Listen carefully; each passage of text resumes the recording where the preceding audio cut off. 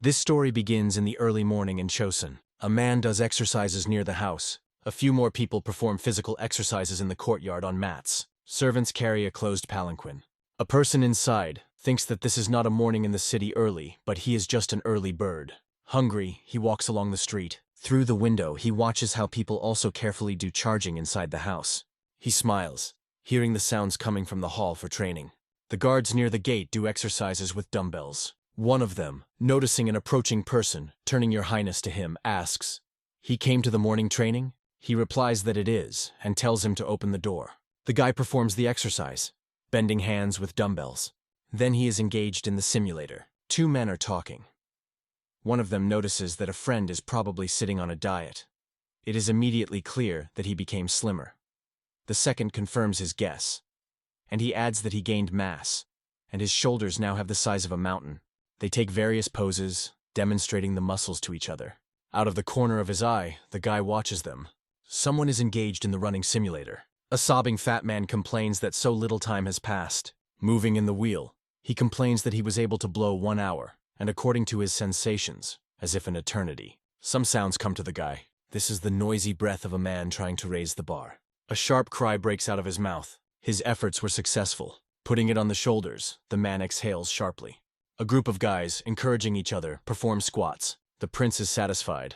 The roar of the muscles of visitors is in full swing. Could there be a big joy for a trainer in a sports lifestyle? There are many different shells and simulators in the hall. Choi Yoon-jik, an ordinary Korean who studied nutrition in the magistracy, stands in the center of the hall. He is a full-fledged coach in a healthy lifestyle. He first learned about bodybuilding in the army. Since his service took place on the front line, the conditions were extremely difficult, and the only outlet for him was the gym there. Even my mother could not believe that her son had changed so much. Returning to college, he did not abandon the sport. Girls sitting behind him in the audience are surprised that students from the sports department attend classes on Chosun's history. During his studies, the guy is still more engaged in his body than training. Looking at him, fellow students believe that he is clearly out of place. Thanks to his efforts, he receives a certificate of instructor of a sports lifestyle of the first level. To celebrate this event, he arranges a party. That evening there was nothing unusual unless he drank 1 extra mug of beer. Before going to bed, Choi Yoo-jik decides to see something interesting on the internet. He finds an article in which the question is asked, "Why was the life of King Sejong so fleeting?" The guy answers easily, because he did not go in for sports. Falling asleep, Choi Yoo-jik thinks, "I wonder what to wake up in the morning in Chosun as a sports instructor." He represents how the rows of pumped-up guys stand in front of him. The guy is sure that he would rewrite the whole story. He believes that it sounds funny. Sitting on the couch, Choi Yoo-jik falls asleep. At dawn, someone's voice is heard from the house.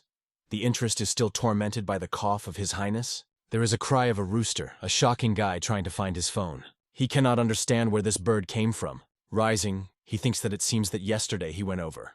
His gaze stumbled upon a chest of drawers, which he never had. Choi Eun-jik understands that he is in Hanoka, a traditional Chinese house. He is sure that he is still sleeping. Sitting in bed, he raises his hand and freezes in bewilderment. Under the window of his room is a servant who says it is time to get up. Looking at his body, Choi Yoo-jik asks one question. Why? He cannot understand where his muscles went and why he again became so skinny. The guy is in a hurry to open the window, because of which the servant's voice is heard. He still cannot believe what is happening. As soon as he opens the sash, the servant repeats his question again.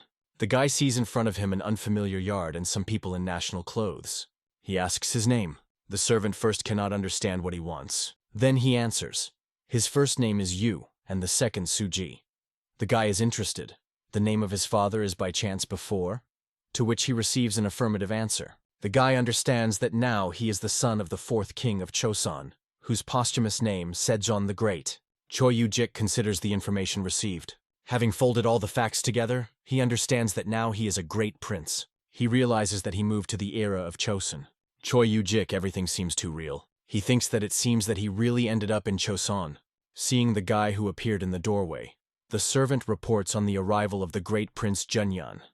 Choi Eun-jik thinks, since he was called Jignyan, then now the period is no later than 1445. He believes that nervous in such a situation is quite natural. But he should only think with which people he will meet, how his heart begins to pound like frantic. He will meet with the most respected historical personality #1 in the Korean army. He cannot believe that he will now see the Sejong of the Great. This is an incredibly exciting moment for the student of the East-facing. He is allowed to enter. The guy delights the king's charismatic voice, but the man's breath confuses him. Going into the room, he sees an incredibly fat man who informs him that he is here, because there is an assignment for him. Noticing his surprised look, Sejong asks why he was stared. He has not yet woken up, or what? The guy is disappointed with the view of the hero, whom he represented completely differently. He knelt down in front of a man sitting on an elevation. He asks, "What's the matter?" He asks for forgiveness and says that his father showed incredible wisdom and insight in matters of government. Calling himself a submissive son, he complains that he was removing all the manners and looks ignorant, worrying about how to rather bow to his majesty. The man replies that it is not worth talking about ignorance. He notifies that since he appreciates his talents, he will give him the corresponding instructions. He wants the prince to rewrite Kanmok, a general review of events taking place in a certain period. Sejong tells him to go to Cheapenjon and rewrite in more and more letters. The guy replies that his order will be executed. Cheapenjon is an educational institution of the early Chosun, in which scientists are trained and research is being conducted. Sitting at the table, the guy thinks that while he lives here, he will have to go here at times. The young man standing at the racks with books says, "If the great prince is able to rewrite Kanmok, then everyone will be admired by his talent." The guy interrupts him, saying that His Majesty's handwriting is many times better.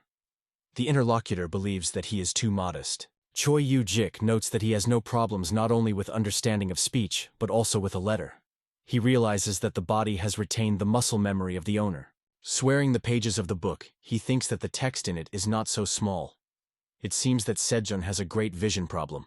Mentally, he considers the man as a club member, and makes his own professional opinion of the coach with 15 years of experience. He believes that Sejong suffers from obesity, and his body weight index is more than 35. In addition, the king's face seemed too swollen to him. In addition, in the yard a cool summer morning, and his sweat was already flowing down his cheeks. The guy believes that, most likely, he has diabetes, or a violation of glucose tolerance is a state preceding this disease. Then everything is clear to him, like a day. Sanjon died suddenly. His successor King Mujon will also die soon.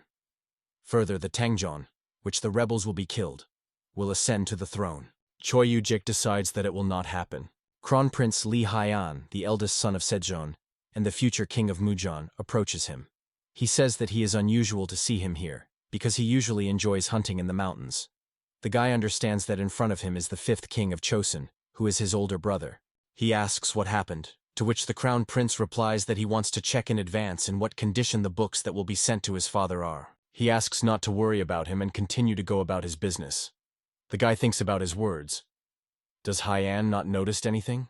He addresses the crown prince, saying that some books are written in a very small handwriting, and they are difficult to read. The guy adds, he decided that the order of their census is really appropriate.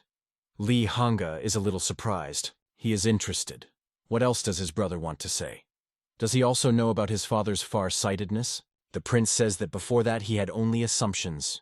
Lee Kiana reflects that he used to be so boasted at his greatness. How a change in life. The guy is interested. When did it start? And Kronprint replies that a year ago the first signs appeared. And this is not quite like senile farsightedness. It's not only about the inability to see things near. At the moment, this is a secret, and Lee Hyan warns him that you need to keep your mouth on the castle. Choi Yu-jik bows his head, agreeing with his brother, thinking that it is not so easy to get rid of him. Kronprint leaves the room. I can hear how people are welcomed. People standing in the corridor. The guy feels that he is breaking the back of his head. He turns his head alternately to the left or the right. Then he goes to exercises for the arms and shoulders. Choi Yu-jik feels relief and rejoices at this, not noticing that people sitting at the next table look at him in bewilderment. One of the men is surprised. What is the great prince doing? If the neck hurts, then it needs to be massaged. What are these movements to? Hearing his words, the guy understands that they do not know what stretching is. Despite the fact that in this era there are already masses, the effect of their therapy is insignificant. This is due to the fact that the anatomy has not yet been studied, which is why the shape of the muscles and methods of their combination are also unknown to people. He decides to give them an answer on duty, and says that the other day he dislocated his neck during riding. The guy complains that he has no longer suffered from this. but moving his back he felt that it became easier for him. He assures men that this really helps, and he also offers them to try. They repeat his movements, first doing exercises for the neck, and then they move on to warming the back. Men feel much better. The next day, the Crown Prince, part of Chipinjon, hears how the guy recommends that the people present here move their backs and shoulders so that relaxation is felt in the body. The young man listens in surprise to enthusiastic exclamations. The people who felt relieved believe that in this case even a doctor is not needed. The stretching technique, demonstrated by Prince Jingyan, spreads with lightning speed among Chipinjon scientists. She was nicknamed the Stretched Whale. But the Great Prince has another headache. A passerby asks the shopkeeper, "Does he have crabs?" The merchant is surprised that the prince granted them. Suyan reports that he came to buy oil, something like sesame seeds.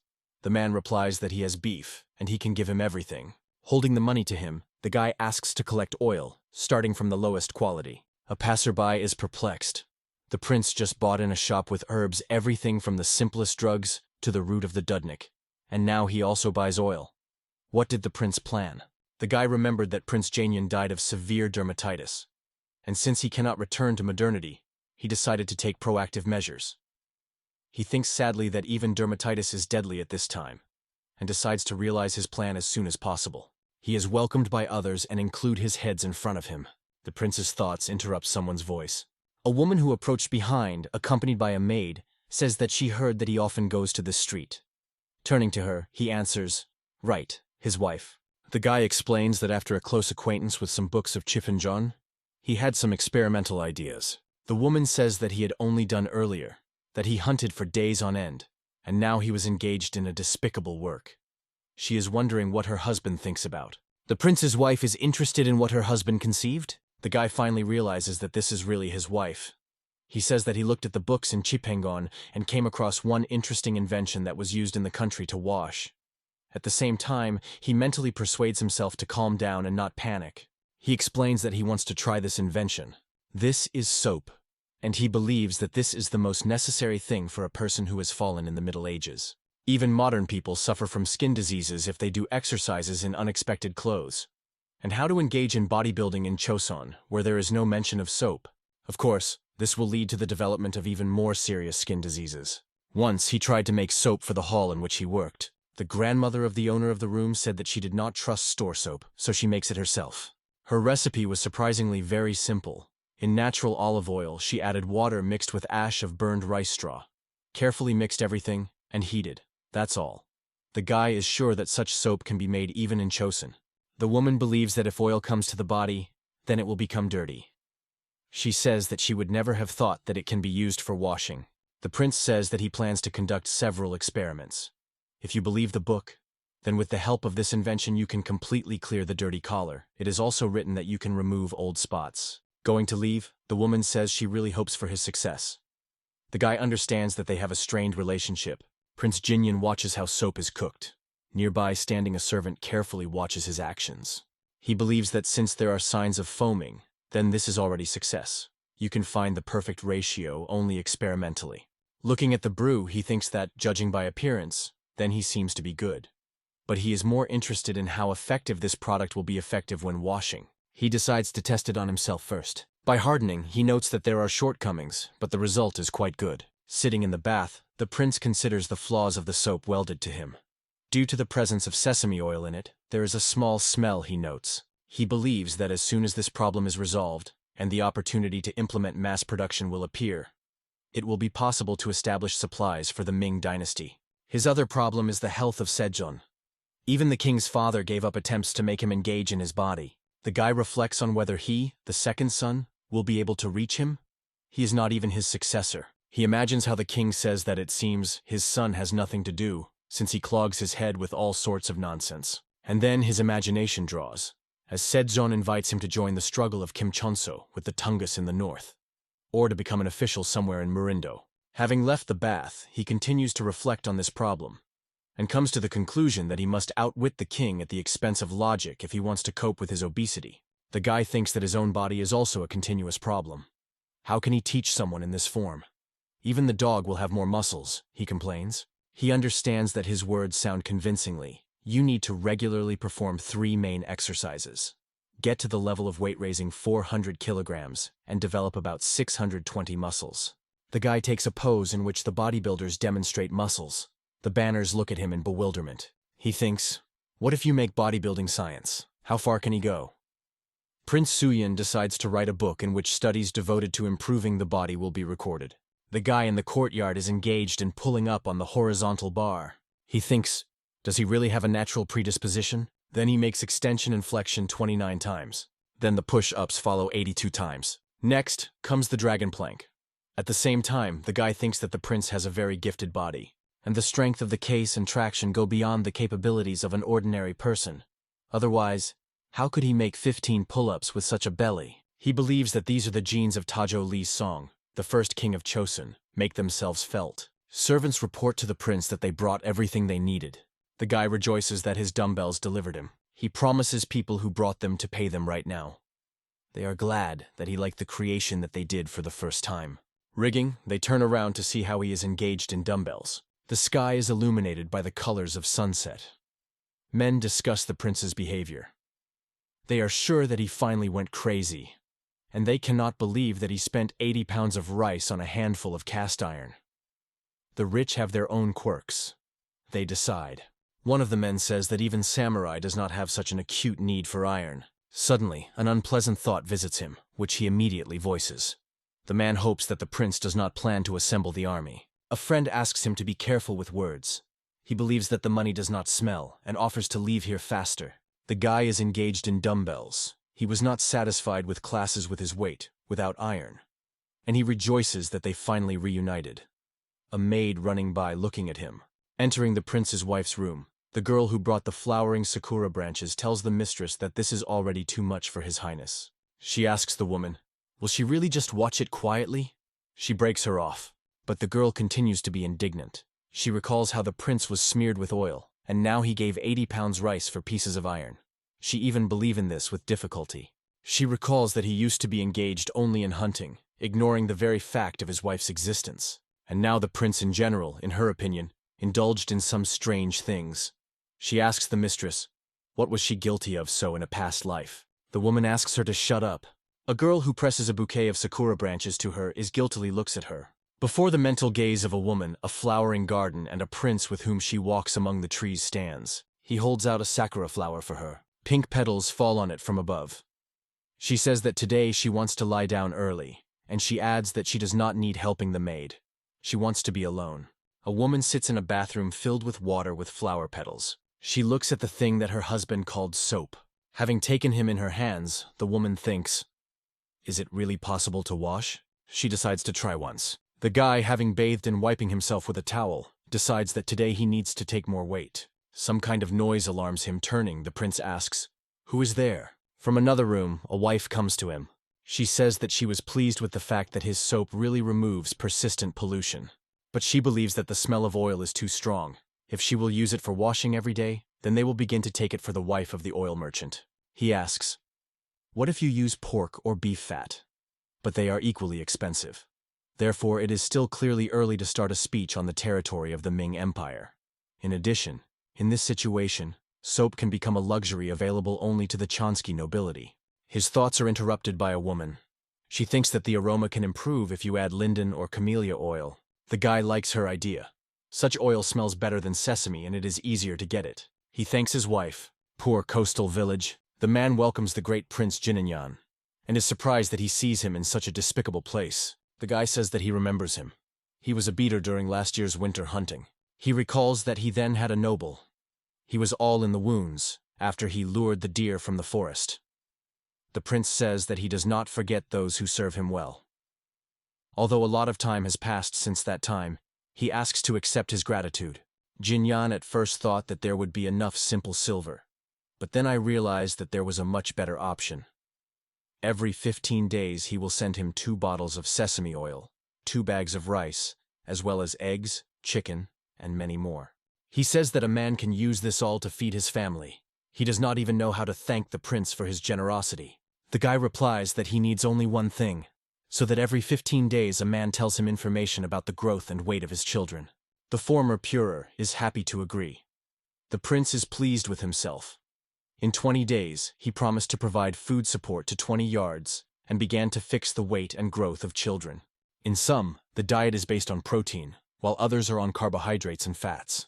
He represents how he tells about changes in the parameters of the physique of children and their motor abilities as confirmation of the king.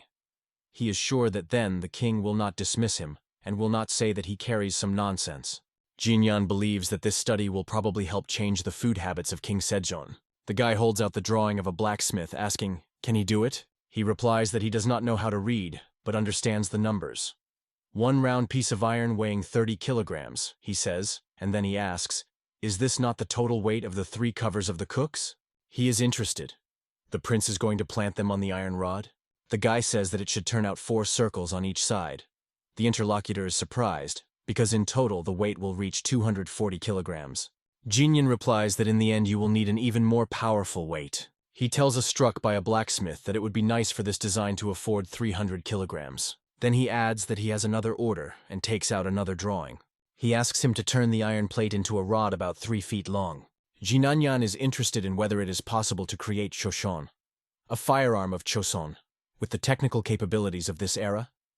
The man believes that the king will certainly appreciate his invention.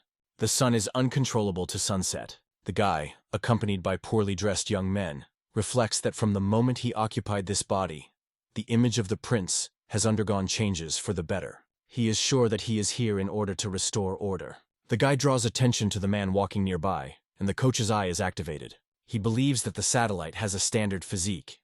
He timidly objects that since childhood they said that he had a heavy bone. This young man is an illegitimate son, so he could not become an official.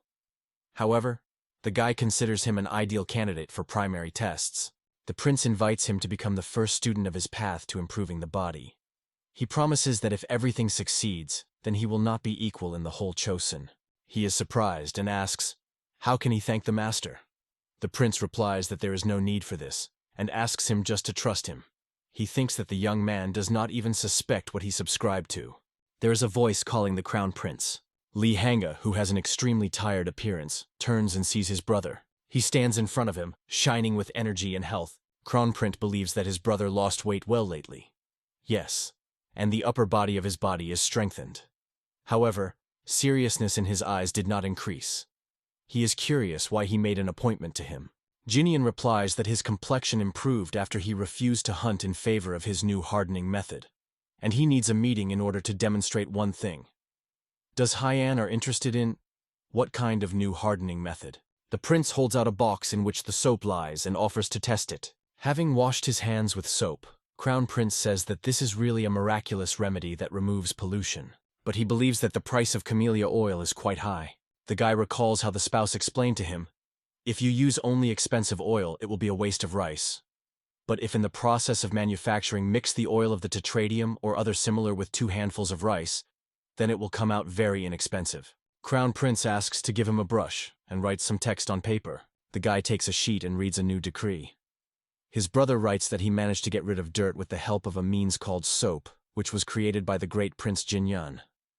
To avoid pollution of books, all officials must wash their hands with him in the morning and evening. Li Hyang is sure that, despite the high cost of soap, everyone will be able to afford it. But in view of the fact that the product is new and the people do not know anything yet, they will not actively buy it at once. The prince asks, the brother is going to force all officials to use it?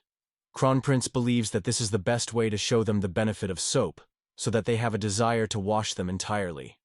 This is reminiscent of a free trial period in the present. Li Qiana believes that the easiest way will be widely spread soap if private auction begins.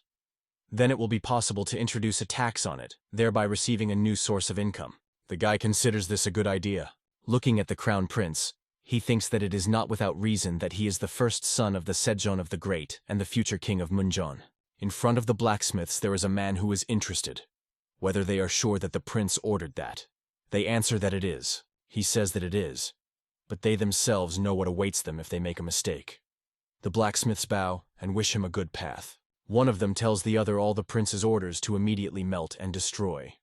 The interlocutor objects that the deadlines are already suitable, and the damage will be enormous. The first blacksmith shouts angrily, "Is it really more expensive for him more than life? If so, then let him dare." They did not see this prince in the eyes. The man, meanwhile, reflects that the second prince, who has not managed to earn the right to inherit, spent a lot of funds to buy iron. For days, it tempers its body. Finally, the true nature of Prince Jignan makes himself felt. Rumors in the city are quickly spreading. The man, showing his hands to the interlocutor, says that when he washed them, using a remedy called soap, the ink spots immediately disappeared. He asks, "Is it only washing ink?" And he hears in response that the oil from the face easily washed off. They decide that this is really a miraculous remedy. A man is interested.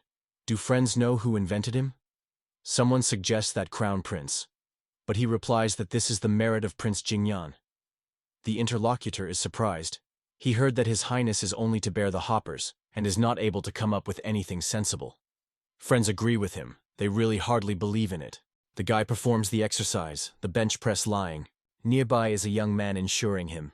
After keeping an account, the prince thinks that he performed a bench press with a weight of 120 kilograms 10 times. His muscles are developing so quickly, as if the god of bodybuilding himself favors this guy. Jinyan finished the exercise, and the young man admires his achievements. The prince replies that one cannot neglect respect for his parents, and hardening of the body is the best way to express it. Although the manufactured equipment reminds him of rusty rods in the fitness center, but the benefits of it, he believes.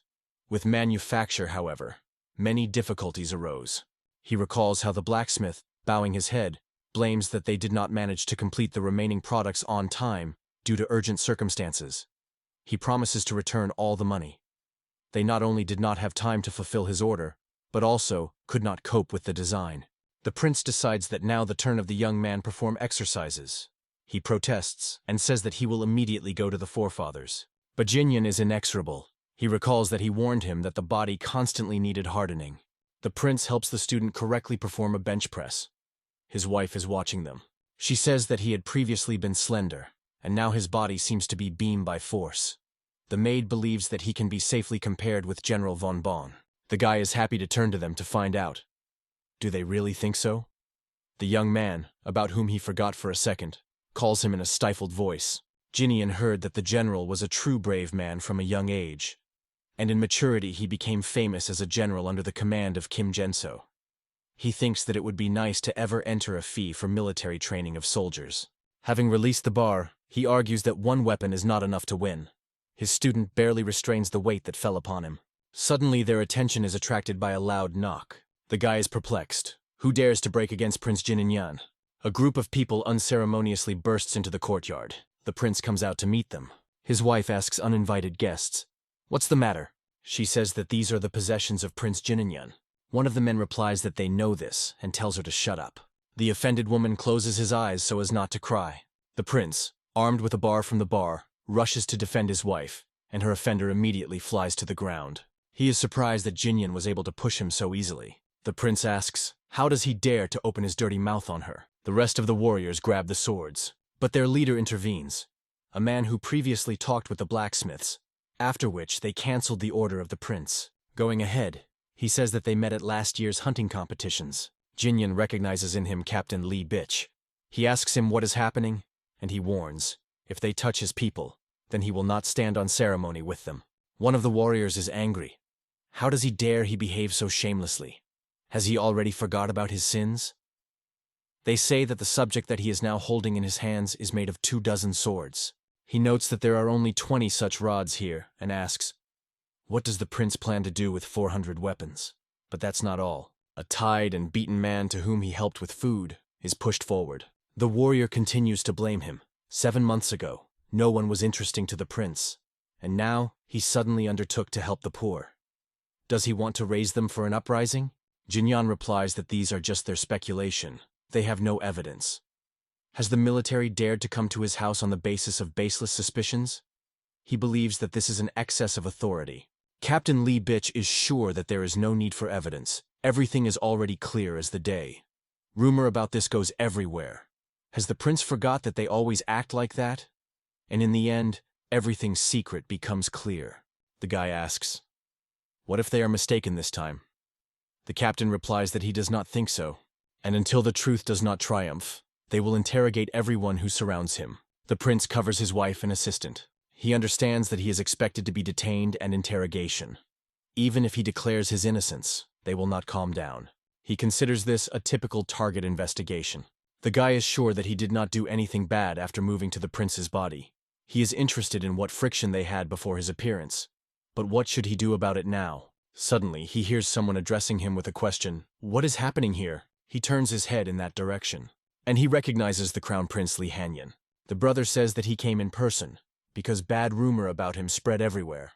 The captain clearly did not expect to see him here. Li Hanyan continues to speak. He thought that his brother found a new way of hardening the body. Li Bitches asks him not to approach the prince, since it is not known that this madman who decided to make an uprising on his mind. Kronprint does not like what the captain called his brother a madman. He warns that he would be careful in expressions. Li Qiana says that he is not a madman but his younger brother. Everywhere there will be dissatisfied with the fact that someone uses wealth for personal purposes, but he intends to give the prince a chance to explain everything. Despite the fact that they are relatives, it will not be easy to clean from dirty rumors. Significant arguments will be required. But if the captain's accusations against his brother are groundless, he should not hope that he will be able to get rid of easily. Li Hanyan's voice, who assures Chiki that he cannot avoid punishment if his accusations are groundless, spreads to the whole yard. The prince, turning to his brother, says that he will need some help. He asks the servant to bring the book. When the young man brings what he asked, the guy explains that he had a very reasonable occasion to create all this, namely, the development of the doctrine of a healthy lifestyle. Holding the manuscript of the Kronprint, he asks him to first familiarize himself with the records. He is surprised. What can be such an important book on the body of the body? Li Hanyan begins to read. Reverence for his parents is expressed in a care of the granted body. He says that this does not raise questions, but he still does not understand why so many investments were required. Kronprint asks, since his brother was puzzled by the creation of the healing method, why did he need to make how much costs? Jinyan replies that he can only explain the reason Li Hanyan. He says that his brother is aware that their father is weakening day by day, no matter how regrettable it is. But the truth is, Li Hanga is sure that he is so worried. He considers vision to vision a age-related change that overtook their father a little earlier than usual.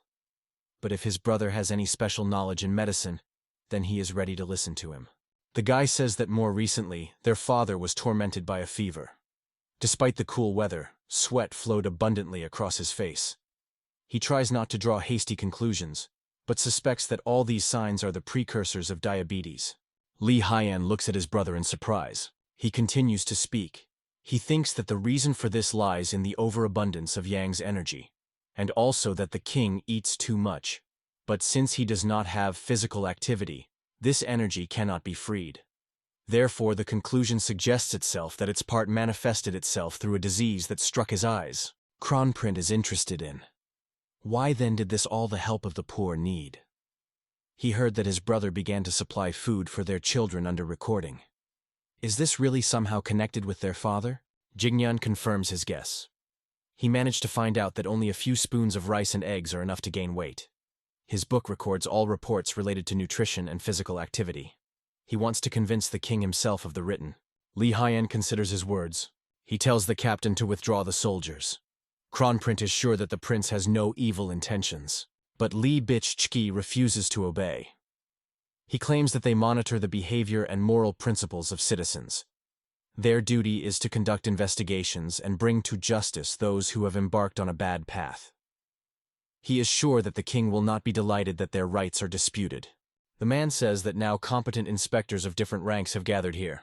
Among them, there is also a young official who has only recently passed the state exam. The captain asks, does Crown Prince really want him to simply bend before his order, not knowing all the facts? What example will he give them? He tells the brothers that he is the head of the inspection of morals, and if they want to expel them from here, then let them start with him. The captain takes the sword from the scabbard. He appeals to the Crown Prince, saying that covering someone only in fact of kinship is wrong. He is the future king. Li Bichkai demands that he be firm and show the world the greatness of the laws of his country. This man did not just rise to the post of chief inspector. The guy understands that now this problem concerns not only their two. The captain pulled into all this also a crown prince. Li Hanyan believes that his brother needs to clearly explain why he bought all this. The prince says that personally he will show him everything and prove his strength. He explains that the energy of Yang has accumulated in the king's body, which was reflected in his vision. but he believes that the father will be able to overcome his ailments if he begins to temper the body. The guy resembles his brother. Everyone knows that the king does not complain of physical activity, but he is sure. If you demonstrate to your father an unprecedented power, he may be interested. If you show him the force compared with the removal of the famous general of the time of the empire Jin Xiang Yui, then he will probably discard his skepticism. The prince believes that if he cannot convince these warriors, then his father is even more so. Kronprint understands him. Li Qiana tells everyone to listen to him. He says that the prince is developing methods of healing for his people. And these devices were created just for this. The captain cannot believe that he uses all this equipment for training. He does not understand what the benefits of a piece of iron can be heavier than a solid boiler. Kronprint is interested in whether the purchase of all this was the root cause of the inspection, and if he is right, then why not allow the prince to demonstrate his skills in order to clear his good name? Warriors cannot believe that the chief inspector will personally deal with the check. One of them is called as a volunteer. He says that he has no equal strength, and if the prince loses, it will become obvious to everyone that he was lying. The guy begins to knead his hands. The enemy is also preparing to confront. Opponents take places. They will compete, performing a bench press with a bar. The guy explains that with the help of this exercise, part of the hand from the hand to the elbow, the chest area and shoulders are strengthened. A man is interested. Is this a matter of power? The prince replies that apparently the enemy is worried that he will win. The inspector's face turned red from effort. He is perplexed why he cannot raise the bar. The man thinks that it was much harder than it seemed to him.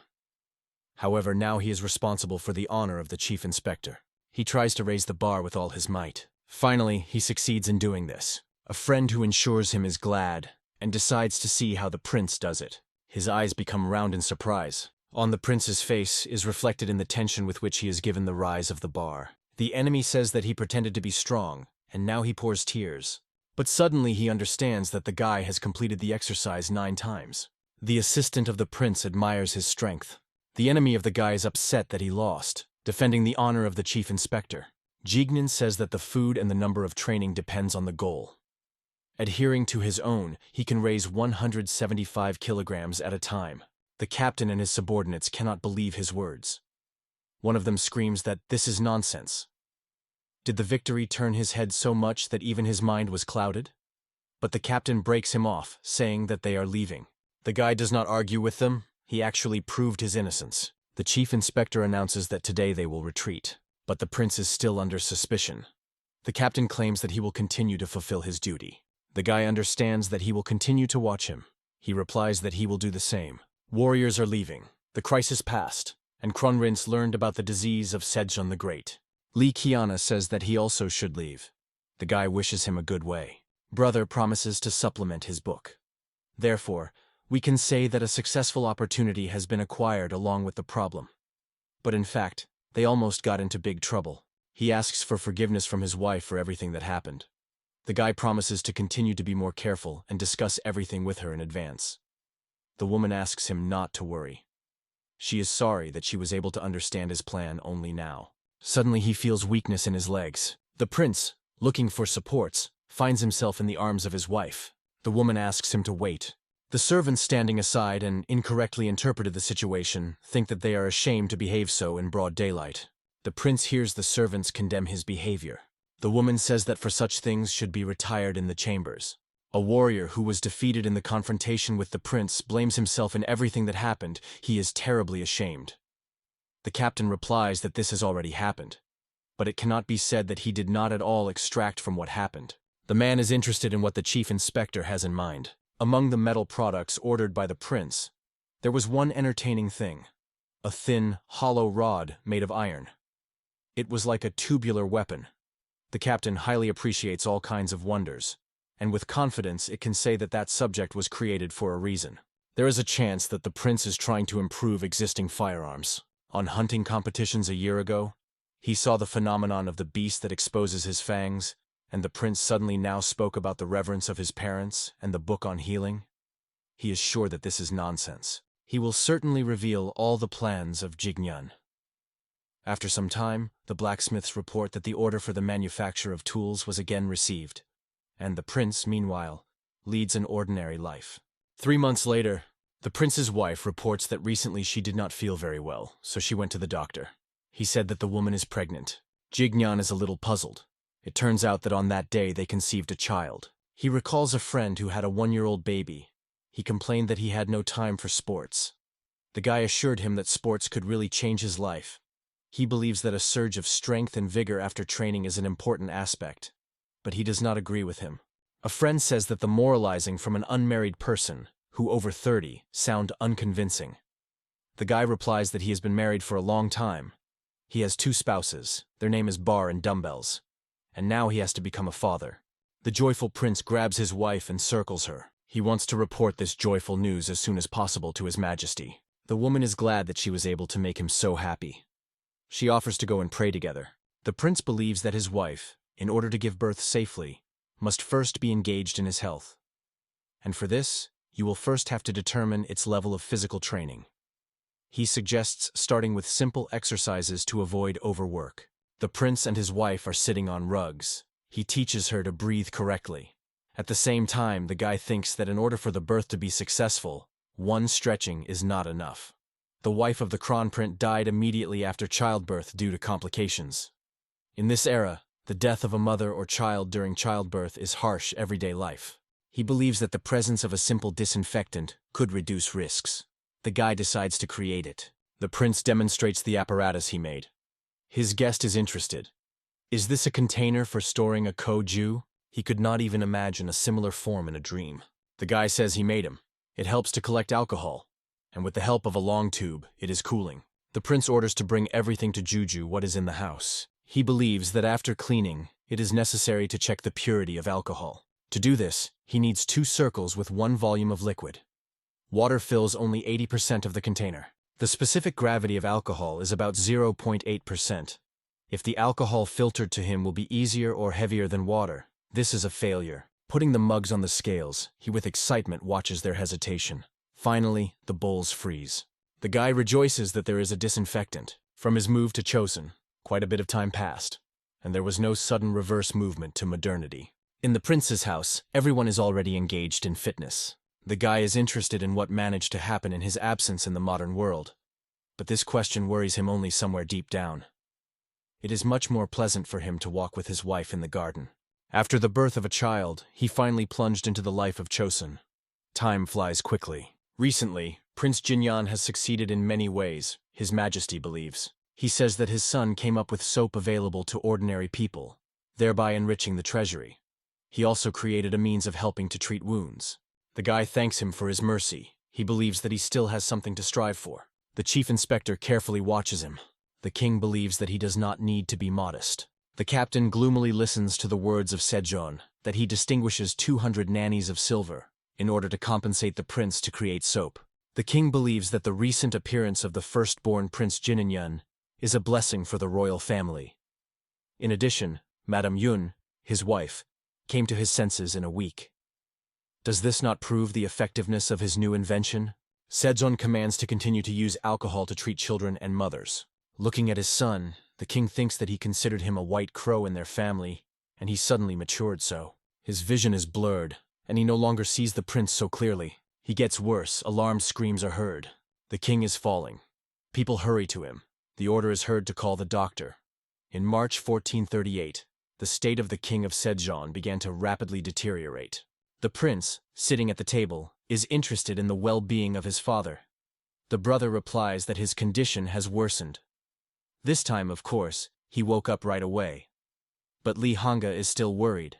He says that the king constantly torments thirst, and his vision worsened so much that he was forced to keep books literally before his eyes. Sejong accepts a healing decoction, but he does not give any benefit, Kronprince believes. The guy asks, did his father discuss his ailments with his brother at least once? It is important for him to know whether the king mentioned something in the spirit of whitish fog or insects flying around. He recalls that his grandfather suffered from diabetes, complained about this. Li Haiyan replies that his father was complained only to the fact that he could not see the objects located far away. The prince believes that if everything is so, then the situation is not critical. He thinks that perhaps the current state is only a temporary malaise caused by overwork, but the guy is not fully sure of this. Degeneration of retina and cataracts is not to be treated. If everything continues this way, then, according to history, in a year, the king will lose vision due to complications. The prince asks, soon after all, on September and the birthday of mother. He is sure that more successful to influence his father simply cannot be invented. Kronprint is interested. Is he really going to arrange something at the royal feast? The guy's book has only 3 exercises in which the heaviest weight is used. The first is squats. The second exercise is a bench press. The third is the deadline. Together it is called 3 main exercises. The prince is sure that by the birthday of mother, he will reach 1,000 pounds in them. A brother cannot believe in the figure he called. He asked an experienced soldier to raise 600 pounds, but he did not even come out of the place to move such a weight. As the man did not try, but he did not succeed. Having picked up the chicken leg, the guy admits that now he cannot cope with 900 pounds yet. And if we talk about 1,000, then this is an extremely difficult task. But the prince believes that for the good of the father, he must master this. Kronprint replies that then he will not remain aside. The brother's book has many difficult places to understand, so he will work on the availability of presentation so that he can achieve the meaning of even their stubborn father. He believes that the prince needs to pull up in the teaching. He is surprised by such a statement. But the brother recalls that he himself wrote about respect to his parents. Li Hanga says that the book should contain at least 13 sutra, the main Confucian commandments of the Ming dynasty. And the prince, as the author, should be studied thoroughly. The only scriptures that are in the guy's memory are 4 books and 5 classic works. He thinks that the level of complexity has increased, but remembering the king who lost consciousness, he decides that this is all for the sake of the Sejong of the Great. He tells his brother that he agrees and entrusts to him. At the birthday of mother, he will raise 1,000 pounds. Kronprint promises to make his father to do with his book. He is sure that he will definitely understand everything. The brothers proclaim a toast for the health of the father. They are not embarrassed by the fact that the elder holds a glass in his hands, and the youngest, a chicken leg. The time has come to do something truly crazy. Raise the bar by 100 pounds in just 6 months. The guy is worried. Will he cope? To convince the king of the effectiveness of 3 main exercises will not work if his body is covered with a thick layer of fat. The guy and the assistant go to the foot of the mountains. To demonstrate the best from the sides of his method, it is necessary to drop about 8 pounds. He finds the most effective method for this in this era. He will help him in the mountains. He counts on the potential of his body. From this moment, he begins to engage in special training. From the very dawn, he rises into the mountains and then sits down at the books. He is unpleasantly surprised by the amount of material that he must learn. The guy recalls the words of the crown prince. He coped in 2 weeks, and is sure that his brother with his special talents will manage in a week. In front of his mental gaze, does Hyang's face stands? Who is interested in everyone who is satisfied with his brother? On the table are dishes with Beijing cabbage and cucumbers, with red tofu and oats. The wife is interested. Will he really be there? She knows that oats helps to cleanse the stomach, but still, this food does not look tasty. The prince replies that on the birthday of his mother, he will have to clearly show reverence for his parents to his body. And if there will be too much fat in his body, this cannot be achieved. Jinyan says that in the name of this goal he will eat so daily.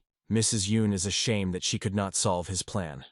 She considered it necessary to add a little salt so that tofu was not fresh in taste, but now she realizes that she had committed stupidity. She calls the servants to remove everything and set the table again. The woman tells that henceforth they check the prince's food. It should always be fresh. Tired after the morning climb into the mountains, the guy stops to rest. In the afternoon, the wife watches how he performs the exercise, deadlift. At dusk, he climbs a steep rock, and at night the prince plunges into reading. With a victorious view, he stands at the top of the cliff. Time flashed unnoticed. The guy looks at the city extending far below. The day of the royal feast on the occasion of the birthday of Queen Sokon. The royal couple sitting on an elevation looks at the performance arranged for them. Watching a man standing on a horse, the queen rejoices. She says that horse breeding has reached a new level. The vision of the king does not allow him to see what is happening in detail, but Sejong does not show that something is wrong. Kronprint talks with his brother wrapped in a cloak. He says that he is in the last line. Everyone believes that he will demonstrate his physical skills, like vague actors. He asks, did he really discuss the upcoming event with someone? He replies that he spoke with the Kronprince, that the prince intends to raise 300 kilograms. But she did not believe and got angry. He asks his brother to fulfill his plan. He is sure that then, mother will probably be interested in the doctrine of a healthy lifestyle. Li Qiana says he is very counting on his brother. The turn of Prince Jignan comes to show his skill in front of the royal couple. Dressed in a cloak hiding his body from prying eyes, the prince congratulates his mother on his birthday. While he says, the servants tearing away from gravity carry discs. The prince pronounces the words of congratulations and gratitude. He believes that he received everything that he has in his life only thanks to his parents. Servants carry several more discs, and now he wants to pay her attention to his work on a healthy lifestyle. It contains methods for improving the body. The king says that behind him a bunch of iron. He does not understand what the son wants to show them. The prince replies that he prepared a slight idea in order to repay them for their mercy. The guy picks up a metal vulture and says that it is filled with a feeling of deep gratitude. Today, he has the opportunity to demonstrate his magnificent body to them. With these words, he breaks off his cloak. Their gaze appears a perfectly complex body of the prince. On the birthday of Queen Sonko in 1438, Chosun's story thoroughly changed. And all this originates in this moment. Spectators are shocked. They cannot believe their eyes. Is this definitely Prince Jignan? Meanwhile, the guy asks for permission to start, and people incredulously examine the construction unknown to them. The guy is going to perform a bench press. This exercise is already familiar to inspectors. They recognize him and believe that the prince has become even larger from the last time. The guy raises a lot of weight. Spectators are amazed. They consider it incredible, and they cannot understand where the prince has such a silver. Having finished the demonstration, the guy says that one of the most important exercises of his book is a bench press. With it, you can strengthen the area of the chest, shoulders, as well as hands. The queen is delighted, but she does not understand a little what she saw right now. She asks, how much is all this iron weighs? The prince replies that the bar is 40 kilograms, and the plates are 240 kilograms. Altogether, 280 kilograms. Parents are amazed at his answer. He tells the servants to add discs and announces that the next exercise is a squat. The prince explains that you need to use the strength of the legs to transfer the weight to the shoulders. The bottom line is that you need to sit down and get up. Using this exercise, you can strengthen the lower body, including the waist and buttocks. Koroleva believes that it is dangerous and wants him to immediately stop the performance. The guy says that there are 340 kilograms, and now he will perform this exercise. Putting the bar on his shoulders, he squats, and then begins to climb slowly. This is not easy for him, but it straightens, holding a weight of 340 kilograms on his shoulders. The queen in excitement jumps from her place. The king asks Jian Honsu, a court doctor, how is this at all possible? He replies that he does not know, but he has an assumption. He believes that this may be connected with the book that the prince spoke of. The guy announces the last exercise, the deadline. He says that for him he will use the most severe shells. Behind him the servants, tearing, add discs to the bar. Others cannot believe that he can raise such a weight. Kronprint turns to the king, saying that he is worried about his brother's back. He offers to take additional protection measures and takes a wide belt to the prince. The servant helps to put him on the prince. He approaches the bar. He has to raise 400 kilograms. The prince tells his parents that they gave him such a capable body. So he continues to take care of him with all the thoroughness. The number of discs on the bar is impressive. One of the spectators is saying a bitch chi that the prince was finally crazy. Against the backdrop of his usual training, such statements clearly cast doubt on the health of his mind. The prince thinks that if he had not sat on a diet, then he would be much easier for him to cope with such a weight. Now, this will be the same test. The belt somewhat facilitates the task, but even it does not make it conceived less absurd. Namely, to reach a mark of 1,000 kilograms in just 2 years. But he has no choice. He needs to perform the exercise, deadlift. Not immediately, but still he manages to tear off the bar from the ground. Spectators cannot believe that one person is really able to raise such a monstrous weight. The prince is confidently standing, holding a bar in his hands. The prince's mother becomes bad from such a spectacle. The guy immediately lowers the bar under the discs, the tile, which is paved with the site. The king looks questioningly at the queen that rose from his seat. The woman hurries to her son to make sure that everything is in order with him. Looking at the corns on his arms, his mother complains that in 2 years of training with iron, his hands became like that. She asks, does he call it respect for parents? With tears in her eyes, the queen announces that she did not see more respect in life. The crying woman says that when he looks at how he worked hard on himself, he cannot calm down tears. The court ladies also begin to sob. The queen continues to say that the abdominal muscles in people engaged in martial arts become more clearly defined, but to bring them to such a relief. Others listen to their conversation. One of the servants tells the other that the prince's muscles, as if alive. The king believes that the son really proved the effectiveness of the method of strengthening the body, set forth in his book. He says, "This is a great job." Looking at the bar lying at the guy's feet, he is interested. What inspired him to develop this idea? Prince Jinyan replies that he and his mother gave him such a wonderful body, so he is obliged to protect and improve him. Sejong asks, are 1,000 kin necessarily the norm for raising? He is worried that people who do not have sufficient strength will not be able to take the prince's method into service. The guy answers, not at all. Initially, he began training only to get rid of excess fat. Strength is added naturally. He says that after a few months his movements became more smooth, and fatigue was removed as with his hand. The king replies that he knows that they, together with the Kronprint, worked on writing this book, and after personal acquaintance, he will determine what is right and what is not. The father suggests discussing the details of the teaching of his son in the near future. The guide proclaims that the king's mercy is limitless. Sejong adds that he does not like the official name of his son, Prince Jinyan. The king decides what kind of merits to heal his people. He will be called Prince Suyan, in which Su is a head. From now on, his name is the Great Prince Suyan. Having set aside the book, the king says that it is really outstanding. He is surprised that the youngest son managed to acquire such knowledge. Kronprint replies that he was also surprised to read her. He only set forth the methods of brother training themselves. Unlike other books, only in the first there is a thing called a table. They decide to do check today. Senjon studies records of changes in the body and food habits of children from slums. If you cook 1 bag of rice, about 6 kilograms, then it will be enough for the adults to be fed 10 days, and the children, 20. But overeating leads to the lips of the body. If a spoonful of sesame oil is present in the diet of children daily, their body will be full of energy. On the other hand, Paul Kina, about 300 grams fat, is added in a month. After reading about fat, Senjon begins to inspect itself. The prince asks his brother how everything went and what his father said. Kronprint makes a sad look, but he can't stand it and, smiling broadly, says that his father showed a desire to begin to comprehend his art. The guy is glad. Preparations are already in full swing. Since today is the first day, he decides to teach his father only the right position. The brother objects that right now the king is very busy, walking under an umbrella, which carries a court healer. The king says that he is very tired and demands that he would be brought shoshon, a pull resembling honey. Its accompanying person objects. In a few months his majesty's vision has worsened greatly. He can even lose him. The prince believes that the most difficult thing in sports is to reach the gym. And if Senjon does not want to go himself, then there is no other way out.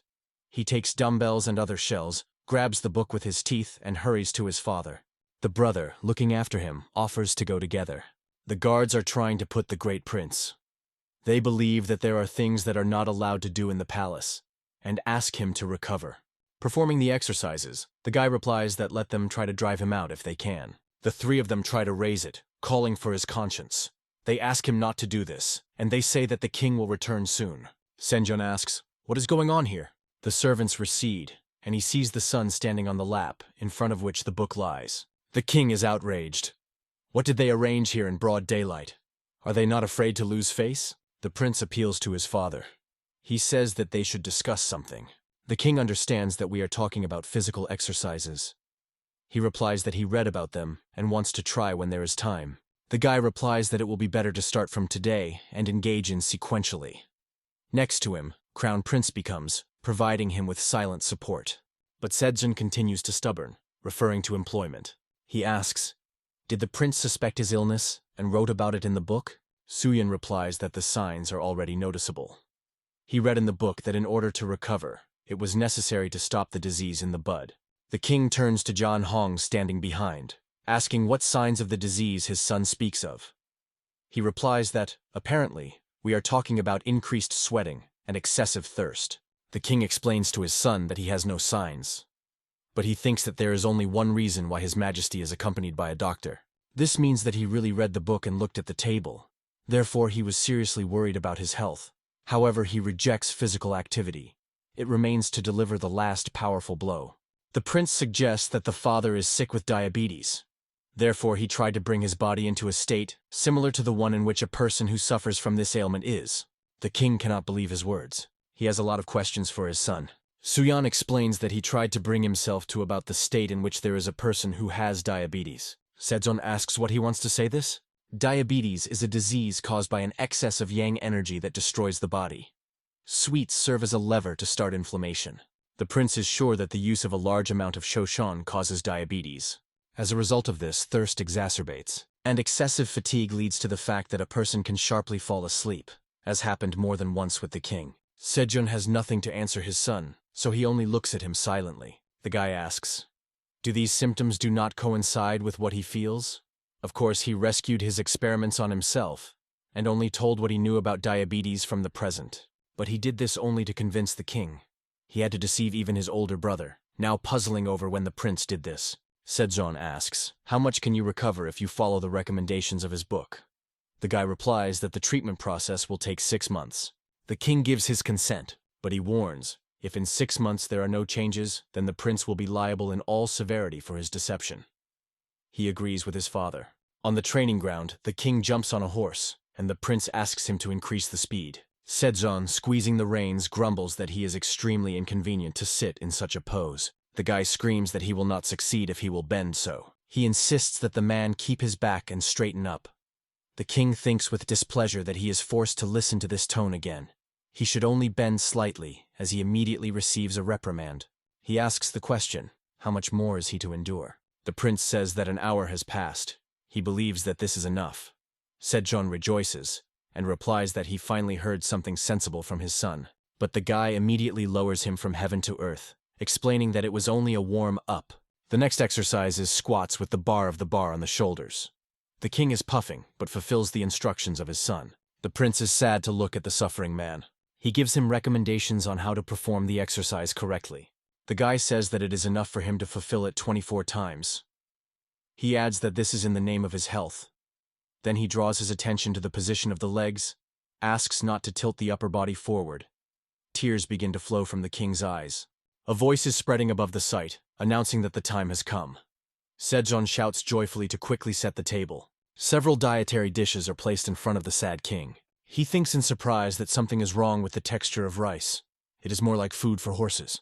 A man throws a spoon and demands to call a cook to him. The servant immediately fulfills his order.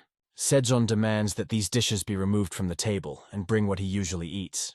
He asks, what kind of muck did they give him? His screams are spread outside the room. He is interested in, where did the meat in the stew go? Is there only tofu and radis? The only meat that he was served is completely without oil. He could not even eat him. The prince, standing behind the doors, hears how the father demands that all this be thrown away by the horses. He decides to intervene and opens the door. The guy asks his father, did he really not like rice? He explains that in order to control the sugar level, shoshan was removed from his diet. Profited brown rice will retain a feeling of saturation for a long time, and the tofu perfectly replaces the meat. He asks his father to trust him. This is the perfect table, and eating like that, it will definitely not become fat. The indignant king asks, what about the taste? The prince replies that perhaps he is several arrogance. But did Sejong not agree to follow his instructions within 6 months? He reminds his father that in one Confucian scripture it is said that for a noble husband, the promise is more expensive than life. The prince says that he is even ready to go on lifelong exile with all his family members at the end of their persuasion, if nothing comes of it. And the king cannot even do such a little as to observe the diet? The shameful Sejong takes on food, thinking at the same time. And who was his youngest son only? In the evening, the king sits above the papers. He says that he moved the brush incorrectly, and tells the servant to bring new paper. He immediately rushes to fulfill the assignment. The king thinks that he trained so hard that he did not even have strength left for a letter. He has been improving the body for 2 weeks, and so far does not see the results. Noticing someone's silhouette behind the door partition, he tells him to give him a night meal. But seeing a person who appeared on his call, he is horrified. In the ajar door, the face of his youngest son is visible. He says that he just decided to make sure that his father was safe. The king replies that he can go, thinking at the same time that the prince will soon come to him in his dreams. Lying in bed, Sejong reflects that because of this book, he cannot, as appropriate, to engage in public affairs. If only he had not concluded that agreement with his son, a man was lamented. But how did he know that everything would turn out like that? The guards at his door look at each other in bewilderment. One of them considers that His Majesty does not snore as before. The second says that just 2 weeks ago the king was difficult to breathe and tossed endlessly. Sejong sleeps peacefully in his bed. He dreams that he is intensely trained under the leadership of his son, and as a result he becomes a harmonious and muscular man. Everyone admires them, and he enjoys a triumph. Sejong follows a healthy lifestyle for 1 month. The prince, standing at the open door, asks, "Is there someone here?" Having gone inside, he sees a person sitting at the table who does not react to his invasion. The guy thinks he is sleeping. He notices a strange stuffed animal and wonders what is it. Suddenly, a man sitting at the table begins to giggle and mutter something. He asks the question of when he married, and he answers himself that in 1434. The guy listens in bewilderment as he says that this is the year of completion of the armillary sphere. Giggling and turning to the king, the man adds that as soon as the repair of the clepsydra with the ringing will end, he will be kicked out. Laughing, he says that he knew, and then he asks a question. Is he not a king of the king? The guy continues to listen to how the owner of the house asks the question, at what point of life he began to do something wrong? Then the man says that the king's mercy is limitless. The prince coughs slightly to attract attention. The owner of the house jumps up from the table, and, having recognized the guest, is interested. When did he come? Inventor Chan En-sil, with whom he made an apparatus for the preparation of alcohol, asks him for forgiveness for appearing before him in such an unsightly form. He asks, "Something happened." The inventor comes from the estate of the poor, but advanced in the service thanks to his talents. He is a real genius, who has grown to the 3rd rank of public service. Being a royal engineer, he made a great contribution to the development of Chosun. In the modern world, he would have known a great scientist. The prince thinks that Chan En-sil is very different from his idea of him. He asks the question, "Are all the scientists like that?" The guy, clutching a scroll in his hands, says that he would like to ask a man to make something. Holding the document of the vat of Insile, he adds that this is the will of the king. A man mutters the word will several times under his breath. Then he begins to scream and cry, forcing his guest to be perplexed. Did he really say something wrong? The guy asks him to calm down because he has not yet set out even the main idea to him. The prince asks, "Did he hear about the collection of rules of a healthy lifestyle?" The interlocutor replies that there is hardly a person who has not heard about him, because the man saw the prince who demonstrates his talents at the queen's birthday. He was in the crowd and could not believe what was happening, believing that it was simply incredible. The conversation in the house continues. The guy says that recently His Majesty was studying this book. However, it became difficult to study on the street in view of the cooling. Therefore, they need to prepare for the upcoming winter. He shows a drawing that depicts the simulator he needed, stilts. The inventor asks, "The prince wants him to create a device imitating a walk in the room?" Chan Yun-sil never made this before, so he will take time to study the drawings. There are extremely many difficulties. He believes that he will need several years to complete this. The guy understands that even such an inventor will not be easy to recreate a modern treadmill. He believes that if this process takes so much time, then he should look for another method. He says that when he was at the beginning of the path of improving the body, this brought him a lot of torment. And when he represents the king experiencing the same thing, he decides that is not the time for this simulator. The inventor is interested. Is this a manual not designed to strengthen the body and spirit? The prince replies that increasing the skill level leads to an increase in raised weight. More than once, he felt a painful pain in his arms and legs, and the stomach turned so that he was eager. From these memories, he still has goosebumps. The man thinks that the use of walkers is so painful. He says that he would like to refuse. But does he have a different choice but to create them as soon as possible? Chan Un-sil is going to start the drawings immediately and asks the prince to follow him. The guy is surprised. Didn't the inventor just say that it would take several years to create a simulator?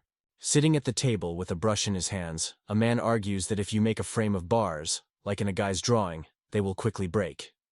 If you use a steel plate, then the device will become heavy. It will be difficult for an ordinary person to even move it from a place. He offers the prince a wheel-shaped simulator. Considering the drawing, the guy agrees with him. From behind the door, you can hear how they agree on the deadlines for completing work on the order. The guy is interested. Will the inventor of the month be enough? He replies that if you abandon the elements of luxury in the design, then 10 days will be enough. The prince is surprised that the term has been so significantly reduced. He reminds the man, as he said that there was a lot of work. But Chan En-sil, who introduced the face of His Majesty during the use of the simulator, answers, "If this is the will of the king, then he will give everything to his work." The brothers are standing at the finished simulator. Now it will be possible to train the body even in the middle of winter and inside the palace. But the crown prince is worried that the device is not verified by anyone, and the father will be forced to experience it first. The prince asks him not to worry, he already checked everything. The guy recalls how he used the simulator with pleasure. He had not done this for so long. Lee Hanga replies that it would be good if all people look like Suyun. But their father recently began to adhere to the instructions of the collection. It will be calmer if this invention is tested by a person who has not previously trained regularly. The prince, laughing, says that one candidate immediately comes to mind, who is just perfect. Crown Prince asks, "Is he talking about him?" He believes that you should not joke so much. He is just like a father. He does not tolerate physical exercises. But his brother was already inspired by this idea. From the eyes of Li Hanyan, tears flowing down. He is sure that from the moment he started, he probably has already passed an hour. But the prince objects that he is engaged in only 15 minutes. A brother cannot believe it. They continue training. Is Hyan indignant? Why should he do this bench press? Suyun says that he is sad from the fact that his brother, having similar physical abilities with him, does not make efforts to maintain his body in shape. It requires the exercise 3 more times. Kronprint believes that he wants to turn him into dust, and he notices that his brother has already added the number of benches once. The prince believes that his muscles speak for themselves. He is sure Li Qiana can fulfill his requirements.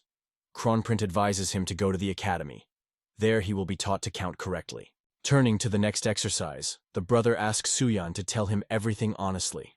As in the case of bench press, he will add the number of repetitions again. The prince replies that his calculation method changes as soon as he looks at his muscles.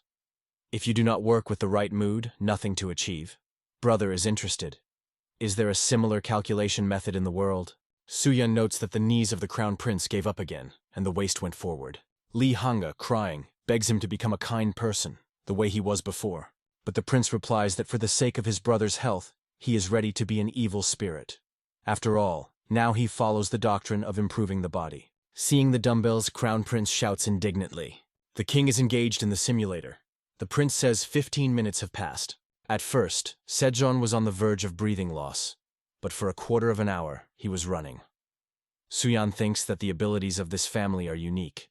The same applies to his brother, who made a bench press 12 times the first time. Looking at the inventor, he thinks that his contribution is huge. Given the realities of this era, such a treadmill is something. The inventor asked to tell him more about the healing path to find ways to improve the device. The prince reflects on the abilities of Chan and Celia. He believes that if his historical image is not taken into account, then the inventor is still an eccentric. Together, they observe the training of the king. The best scientist of the Chosun dynasty in fact turned out to be just an ordinary workaholic. 2 men are discussing the king's weight loss. One of them is worried. Is His Majesty overtakes a disease? The second says that Sejong is so tired because of his classes with Prince Suyun that state affairs have faded into the background. The interlocutor recalls that His Majesty has always said, if a new science appears, then you need to try it out. They blame the prince. The court healer reports to the Kronprint that the king's diabetes probably progress. The body of Sejong has been very exhausted in the last 3 months. At the court, everyone is talking about it. Li Hyan believes that he is wrong. Kronprint, like his brother, began to lose weight after the start of work on his body. Their father now goes the same path. The doctor asks, isn't the symptoms of this disease a rapid weight loss? They hear the courtiers talk about the fact that healthcare, science designed to strengthen the body, is not so effective, but just opposite. They want to call on to abandon her today. All conversations are interrupted by the question of the approaching person. He is interested in, what are they talking about here? Turning around, the doctor sees that the king is standing before them. The courtiers are frightened. The built-up Sejong appeared in front of them. He repeats the question. What is the conversation about? Previously violently discussing the disease of the king of a man, scaredly look at Sejong. He is interested in the theme of their violent discussion. Men, bowing, consider it the best to leave here faster. Kronprint turns to his brother. He says that ministers dismissed rumor that changes in the appearance of their father are a sign of a progressive disease. The prince is sure that there is nothing to worry about. The king's medical records indicate that he sweats a lot, but the amount of fluid consumed has decreased. The doctor is trying to intervene, but the guy abruptly replies to him that only 3 out of 6 months have passed. They decide to follow the wise advice of the proverb, we will wait, we will see. The guy stands under snowfall, thinking about how quickly time flies. His former life seems to him a dream. He hears him naughty. Captain Li Bichi says that he had either a light or dawn in the palace today.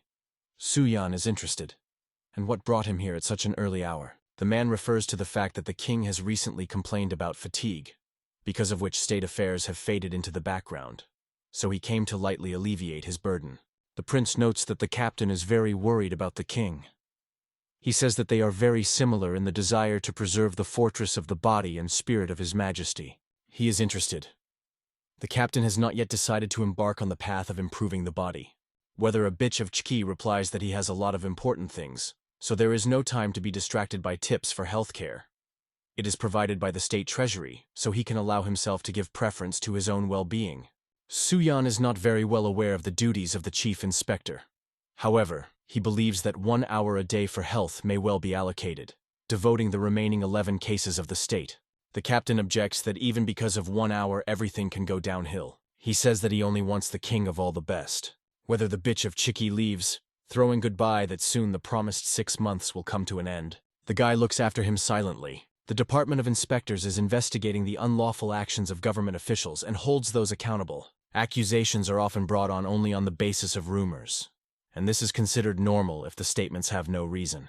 They are needed to follow basic principles and hold officials in fear. One of the inspectors says that royal hunting will begin tomorrow.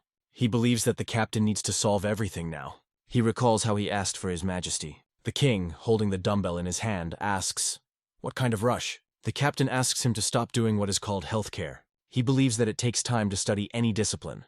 However, the significance of the deeds themselves undoubtedly varies. Li Bichi is sure that there is nothing more important than the state's affairs, and this book of a healthy lifestyle can wait. There is nothing complicated in it. The king replies that he has never neglected his direct duties. But the chief inspector believes that he must remain righteous and set an example for his officials. He is sure that the distraction of attention to all sorts of little things contradicts this principle. His Majesty says that the chief inspector had a problem. He is so committed to his principles that sometimes Sejong does not even know. Is it loyalty or a challenge to the king? He decides to explain to him what the true reason for his training is. Sejong tells the captain that he does everything in order to keep himself in shape and set an example to others on royal hunting. One of the accompanying Bichi inspectors says that this is a huge risk. This hunt was established by the king of Taizhou. For an inexperienced rider, this can be extremely dangerous. To learn to confidently shoot a bow at a horse, even a young person needs at least a year. The proposal sounds to be placed next to the military unit of experienced veterans to prevent accidents. The king believes that if only do what to worry about his convenience, then you will not achieve anything. He is going to continue to train in order to become an example of royal hunting for everyone. The king recommends the captain to think about his own training. The hands of the chief inspector frantically clenched into fists. He says that the king's mercy is limitless. The city of Chorvon, the province of Kanvondo. Hunting day. The king jumps on a horse, rejoicing at what personally leads the hunt. He orders the soldiers to act according to customs. Sejong tells them to move as one. The courtiers are discussing the changes that occurred with the king. One of them says that he never behaved like that. The second notes that for the first time in 10 years, he sees him like that. They recall that on the previous royal hunt he rode in Palankina and did not even protrude. Royal hunting is announced open. The king rides on a horse along the forest path, thinking that it will pleasantly ride a horse on a horse with his son. Now he understands why King Taizhou so persistently advised him to do riding. Is it not useful to train your body in this way? There is a turn ahead. Suyan rushes behind. He never thought that his father would ride like this. Sejong notices a boar, and rejoices that the living creatures that are so far can clearly see. He demands that his son give him a bow as soon as possible. One of the riders asks the captain, "Does His Majesty hunt with the chief inspector?" To which he replies that the king decided to catch his prey himself. Li Bichi reflects about the prince. He does not know why he hides his true face so sophisticated. But he did not forget anything. The captain is sure that Suyan is a seed of discord, which will bring misfortune to the king. In fact, royal hunting is preparation for war, and there everything happens. Thinking about the prince, he once again mentally distinguishes the word, everything. The captain, thinking about Suyan, believes that nothing good can be expected from him. He seems to be ready to make a decision. His hand squeezes the onion tightly. The second hand reaches for the arrows located in the quiver. There are cries, notifying that His Majesty shot a wild boar. The king looks at the trophy, poking around with arrows. From all sides he hears congratulations. He looks at the murdered boar, and hears the courtiers compare him with the king of Taizhou. Suddenly he dismounts and sinks to the ground. The worried Suyan niches him. The courtiers ask, "What happened? Is he really injured?" Sejong laughs happily. The guy calls him again. The king says that he had never hit the target from onions before. And now, having matured, he feels all the charm of riding and shooting. The captain on a cliff looks at the rider dressed in clothes similar to the king's robe. But having heard screams and looking down, he sees that Sejong is there. He understands that he was revealed. The prince reaches out to help his father get up. Sejong says, experience showed that his book is an extraordinary method of maintaining health. He believes that his son did what was considered impossible, and now the turn of the inspectors to keep the promise and engage in himself. In response it rushes, "It will be fulfilled, your majesty." The inventor represents the first simulator mentioned by the prince, the thrust of the upper block. Suyan believes that he did an excellent job. He is in a hurry to try out a new simulator. The guy thinks that for a long time, they were not seen with the thrust of the upper block. The inventor is interested in his opinion about the device he made. Suyan apologizes for getting carried away. He only wanted to try the simulator. Today is just a day of training of the back muscles, and for them, it is a right fairy tale. That is, he wants to say that this is a great help in training. Chan En-sil says that thanks to the great prince, he learned a lot of new. For example, the method of using a moving pulley. He is surprised that the inventor learned this from him. He thought that the technology of moving pulleys was quite common in this era. The man says that he also wanted to take advantage of the device, but barely lost his hands. He even trembles from the thought of what torment His Majesty will endure when occupying with these simulators. He sighs sadly, saying that nothing can be done here. The guy, watching how he smiles gloatingly, clarifies. Really, nothing can be done. He says that the next simulator will be for flexion and extension of the legs. The inventor replies that this is not difficult, so he will manage somewhere in a month. Suyan believes that he works a lot as a royal engineer. He promises that at the end of his work, he will definitely ask the king to give him a vacation. The man replies that you should not do this. He went up to such heights thanks to His Majesty, and he does not understand how to enjoy life without doing anything. He says that he pleases to see how people, including the king, recover and become happy. At the same time, he recalls the torment of Sejong. He adds that since the footing simulator reminds him of his shape with his shape, here he decides to cut off the phrase. Then, he continues to speak, grinning ominously, that His Majesty will experience a lot of pain. And this means that he will receive an incredible healing effect. The guy asks him to calm down, and thinks that you still need to ask for a vacation for the inventor. The guards believe that the great prince walks with his head proudly raised from the fact that His Majesty patronizes him. They notice that he has already paced for half an hour. The king says that if he is not obeyed, they will break the word. Is their word an empty phrase? The inspectors running after him reply that this is not so. A group of men who does not keep up with the king asks the prince not to inactive and stop His Majesty. He laughs. Who dares to stop the king? One of the men suggests that this is revenge for the invasion of the chief inspector in the prince's estate. Suddenly one of them falls under the feet of the dumbbell. A man falls to the ground. The fallen man says that he was wrong. He advises his colleagues to hurry and run after His Majesty. The prince hears men assure him that they will run together, even if they have to carry him on his back. Someone complains that his shoes were torn, and someone just screams, "Save!" But the only sound that he is pleased to hear is the end of the breath. Looking at the king's running crowd, he thinks that this is the perfect chosen. A week after the royal hunt, house of the chief inspector. The captain hears the question. Is he definitely to serve there? He asks. What bothers his interlocutor? The man says that no knowledgeable gossips are everywhere dissolve the rumor about the decrease in the position or exile. The captain says he is already 50 years old, and this means that the new is expected to accept. He is forced to admit that His Majesty has become healthier thanks to physical exercises. Captain Lee Bishop Chiki thinks about Prince Suyan. He believes that he has become a completely different person. Although he moved away from the royal court, the activity of the Tunguska tribe really causes him fears.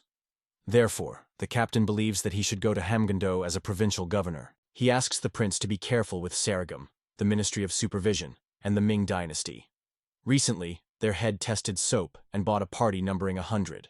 But in fact, it fell into the hands of Van Zhen, the head of Sarigam. The captain heard that he was nicknamed a man, inside of which the evil spirit was hiding. The eunuch sitting on the sofa is considering soap. He thinks that one day, undoubtedly, he will get closer to Prince Suyan. News Channel, Special Issue. The topic of the program is Prince Suyan. On the last holiday of Chuseok, the whole family gathered to enjoy the traditional Korean game, a standing traction. Grandfather rejoiced like a child, seeing that the grandson lifted 20 kilograms more than a year earlier. And the reason why in their country the physical force coefficient is so high lies in the great Prince Suyan, the second son of the king of the Sejong the Great. He developed not only traditional games, but also invented soap. Some even think that he was a time traveler. Lee Don, the director of the historical archive Chosun, says that the prince's proportions are similar to the proportions of the body of a modern bodybuilder. In his youth, he was so talented that he was known in the present traveler in time. However, the years went, and he became more and more negligent and lazy, because of what modern experts criticize this historical personality. If the manual about a healthy lifestyle gained wide publicity, it would not just have a traditional fun, but a full-fledged replacement for bodybuilding. In the end, he became a minor person, which limited himself to the creation of only outstanding folk fun. The guy wakes up in horror. Kronprint is interested. What did he dream of that he had jumped up like that? He believes that he needs to rest. He agrees with his brother, thinking that the dream is terribly believable. But in the future, he cannot become a time traveler. Looking at the piles of books, he thinks that this was not without washing. If you do not work hard, future generations can be severely criticized. But on the other hand, if he continues in the same spirit, he will be buried under these piles of books. He decides that from tomorrow, he will begin to create a new written system for the people. The king believes that he does not shine with special talents in the sciences. But against the background of such a violent passion for a healthy lifestyle, this is understandable. He suggested combining efforts and do everything possible for the good of their people. He is glad that Sanskrit is familiar to the guy. In addition, they have many books on phonology. They will become a good help. The king wants his son to help him with Hunminjeon, a book that the king is going to write in the process of creating 28 Korean letters for distribution among the people. He wants the prince to prepare materials for the collection on a healthy lifestyle. Suyan is remembered by the unfortunate inventor. Now he understands him. He thinks about his wife and son, whom he now practically does not see. Crown Prince asks his brother, what does he think about taking the pupil? Did he not say that someone would have to fulfill the duties of the head coach and assistant coach? Ma Len immediately comes to the guy who helped him from the very beginning. Being a commoner, he could not occupy the state post, but his abilities are very outstanding. Kronprint agrees that this is a good choice. Although he believes that it is better to gain people from different classes, the guy is interested in, is it important not only in this matter, not only the craving for reverence for his parents and physical abilities? The brother replies that high-ranking faces are definitely needed. To engage in the same on the territory of the Kronprint estate, a relative of the king is definitely needed. Lee Kiana says that one person just came to his mind, although he does not know if he will be able to captivate him with such work. We are talking about with San-gun, the third son of the overthrown Kronprint Jan, who committed several corruption frauds and acts of marital treason behind the royal family. For this he was overthrown, and as a result, King Sejong the Great ascended the throne. Rumor has it that he left San-gun not far from his father, and very likely will go the same crooked path. With San-guan he, the third son of the previous crown prince Jan, asks, did his cousin call him? The prince believes that he looks good. He recalls that the young man has gone crazy because his father has subjected his concubine to severe trials. But this has not happened yet. So far everything is in order. Suyan asks, did he hear about the book on a healthy lifestyle? He replies that he knows that Kuzan opened a new scientific industry. He heard that His Majesty personally recommended the teaching of the moral inspectors the teaching in the book. The prince is interested. Does he want to become his student and find out all the secrets of physical training? With San-gun, he thanks him for the honor. Suyan, turning to the assistant, says that it is wonderful. He agrees with him. Ma Il-len suggests starting with a warm, up at a wooden bar in front of the main part of the training. With San-gun does not want him to approach him. From the smell of sweat, his head almost spinned. He asks, how does he dare to approach him with such a dirty body? Ma Il-len looks at him in bewilderment. With San-gun, he believes that a healthy lifestyle is commendable, but he is still a member of the royal family. He asks Kuzan, how can he go with such a low-born person? The prince, not wanting to listen to his nagging, orders to quickly start working. With San-gun complains that he can no longer train anymore, his legs are already numb. The prince believes that he pretends, and sets him as an example Mailena, reproaching that the cousin himself and 60 kin could not raise.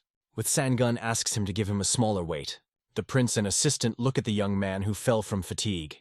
Suyan asks, did he not complain that all his life he was unfair to him because of his father's reputation? He says that such injustice also affected his assistant, who was born out of marriage. He asks the question, why does he treat him with the same malice with which he was poisoned by? The young man replies that he would not do this. He would have felt so humiliated that he could not continue to live. He says that he was not different in science. Both the eldest and the younger brothers exceeded him. Did he have the opportunity to get closer to the country's affairs, not to mention becoming at least an official? He spent all his life under the supervision of people who are wondering whether he threatens a throne or not. He was upset by his impotence and was alarmed by empty attempts to change something. The prince says that be that as it may, but members of the royal family should not behave like that. He is interested. Does the cousin know how terrible for ordinary people is the oppression of the nobles? With Sanguan, he says that he acted incorrectly with respect to Mailena, and promises that this will not happen again. The prince believes that if the incident is exhausted, then perhaps the young man will allow Mailena to teach him 3 main exercises. The guy says that if he can raise 650 kin for all 3 exercises in total, he will make him responsible for a healthy lifestyle in the palace. With Sangun cannot believe his words, and the prince meanwhile asks, did not the king prove the effectiveness of his method by a personal example? He believes that anyone who wants to become part of the royal court will have to know the content of the book on a healthy lifestyle, on a par with 4 books and 3 treatises of Confucianism. He reports on making a decision to call a person who teaches physical training.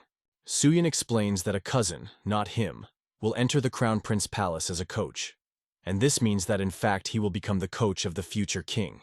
And if everything turns out like that, then does Sangun really think that there is someone who dares to poke his fingers in it? Tears flow from the young man. He asks, does he really have such an opportunity? He is ashamed to admit in this, but he is even a collection of the authoritative monuments of thought canonized by Confucianism. He has not yet mastered him. The prince promises that they will help him with Mailenom. And since His Majesty created a new system, it will be a great help in comprehending these works by him. The new written system was nicknamed Hunmin Zhomen. Since the Korean language differs from Chinese, their speech cannot be recorded by Chinese letters, because of what illiterate people cannot fully cover their problems. The king saddened by this invented 28 letters, so that everyone could learn them and easily use in ordinary life. Sejong proclaims, let him be heard finally the voice of the people. He is sure this will benefit the whole world. The prince's house is met by the son of Hyundon. The kid boasts that he can already raise a cat. The guy takes the boy in his arms. He asks, why does his uncle lie every time he sees him? Last time, he even asked to save him. Does something hurt him? Suyan, looking at vacationers after grueling training of men, explains, in order to become stronger, you need to go through tests. If the muscles hurt, then they grow. Looking at one of them, the boy says that his uncle is simply amazing. He always sits or lies. With Sangun, he believes that there is nothing amazing in him.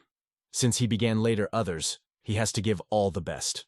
He advises Hyundon, no matter what science he was going to study, to start as early as possible. But he recalls that the boy is only 5 years old, so it's too early to talk about reading.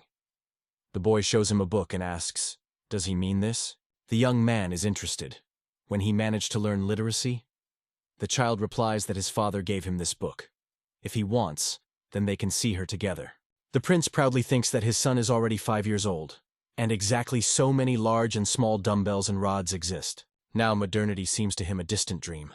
In their house, sport has become a familiar part of everyday life. He watches how his wife rejoices that it is already easier for her to deal with dumbbells. Suddenly the woman staggered, and the alarmed prince immediately rushes to her. Grabbing her husband and holding her in his arms, he asks, is she in order?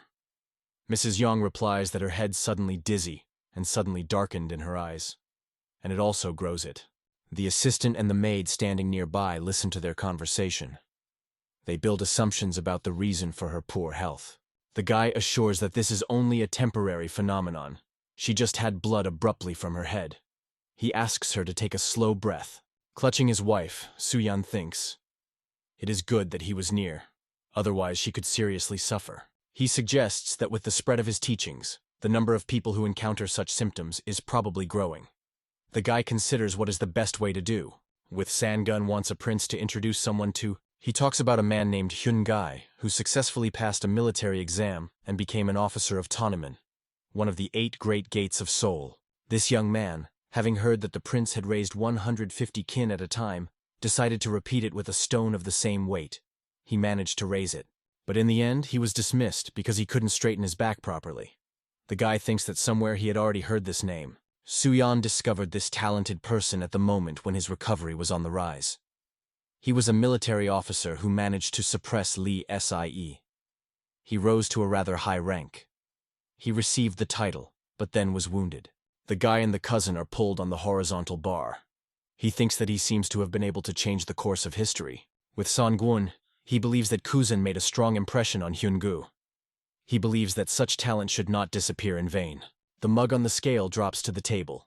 A voice accusing Prince Suyan is heard. Hyun-gai, nicknamed the Theft, a graduate of the officers of the 9th rank, dismissed after an injury, sitting at the table with a mug in his hands, continues to be indignant. He believes that Suyan exposes ordinary people in a bad light because of his fables. The man sitting at the next table recommends him to be more accurate with words. He heard that His Majesty personally walked along the path of the teachings of the prince. Does this not speak of the effectiveness of such a science? Clutching a mug in his hands, Hyun-gu asks not to laugh. If he comes to meet the prince, he will personally ask whether he could really raise 250 kin then. Not noticing that someone is behind him, and the interlocutor looks at this person in horror, he continues to scream about how to spread such nonsense and put ordinary people in such an awkward position. He believes that this science is not worth a good word. In the head of a wandering dog, and that is more than a mind. The prince says that it was not 250 kin, but only 150. Turning to the stunned Hyun-gai, he says that they need to talk. Looking at the man, Suyan sees that everything was more serious than he thought. It seems that because of the injuries and frequent meals, he gained excess weight. But he heard that, despite the injuries, Hyun-gai still continues to ride. The prince says that the state of the man has worsened. He suggests that this happened due to the fact that he continued his training. Hyun-gai asks, "Is there really no way to recover?" The guy replies that there is a method, but he cannot promise a complete cure. He asks to trust him and follow his instructions. First, he offers to take attacks. Then, in order to gradually strengthen the body, perform Mackenzie's exercises. In the yard, you can hear how they discuss upcoming training. The prince says that Hyun-gu cannot cope with the big weight. These exercises, of course, will improve his condition. But he complained that back pain appeared not a year ago, but much earlier. Suyan believes that a complete cure is almost impossible. Hyun-gai is upset by his words. He is concerned that he will not even be able to fulfill his male duty. If so, then he cannot look into his wife's eyes. When the conversation came about his wife, the prince remembered his wife, and the anxiety that he felt when she became ill. The prince is sure that this will be a great opportunity to find ways to treat various diseases. Hyun-gai asks, is he really offering him to become a doctor? But he did not hold medical books in his hands. Suyan replies that even doctors do not know everything about the structure of the body and muscles. Therefore, there are so many people who have received the wrong appointment, like Hyun-gai. They need a doctor who will engage in recovery therapy and will understand the connection of muscles and skeletons. A man changes the opinion of the prince. Now he considers him a thoughtful person and will not allow anyone to speak badly about him. Hyun-gu trains with other men. The prince thinks that there are more students. Thanks to the appearance of a new alphabet, his book will spread even faster. At this pace, everyone will soon train on the streets in clothes, clearly not intended for this. He thinks that we need such robes that will be available to everyone, regardless of their position in society. The wife shows him clothes. He believes that even a hawk suit looks good. Such a fabric is easy to get, so even if it stains or breaks, it will be easy to replace it. The woman asks, isn't the cotton fabric of commoners? There are many other fabrics, and she does not understand why he chose this particular. The guy dresses the costume, and, demonstrating the muscles, is interested in her opinion. He says that he chose this fabric because it is easier to get it, and it is most convenient to wear. But perhaps the nobles will not want to dress this, because they are not used to such a fabric. The woman says she hurried with conclusions. She sees how easily he moves in this clothing, and believes that she is really well suited for training. Realizing that the wife approves his choice, he asks her to take this suit as a sample, and to begin mass sewing. With the help of cotton, which is mainly wearing commoners, A sports uniform was created. A man sitting behind the book discovers the teachings on a healthy lifestyle. Chingwan's Buddhist temple in Seoul. Scientist Chipinjon Songsanmuna, whose creative pseudonym Meiju Xuan, is asked, was he sitting too much?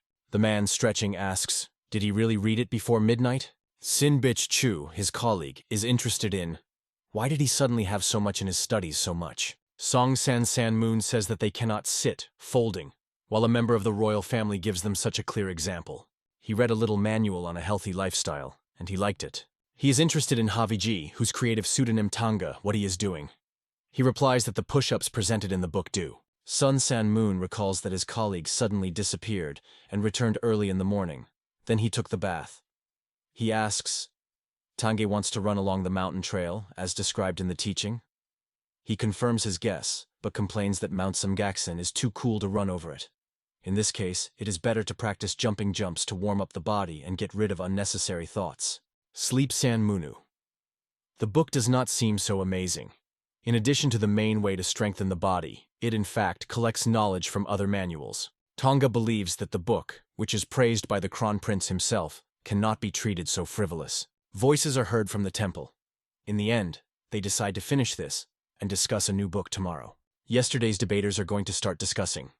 Song San Moon invites the first to speak out, Tanga, who read the most books. The young man believes that the study of the foundations of physical training is not enough to save the body given by parents. In the book, the main attention is paid precisely by the process of strengthening the body, but the development of understanding of their essence is practically no. Sin Bitch Cho has not yet read the book, but having heard the thoughts of his colleague, he begins to doubt. Religious books usually contain thoughts of true sages set forth in the records. But does Prince Suyan belong to their number? Song San Moon supports him. He says that the most sure way of manifesting respect for parents is to improve their reputation. But how is the improvement of the body connected with this? He also doubts the assertion that in heat or cold, a trained body will be easier to withstand ailments. He believes that focusing on causal relationships is not something bad. However, he is worried that expensive devices are actively used in this teaching. Sinsbit of Chu heard that in the end the body is changing beyond recognition. But he was interested in how many people have actually changed so much. Tang asks, do they really doubt it? It turns out that the example of His Majesty is an empty phrase for them. He is interested. Are they trying to humiliate their king? Those violently deny such an assumption. Tanga believes that since the start of studying this book, the king is like another person. And the palace eunuch said that he became even more active than he was in his youth. One of the scientists says that, of course, not everything in this book is true, but the body is really transformed. Having paid a little attention to these exercises, they will still be able to move normally the next day. He believes that this will also help in study. Sun San Moon asks, does he really want to say that they need to get such simulators? He replies that in fact, nothing prevents them from resorting to replacement with improvised means, such as stones and logs. Given at the same time, of course, the weight of the selected items. Tanga says that if they do not like it, then no one forces them. 8 days later, men are intensely engaged in training. They complain to each other in fatigue and believe that there is nothing good about it.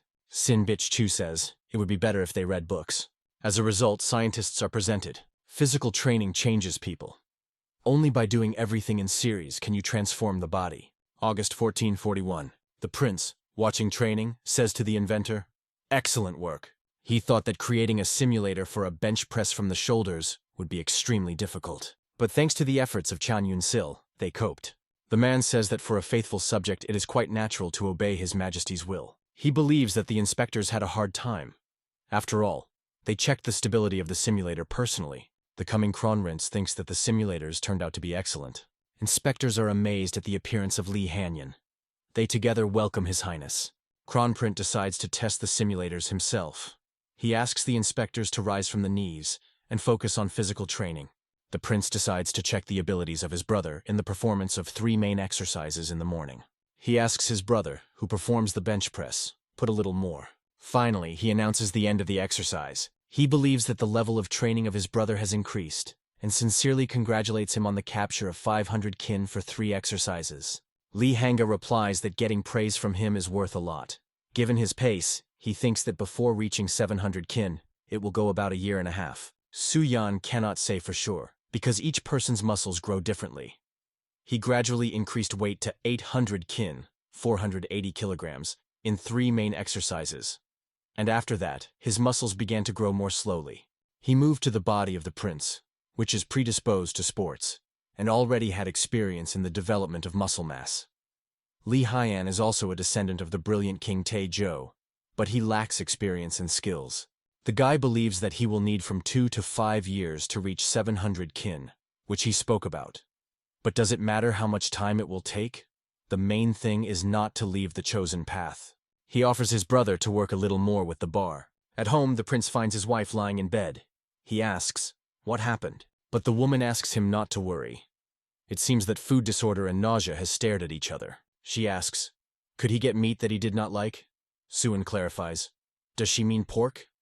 If you think about it, then because of proper nutrition, he eats only chicken and low-fat beef. He asks her to wait a bit, and rapidly carried away, promising to get the best pork for her. The prince demands that the merchant show him the largest pig. He points to the animal, saying that of course it is she. Suyan asks him to stop inappropriate jokes and just bring the largest. But he replies that he speaks quite seriously. He assures that the prince will not find a pig in Chosun better than this. He, looking at a small piglet, cannot believe that the man is not joking.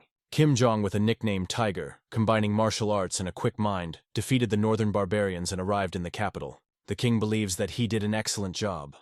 Winter is soon, and therefore, it will be more difficult for savages to move. The man bows, saying that the mercy of his majesty is limitless. The prince offers Kim Jong of Ko sitting at the table to drink at the king. The man says that he was heard about the prince. He believes that Suyan is able to compete with the greatest general given his current appearance. Pouring him a drink, the guy replies that he was flattering him. The prince did not build up muscles in order to shoot from a bow or wave a sword. Kim Jong-with is sure that Suyan sent to the north something more valuable than bows and arrows. The man explains that he means alcohol. The capital sent a party of alcohol, which made him think. He was told that the wounds should be wiped with a warm cloth moistened in it. Is this the prince invented him? Kim Chen-si says this reduced the number of people suffering from festering wounds. The guy thinks that, probably, this is the reason why rust did not appear in the distillery. He can't even believe that this will already be used everywhere. A man complains that in this case there is a reverse side. Soldiers often apply to the bottle in the north to prevent a cold. Because of this, problems arose more than once. But if you think about it, having mixed alcohol with water, you can get an alcoholic drink. After all, initially this was the ingredients for koju. The prince is interested in how they overcome it, to which the man replies that they began to add motherwort to alcohol. During attempts, stealthily drain the bottle or 2 soldiers choked and spit out everything. Kim Jong with Lee Ji Canuck invites you to drink with them. The guy looks questioningly at the interlocutor. He says that Lee Ji Nok is also very strong. This time he coped with savages perfectly. The famous commander of the early Chosun replies that he only serves the king and follows his will. Kim Jong of C thinks that 2 forces have something to talk about. Lee Ji Nok explains that he has arrived in order to fulfill the will of his majesty and master the new written system. The guy looks at the man's gaze. He first meets a man here, whose physique is comparable to his own. This is a true warrior. According to history, when Prince Suyan ascended the throne and began to clean up, they tried to assemble the army from the Jurjani tribe from the Hamgyal Island, but subordinates the generals struck him in the back, and in the end, the campaign failed.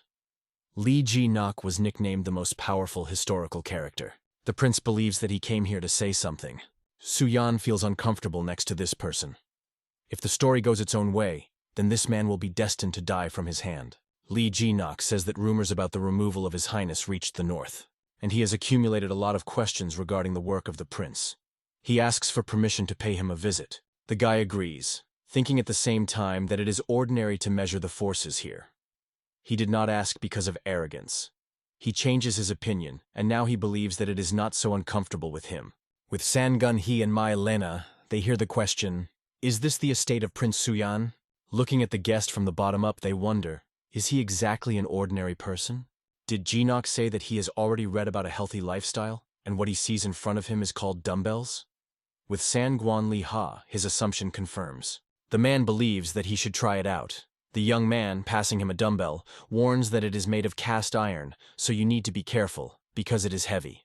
Lee Ji Nok, bending his hand from the dumbbells, notes that she really weighs more than it seems at first glance. The young man looks at him in amazement. Use dumbbells weighing 25 kin to bent hands? He uses them only for traction.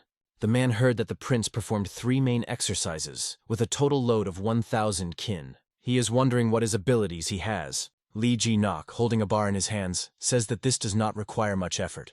With Sanguan Li Ha, he thinks that he, after 6 months of training, cannot even dream of such a thing. Suyan believes that he is really good, raised as much as 690 kin in total. He first encounters this kind of physical exertion. He thinks that in this century this can be called by force from God. Noticing that the man seems to be saddened by something, the prince asks, "What happened? Does Jinoko don't like his book?" But he answers negatively. He learned a lot about training. Suyan asks him to be honest. He understands that the study may have flaws, because he conducted it alone. His Majesty said to Li Jinoka that the prince has discovered a new method of body training. The king believes that it can be used in military training. But a man has doubts. The guy is interested. Whether Jinok believes that the teaching will be difficult to apply in the military industry? The interlocutor says that in the book, the main emphasis goes on to extension of the muscles. But the muscles that are used when using weapons are almost not developing. The prince thinks that somewhere he had already heard about it. In the modern world, they said that the muscles in bodybuilding are only for beauty. The words of the man firmly settled in his head. In addition, the general continues. The book says that it is necessary to eat meat and engage in regularly. However, ordinary soldiers cannot afford meat on a daily basis. If we take into account the current realities of military affairs, then healthcare, according to a man, is more like a theoretical science, which can hardly be useful in a real battle. Li Ji-nok, having lost interest in the teachings of the prince, is leaving. The guy is angry. He does not know military craft. Prince Suyan may not fought, but Choi Yun-jik is a reserve soldier. He began to engage in bodybuilding in the army. He decides for 3 years to certainly create a suitable option for soldiers. The king is studying the scroll. Crown Prince asks, "What's the matter?" Sejong replies that this letter states that the Ming dynasty wants to purchase soap in the amount of 100 units. It pleases. So, it was not for nothing that they began to grow linden for its manufacture.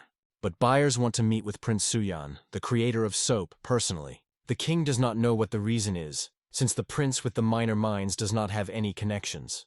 It seems that the eunuch from the Ministry of Supervision desired this. Kronprince thinks that everything is in order. The brother of all of them has the widest horizons. They decide to send Suyan to the Kingdom of Mines as an ambassador. The prince watches training with Sangun Li He. He says that the young man began to train a little more than 6 months ago, and is already raising 500 kin. He believes that he can become a master at such a pace next year. The cousin replies that he has not even reached the level of the crown prince, so he is clearly far from the master. The young man tells Suyan that he had previously wanted to get in concubine. But then he focused on a healthy lifestyle and surrendered. He thinks that he needs to try again. Others are worried about the fact that he still has no children. He says that he chose a daughter from the family of Mr. Yun Ham Nan. The guy thinks that in this era, offspring up before 20 years old. If the young man was 20 years old and he still has no children, then it is reasonable to take a concubine. Sejong the Great was also concerned about it at one time, since his firstborn appeared only at 23 years old. The guy thinks that he will not believe with Sangun Ha if he tells him that his father will soon put his hands on his new wife. Suyan says that he wondered from the Book of Change, and if the cousin takes his second wife, someone can bring down the misfortune in his family in the form of a certain crime. With Sanguan, Li Hai replies that he would still understand if it was some disaster. But a crime? The prince asks. He wants to know how to prevent it? Demonstrating the muscles, he says that physical strength will help him in this. Kuzan believes that crime is something in the spirit of the thief, which secretly penetrates the house. He asks, "Is there a way to develop his strength to a woman?" Suyan replies that there is. They observe the training of the prince's wife. He wants to demonstrate Kuzan what martial art will teach his wife, and offers to grab him by the collar. This is the most common action when a fight is started. With Sanguan Li he says that he himself often grabbed someone. But this is all in the past, so he is wildly embarrassed before the prince. The guy praises his grip, and then he demonstrates him the martial art that he created. The young man, sitting on the ground, does not understand what has just happened. Suyan replies that this is the effect. He says that the cousin gives his concubine, and he will ask his wife to help them with this. A few days later, Madame Yun wrings the hand of the girl. Then they change places. Suyan's wife asks Ham Nan Yong, the second wife of the prince with Sangun, whether she had problems with the development of the foundations. She responds negatively, but is surprised that she teaches her something like that. Her husband says that one day it can be very useful to her. The girl laughs and promises to train hard. She will certainly apply her skills if a thief suddenly penetrates their house. Time flies unnoticed. It was June 1442. Ma Il-len is in a hurry to the prince, hurrying to tell him that trouble had happened to Prince Yan Nen. Su-yun closes the book, thinking that time has come. The assistant continues the story. The prince has beaten a member of his family, and now his left hand is broken and his teeth are damaged. The guy is amazed. Of course, they taught the girl self-defense, but how could a man get such serious injuries? He asks. What happened? Yannin indulged in idleness and thought that it was just amazing how his son was studying earnestly. He tells his new wife with San Guan-hee to bring him a cup of tea. Ham Nan-yong brings him a drink. The man begins to shower her with insults, knocks out a tray from his hands and pushes her to the floor. He scolds for making him wait a long time. Suddenly he is silent and stares at the girl. Ham Nan-yun cries, sitting on the floor. Jan Nen notices how beautiful she is, and he says that they and their son have similar tastes to women. Grabbing the girl by the clothes, he lifts her. She tries to break out and asks him to remove his hands, but the man does not want to hear anything, and the girl is forced to defend herself. She beats his head on the teeth, and he is forced to let her go, very cursing at the same time. Without heeding her requests not to approach, he immediately paid for it. Ham Nan-yong broke his hand back. Its bones cannot stand it, and the prince asks for help.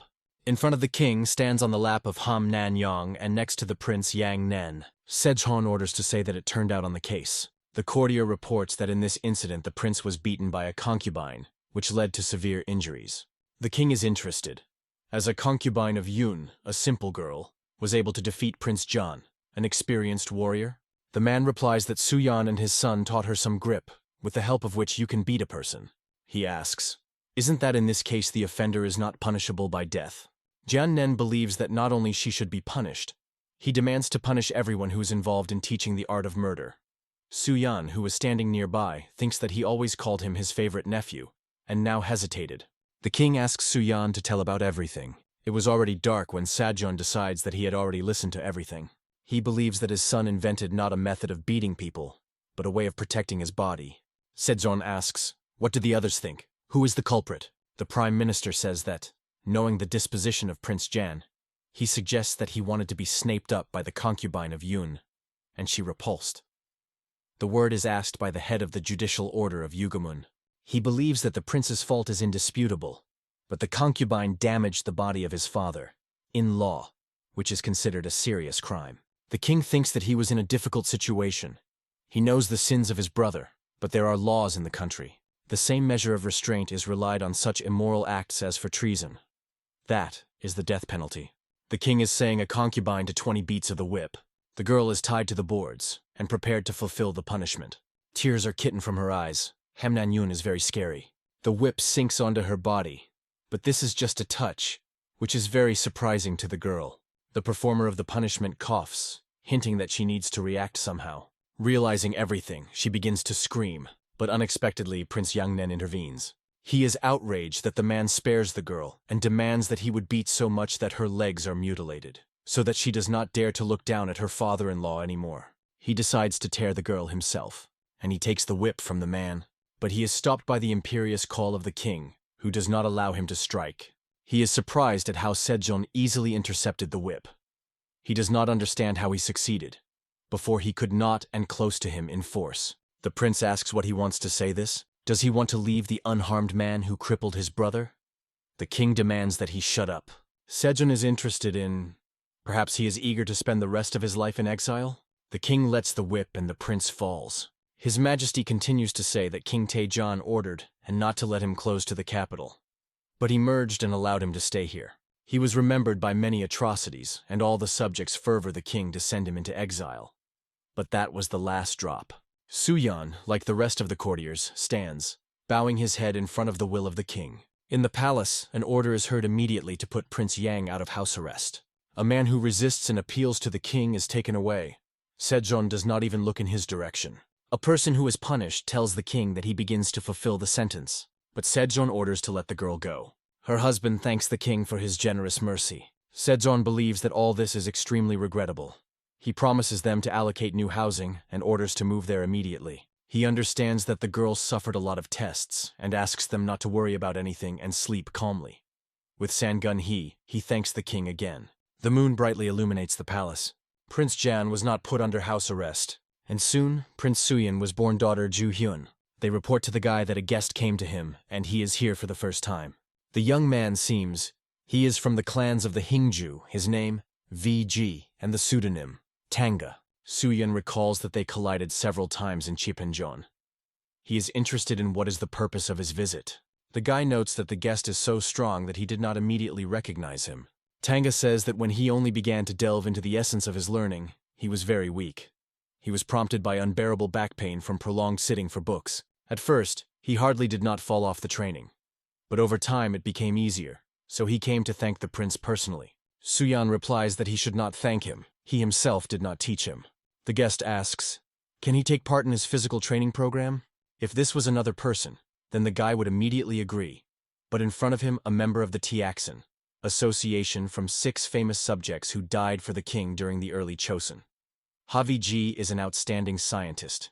If he suddenly replaces the kind of activity, then the country will definitely lose a lot. The prince is worried that such a gifted person wants to step on such a difficult path. The guest asks him not to worry. He believes that the knowledge of his comrades is many times more significant. He thinks that all of them can be considered outstanding scientists. The prince clarifies, does his guest want to become a coach? He answers in the affirmative. He already informed him of Majesty that he wanted to leave Chipijon. Ha Vai welcomes everyone on the training site, saying that he is a new student. The prince says that although he has already begun his way as an official, he still has a lot to comprehend, a lot in the hardening of his body. He tells him to watch and study. Tanga asks to teach him everything necessary. He says that he is a little embarrassed, but he wants to demonstrate his current successes in pull-ups. The prince asks him not to overdo it. At first it is not easy for a beginner to do everything correctly. With Sanguan Li he complains that although he has been engaged in about 6 months, he has mastered only 3 to 4 skills. Hearing how Tanga believes that he does the exercise 8th time, the young man grimaces. He says that the beginner does not straighten his hands completely. But the quality is important, not the quantity. The prince notes that the arrival of a new person revived everyone. The guy believes that he will be an excellent incentive for the rest. Suyan, with a satellite standing on the observation deck, is looking around the surroundings. Kronprint is impressed. He believes that even 20,000 kin can easily get with such volumes of raw materials. Now they have plenty of linden. The prince is sure that you can get not only a lot of silver from the sale of the soap of the Ming dynasty. The interlocutor looks at him inquiringly. Suyan says that they will receive the future prosperity of their country. It seems to be the beginning of the prince's journey to the Ming Empire. The king, sitting on the throne, tells Suyan that he had recently heard that a man named Hyungu, nicknamed the Theft, managed to heal his lower back due to the path of hardening his body. He is also impressive that his son recognized the disease that even the royal doctor did not know about. Sejun believes that for a worthy service to the country, he is entitled to a reward. The guy thanks the king for mercy. His Majesty tells his son that he has an assignment for the prince. Before going to Tonchis, he asks him to meet with Prime Minister Huan Ha, who asked for a resignation last month. Standing in front of the gate, Suyan recalls how his father said that the man wanted to leave the post because of his lower back and tired eyes. Of course, if the point of no return is passed, then they can no longer do anything. But the king believes that it will be good if the son looks at him at least once. The servants, noticing the guest, shout that His Highness is here. It seems to the guy that they behave strangely. The servant conveys the words of a 70-year-old prime minister, who is not able to talk himself. Such an important guest arrived, and he is in such an inappropriate form. He continues to say that the old man would gladly fulfill the order of the king, but after 70 years, he could not really be enchanted. His body began to decline. The prince replies that His Majesty sent him to cope about the health of Huan Ha, but he does not even know what to be with a man whose ailment is so strong. The order by order, but the old man's condition is quite serious. He notices that the owner of the house has a wonderful board for playing in the th. The guy believes that now the old man cannot use her properly. Suyan believes that it would be great if he still used it. Putting his hand on the board, he understands that it is warm. Suyan suggests that the old man still plays in the 13th. All that the guy can say is that the aging process is irreversible. Instead of the healing method, he wants to tell how to gain control of his body. Kavanha believes that the prince is very kind. since he tries so for the sake of a weak old man. He regrets that his body still cannot be corrected in any way. The guy sits in front of the table with a treat, and the servant continues to bother near the owner and speak on his behalf. Huan Hu regrets that His Majesty has no honor to see. The prince hopes that the state of the Prime Minister will improve. He says that for health it would be indisputably good to warm the room. But you should not overdo it, otherwise the effect will be fatal. The servant is embarrassed when he hears that in the room it is so hot that even the board for Go warmed up. The prince adds, as if the Prime Minister still played him. The old man does not feel comfortable. The prince, saying goodbye, leaves. Su Yan reports to the king that Huan is not deadly. However, treatment here is almost impossible, since we are talking about the natural aging of the body. He believes that if they started 10 years ago, it would not have reached this. Sejong regrets that this did not happen. The king thinks that if the Prime Minister began to take care of himself earlier, he could have engaged in state affairs 10 years longer. If he had strength, they could discuss more things. He believes that the most correct way would be to begin to learn physical training from youth. The king is interested in the students of Su Yan. The guy replies that he came across very diligent daring. Sejong talks about what recently saw with Chen Ko. The man also thinks that it would be nice to create a system of preparing soldiers that they are serving in the north. The prince replies that he understood him. Father is interested in his plans regarding the trip to the Empire of Ming. He asks, "Is Su Yan going to visit the Khans after stopping in Beijing?" The guy answers in the affirmative. They stop near the pond. The king says that he heard that he was planning to ride on Nanjing, and then turn into a boat in a boat. It seems that Su Yan intended to drive half of the Ming Empire. The prince replies that the first reason for this is livestock. Chosen's pigs of this era are so tiny. If you are puzzled by the breeding pigs of the Ming dynasty, each person, regardless of status and capabilities, will be able to consume enough protein. He heard that the Chinese hieroglyph meaning meat is associated with pork. Obviously, pigs that are bred in the Ming Empire are easy to raise and fatten. The king believes that one livestock is not enough. There should be another reason. The guy notices Sejong upset. He understands that for a man this trip means separation from his son for a whole year. Did he hurry, concluding that the king would easily agree? The possessions of the Ming Empire are huge, and they have plenty of people, so they can grow a great many grain vegetables. The guy explains that after gathering the crop, they will call in Nankin for books. The king replies that Nankin is the oldest city with a long history, so there are probably many rare books. He asks. The prince expects that the head of Sorghum, who invited him, will help him in this. The prince answers in the affirmative. Van Zhen is so powerful that even ministers are afraid of him. If his proposals are unprofitable for their country, then the king will reject them, but otherwise he will agree. Sejong did not meet him, but he heard a lot. He asks his son to be careful. The king, reminding of the recent birth of his granddaughter, asks, "The prince has already discussed everything with his family members?" Su Yan answers, "Of course." The prince, standing near the ship, says goodbye to his wife and children. The woman holds her daughter in her arms, and the son reaches for her father. Mrs. Yun understands that this is a matter of state importance, but she is upset that the fulfillment of this mission will take a whole year. She asks, "How can you miss the celebration on the occasion of the first anniversary of his daughter?" Su Yan recalls that their conversation has witnesses, and asks her not to discuss this topic in public. The woman believes that this is too much, even for His Majesty. The guy tells her that everyone is looking at them. Kronprint asks his brother not to worry about his family. He promises to look after them. Su Yan thanks him, and he says that he is looking forward to their meeting upon return. Li Haiyan calls him a cunning, who threw all his work on him and freed the court inventor. The prince says that he heard that this was his first vacation in 15 years. The inventor adds that all this is due to the fact that the prince made this request to His Majesty. The son shows his father how he raises dumbbells. He, tossing the baby up, promises that they will begin from the bench press when he returns. He recalls the conversation with his father. He said that at first there was hardening of the body, then cattle breeding. He is very interested in what is happening in his head. The prince replied that he had a small dream. He wants to make this state stronger, so that no one could look down on people living here. Two men are talking on the deck of the ship. One of them is surprised. How can you catch a cold with such a physique? The interlocutor replies that he spent too much time in the cold wind. He regrets that so frail. The ship is located in the middle of the sea. In the distance you can see the shore. The prince is amazed as soon as the person who goes with them as a translator managed to catch a cold. The man replies that he has no forgiveness. Suyun believes that he should use this opportunity and force Pooh to be a Khan to go in for sports in order to improve his health. The prince is staring intently into the distance. On the horizon, you can see the shore. He asks if the soap was damaged and was it covered in mold?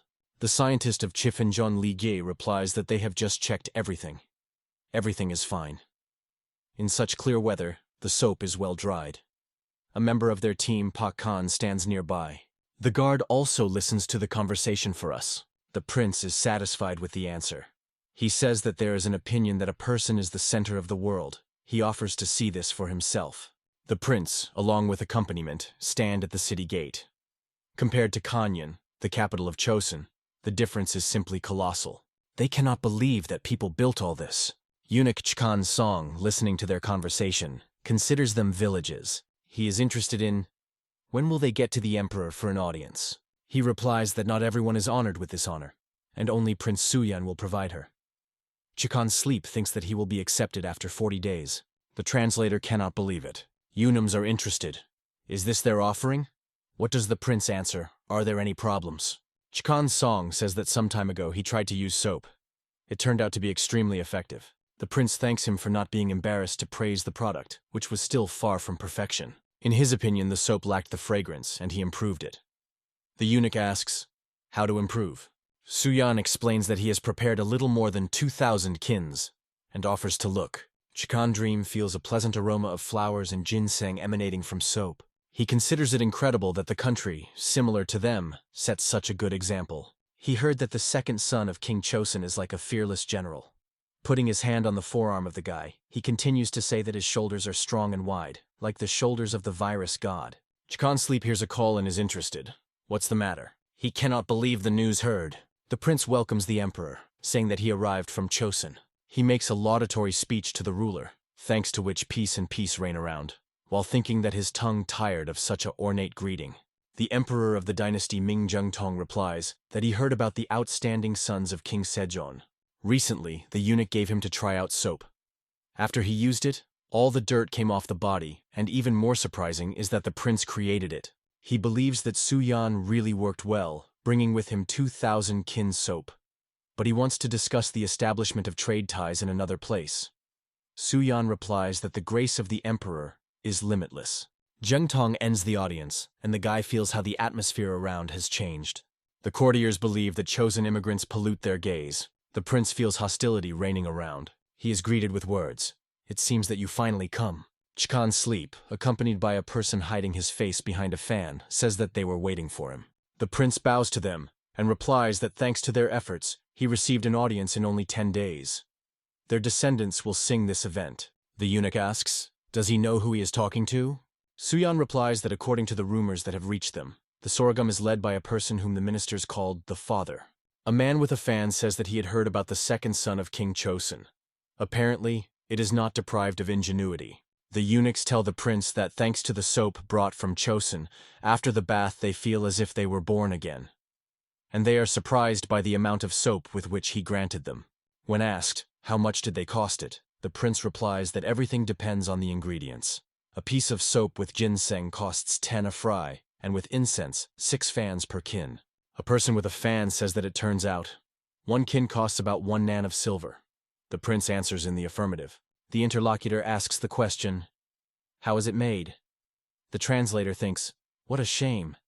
He intends to steal the secret of manufacturing because he considered 2,000 kin with an insufficient gift.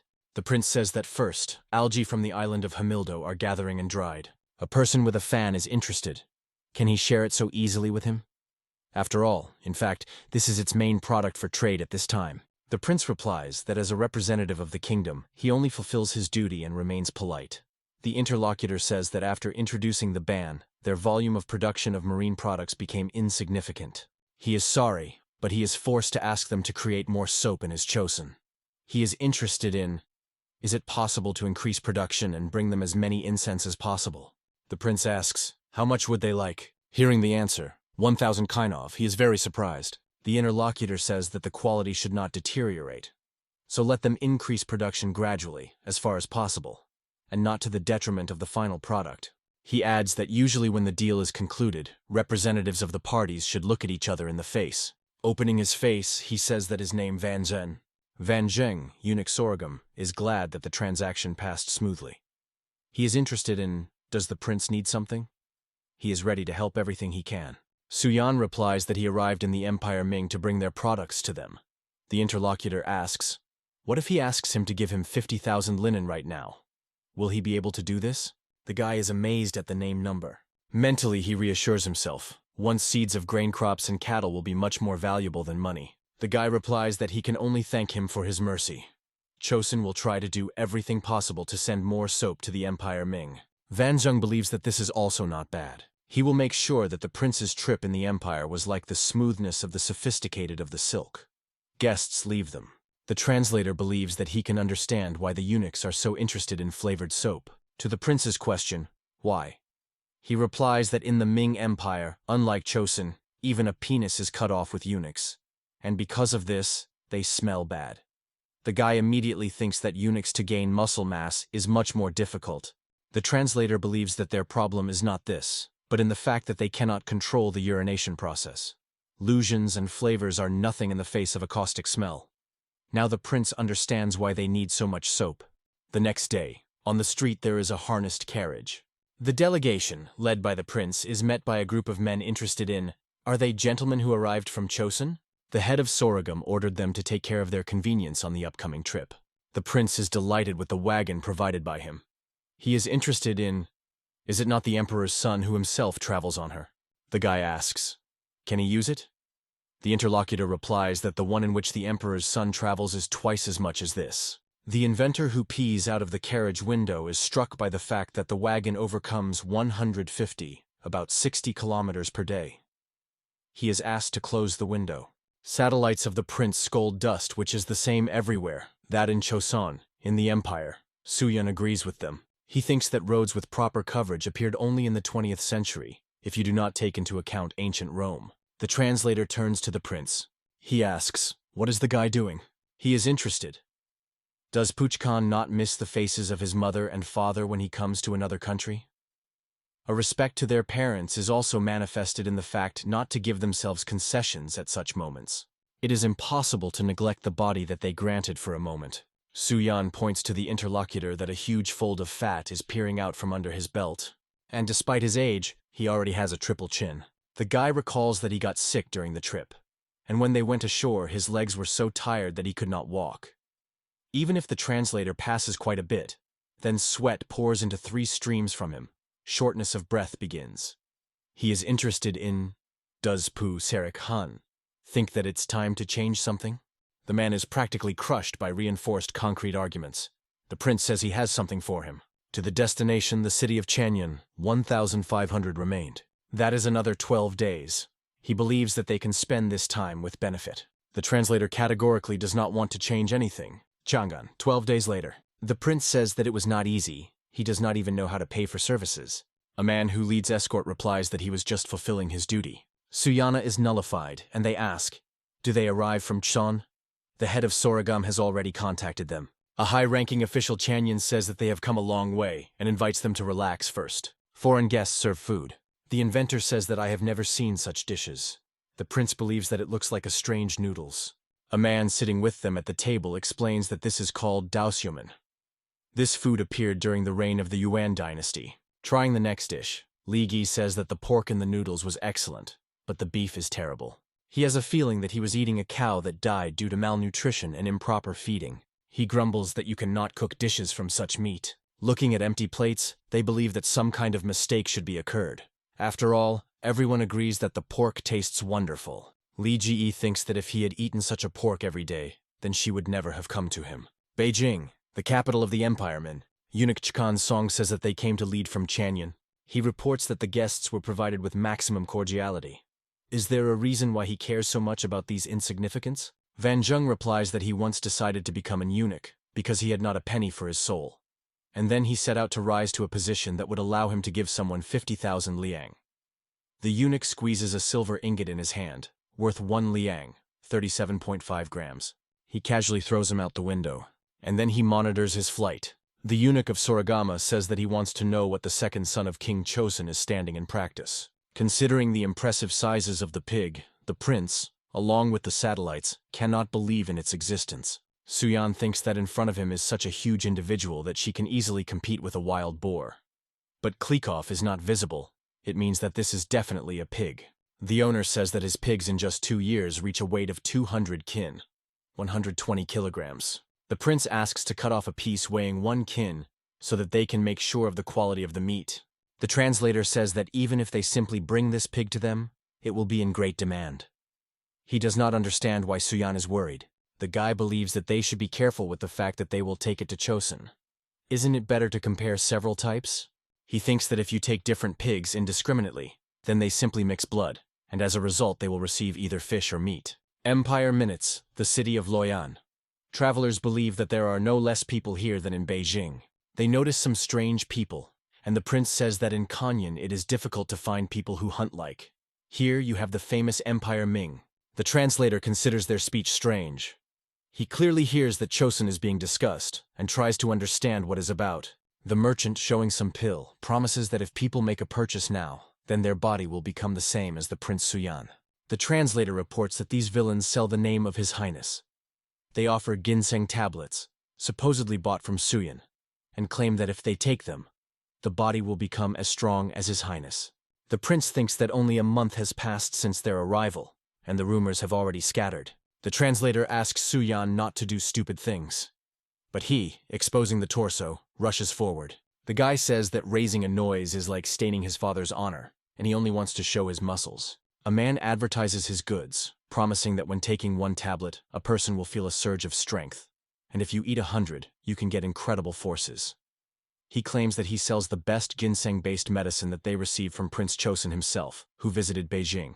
Pointing to the Gramila accompanying him, the man claims that he just accepted 100 such pills. People incredulously listen to the fraudster.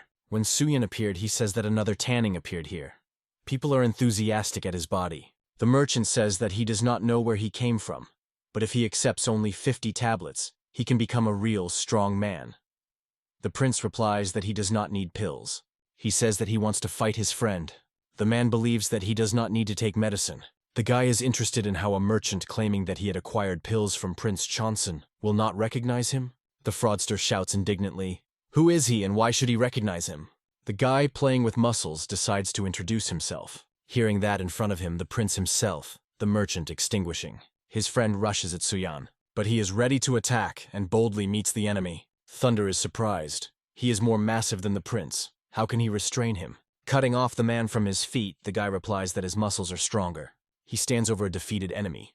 The prince advises Gromil to raise first 1,000 kin in 3 main exercises, and then compete with him. Running fraudsters shout that they made a mistake. Accepting the most profitable pose, the guy demonstrates the real crowd of the real muscles of Chosun.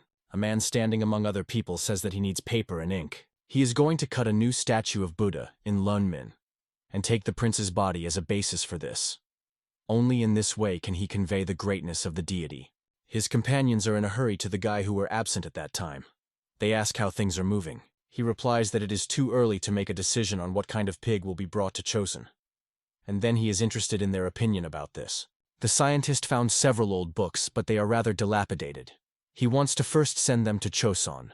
His companions found several varieties of seeds, but they are not sure whether they will take root with them. Suyan says they have worked gloriously. The prince grabs the book and joyfully asks, "Is this a new chronicle of Pache?"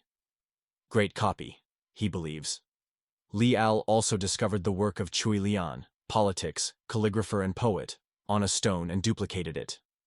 Suyan asks to let him look as soon as possible. The guard thinks that still warriors are very different from civil servants. He does not understand what these gentlemen find in such books. But hearing that they are considering a book about General Han of the times of the Kingdom of Chu, he asks him to show him. They collected enough crop in Luoyang and moved on. March 11th, 1443. Stop in the middle of the great Chinese channel Hunza. The prince with a retinue is examined by a chastra ship, one of the largest ships in the world. The Chinese are chokla and cherish him, like a beloved child. Liga says that even in the Min Empire, there is only one such ship. It was used on expeditionary purposes for the command of the eunuch Yung Sun. Suyan wants to visit the shipyard on which this ship was built when they get to Nanjing. The translator notes that 3 months have passed since their arrival in the empire. The prince agrees. Time flies quickly. He has already missed his family. Meanwhile in Chosun, the king asks the Kronprince. Recently he has been working on small arms. He answers in the affirmative. Sejong is interested. Does it not serve only to intimidate people? He would not want to think that his son was wasting his time in vain. Li Hanga replies that he decided to make a weapon that shoots much further than usual. If the soldier will carry it with him, then he will be able to strike from afar. Sejong says that in the north, the man at whom they shot woke up the next day intact and unharmed. Although everyone said that he was supposed to be dead, this is all due to the fact that small arrows were used against a person dressed in leather clothes. But if they shot a lead bullet, then the armor would definitely not save him. Kronprince is trying to find new methods of applying the form, which Suyan took as a basis for the bar. Chanun-sil sits at a table with a mug in his hands. He thinks that he had been waiting for this vacation for so long, but in the end he cannot throw his majesty out of his head. He asks, how is it better for him to please Sejong? A passing employee of the tavern thinks that the visitor is strange. He talks to himself. A scarecrow sitting in front of him, which previously stood in his workshop, believes that he is ridiculous. The man asks him to stop and offers him to drink with him. The guy with a tray recognizes the inventor and asks, for what reason did he come to them? He asks him to give him a fried herring. He brings an order. Having tried the fish, the inventor says that she has some strange taste. Was she really spoiling? Probably, she was lately marked. The employee is justified and offers to bring him a salad of spinach instead of fish. The inventor asks, the herring has deteriorated due to the fact that it was protected with Marinovka? He recalls how the prince spoke of alcohol. If you treat the wound to them, it will easily heal. And if you do it a couple of days after its formation, you will have to suffer from pain for several days. Chan Yun-sil is interested. How many days to this herring? The man replies that she lay at the bottom of the boat for 2 nights, after which she was prepared. The inventor thinks, in this case, will she not last fresh for 15 days if she ripped off her belly and immediately plow it? On the ship you can hear the command. Use a water lifting mechanism to immediately raise the network. The network lifted by fish. Chan In-sil prompts to lay out the fish, cut it to her belly and salt. He believes that the already known mechanism of the thrust of the upper block is perfect here. The inventor looks at the catch. The fisherman is interested in, if you marry so quickly, will it really be suitable for another 15 days? Chan In-sil responds in the affirmative. The interlocutor says that for the first time in 30 years he sees such a catch. Usually when catching hundreds, the ship is already overloaded, and then 1,000 fit. The inventor explains, as the catch increases, the area of its storage increases. If everything is done correctly, it will be possible not to limit yourself to dried fish, and enjoy fresh in the territory of the entire Chosun. He thinks that it would be nice to have a boat capable of going out into the open sea. Looking at the waves, he decides to direct the news to His Highness. A scream is spreading in the yard. The royal decree. The man, having launched the document, turns to the student of Prince Suyan Maelena. Sooner or later, a large platform for physical training will be built. Therefore, he must teach physical culture 20 candidates from noble genera. He is struck by such a large number of students. The man adds that these 20 people failed exams to receive the rank of officials. A month later, Ma Il-len, sighing, says, how beautiful the old days spent with the prince are beautiful. He asks the question, how can he master the task set for him? With Sanguan Li, he believes that he finally realized how difficult it was for his cousin to teach him. Ma Il-len believes that when the interlocutor gave his instructions, the students' eyes lit up, and when he tried to teach them something, holding a book in his hands, they did not even lead them with his ear. With Sanguan Li he says that everyone who fails will be sent to Hamgildo province, located in the north of Chosun. He believes that Ma Il-len still does not realize his position. He represents how the prince asks a question. Do you say that everyone went to Hamgildo? At the same time, Suyan believes that it is also cool enough here. His Highness offers to warm up well. Ma Il-len says that he will no longer be able to look at the suffering of students and common people. He believes that those who lack perseverance in training should take up the bar in order to harden his will. Ma Il-len asks a student who is engaged in a bar, what did he learn? Can't he answer yet? He orders another pancake. The student, crying, shouts that he now understands everything. The coach says that the weight seems to directly affect the degree of his conversation. He thinks that it is worth adding more pancake. Ma Il-len fulfills the promise. He encourages the student, saying that he cannot lose. Having gritted his teeth, the young man consoles himself with the fact that he will not be the only one who will pass through it. Everyone who comes after him also learns the truth through iron. So the answers that the iron gives began to spread throughout Choson. 4 months according to the lunar calendar, Empire Ming, Nankin. The prince believes that this city is more like the capital than Beijing. His companion notes that only April, and here there are already cucumbers on sale. How can you grow them when it is just time to collect rice? Perhaps growing vegetables brings them more benefits than rice? Suyan thinks that the agriculture of Choson is holding on to grow rice. Their lands are devastated due to the invasion of the army of red turbans and Japanese pirates. And the country had no choice but to engage in the production of long-kept food. But he plans to achieve the same revolutions in the future. The prince and his retinue decide to try the local cuisine. Throwing money on the table, they complain of hunger and ask to fix it as soon as possible. The owners are surprised by their generosity. They put a dish with fried carp in front of them. Then they bring a fried pig. They boast that all the bones are separated in the preparation process, so they can enjoy the dish. Next follows the soup with the sea turtle. Here it is. The true taste of the Empire Ming. There is simply a whole sea of amazing ingredients. The tired hosts literally lie down. They hope that the Chosonists appreciated their delicacies. When the dishes are empty and everyone was saturated, the prince makes a decision. He believes that it is time for them to meet someone. After the meal, the prince informs his companions that they were going to meet Nankin Chonskaya shipyard. The prince tells the man that they came on one question. He believes that a new porter came to him. He thinks that with such a physique, one can be moved by 1 or 2. The guy seems to be surprising and confused with the interlocutor. The man says that he almost committed a terrible crime. Suyan reassures him, and is interested. Did he design the ship for the expedition of the eunuch Yongkun? Shipbuilder Ban Kilju answers in the affirmative. He says that for expeditionary purposes, a ship was built with a displacement of 280 tons. Then he did not suspect that this would be his last achievement. No expeditions were carried out, and demand fell on such ships. After that, he began to earn a living by the construction of small merchant ships. In any case, for the master, it is natural to strive for grandiose achievements. The prince asks, did he build something else besides that? The man says that during the development of shipbuilding crafts he learned a lot. Shipbuilding is his passion. The Cherapach ship and Kansen are the most famous in Choson. Suyan invites him to get down to business again. It seems to him that his talents are wasted in vain. Ban Kilju clarifies. The prince invites him to move to Choson and build ships there. He thanks for the honor that the prince gave him his proposal. The man believes that the true purpose of a man in the construction of ships and conquering the oceans.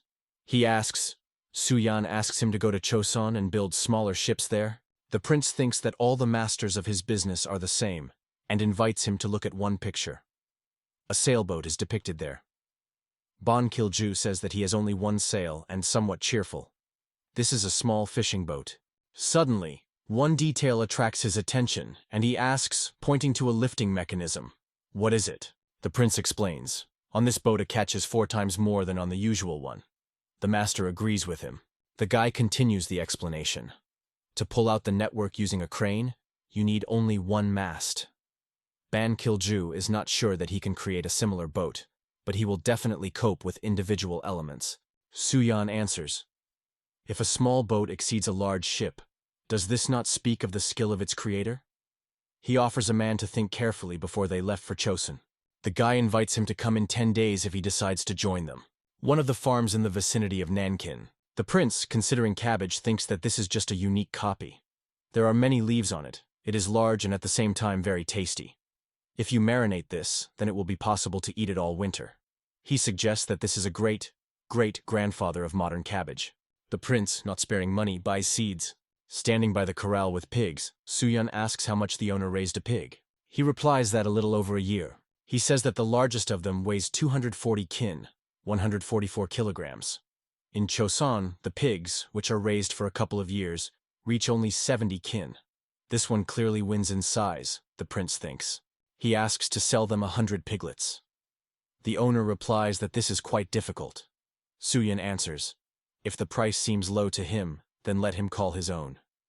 The owner promises by tomorrow to prepare females and males of the Eamon Black pig along the gold section, 8-2. The guy reflects that their journey through the Empire Min is coming to an end, and the funds given by the main eunuch of Sorghum are already running out. He understands that this amount is easy to get from the export of soap, but he is worried that he has no idea what he thinks about. However, He must overcome everything in the name of Chosun's prosperity. The prince has reported that Ban Kilju came. He was surprised that so much time has passed. He believes that talented people gather in Chosun. Suyan asks, "Did everyone collect things?" Pointing to the books, he says that there are more than 400 books, so he asks them not to waste time. He believes that it will not be easy to fit all this so that there is enough space and people. His companions say that in a fair wind they will get to Shandun, the provinces in the east of China, for 6 days. The translator reflects on what reaction their gifts will be called. The prince believes that there will definitely be a crowd in Chifenjon. A servant is running to the king, screaming that trouble had happened. He reports that excitement began in Muache. Sejong says that he was just about to break the record in the standing thrust, and he prevented him from. He asks not to bother him in trifles, but then he is still interested in what's the matter. The servant reports that the gentleman returned from the trip. The king believes that this is good news but cannot understand. What is the excitement?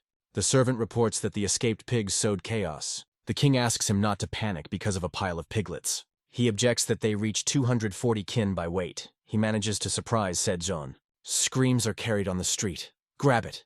A man who caught a pig says that this is a whole boar. He is surprised.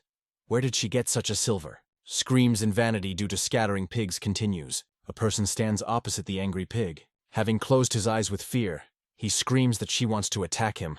He is trying to run away from the animal's attack, ready to rush. But his legs are braided, and he falls. Suddenly, someone's hand tightly squeezes the tail of the pig and raises it up. Prince Suyan, now holding 2 pigs in the hands of 2, says that his year was not in Chosun, and they are already defaming his good name. The king, looking at the pigs, tells Suyan that with such a harsh form and a cool Norov, they are more like wild animals. He holds out a bunch of grass to the animal, continuing the conversation with his son.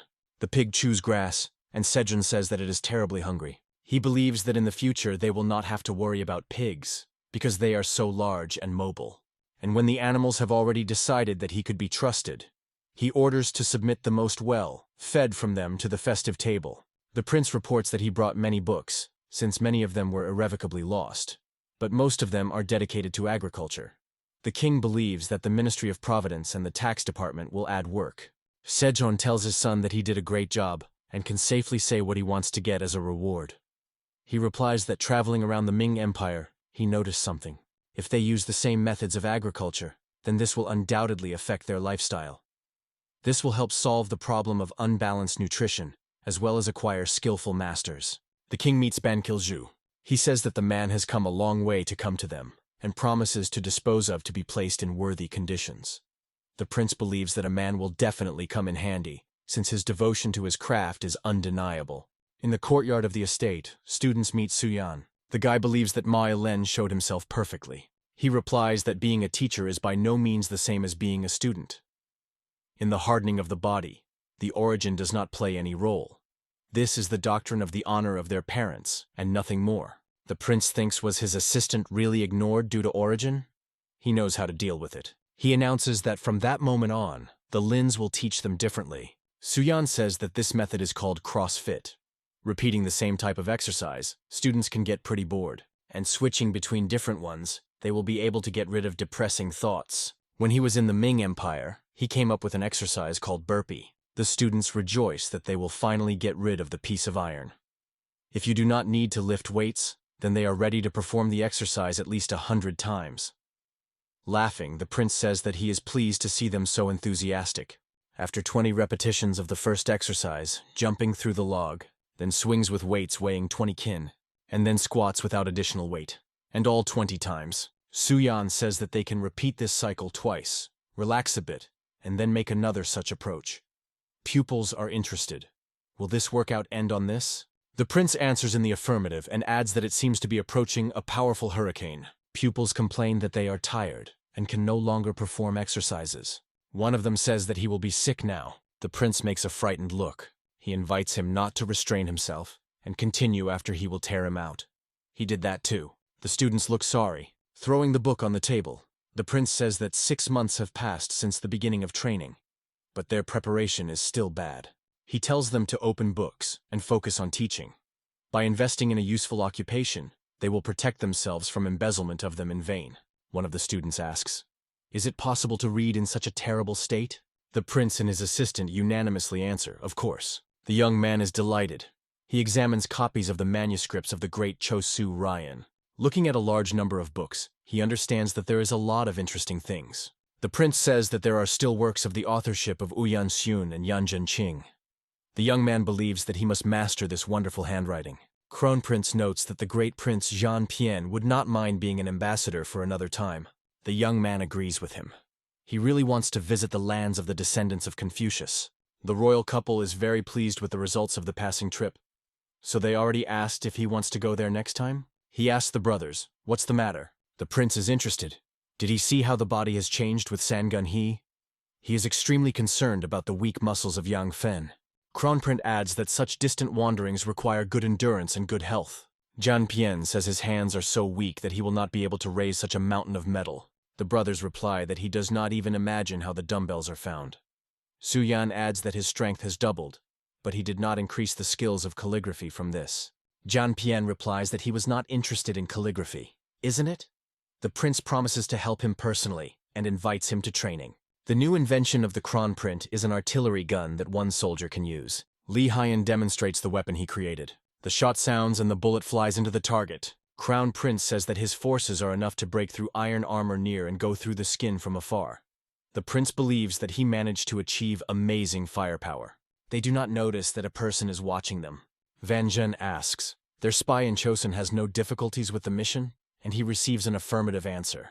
The eunuch believes that the prince is very talented and inventive, given the past experience with soap. He wants him to be immediately informed if Suyan invents something that Empire Ming has not yet seen.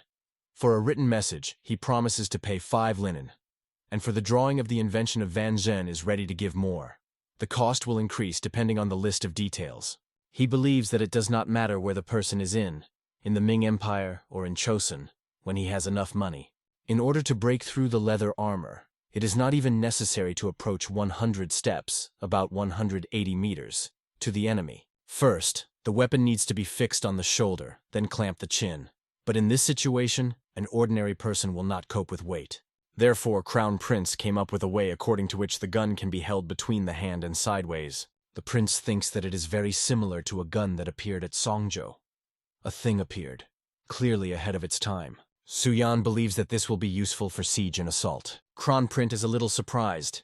He was developing a weapon for the palace guard. The prince assures that it is poorly suitable for close combat, and he asks to let him show why. When performing an inspection, he thinks that the gun breaks through both iron and wooden plates. Impressive power. He believes that you need to do accuracy, because bullets do not fall into the target.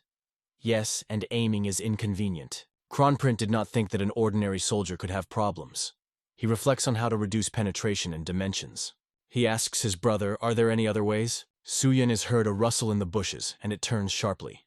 The person who peeps after them hastily retires. The guy thinks that perhaps he was just heard something. They again return to the discussion of sights. The brothers turn to Ban Kilju for help, who made the drawings of self-shoots in the Ming Empire. He says that he is just improving his old self-shot. Suyan wants to take a shot to show his brother what the essence of the problem is. It is carefully aimed at the crossbow. The arrow falls exactly on the target. Crown Prince understands what he wanted to tell him. Accuracy improves when the eyes and weapons are on the same line. Moreover, when hovering the barrel with one hand, it would be very difficult to breed another fire. Thus, it is easy to miss the moment of approaching the enemy. In other words, this weapon is difficult to use in a mobile battle. Suyan wants to solve the problem by combining 2 types of weapons. He tells the master that his self-shooting can wait. He offers to postpone it and join their development. They are accepted for work. Already a few shots from such a gun will lose his strength and injure his face.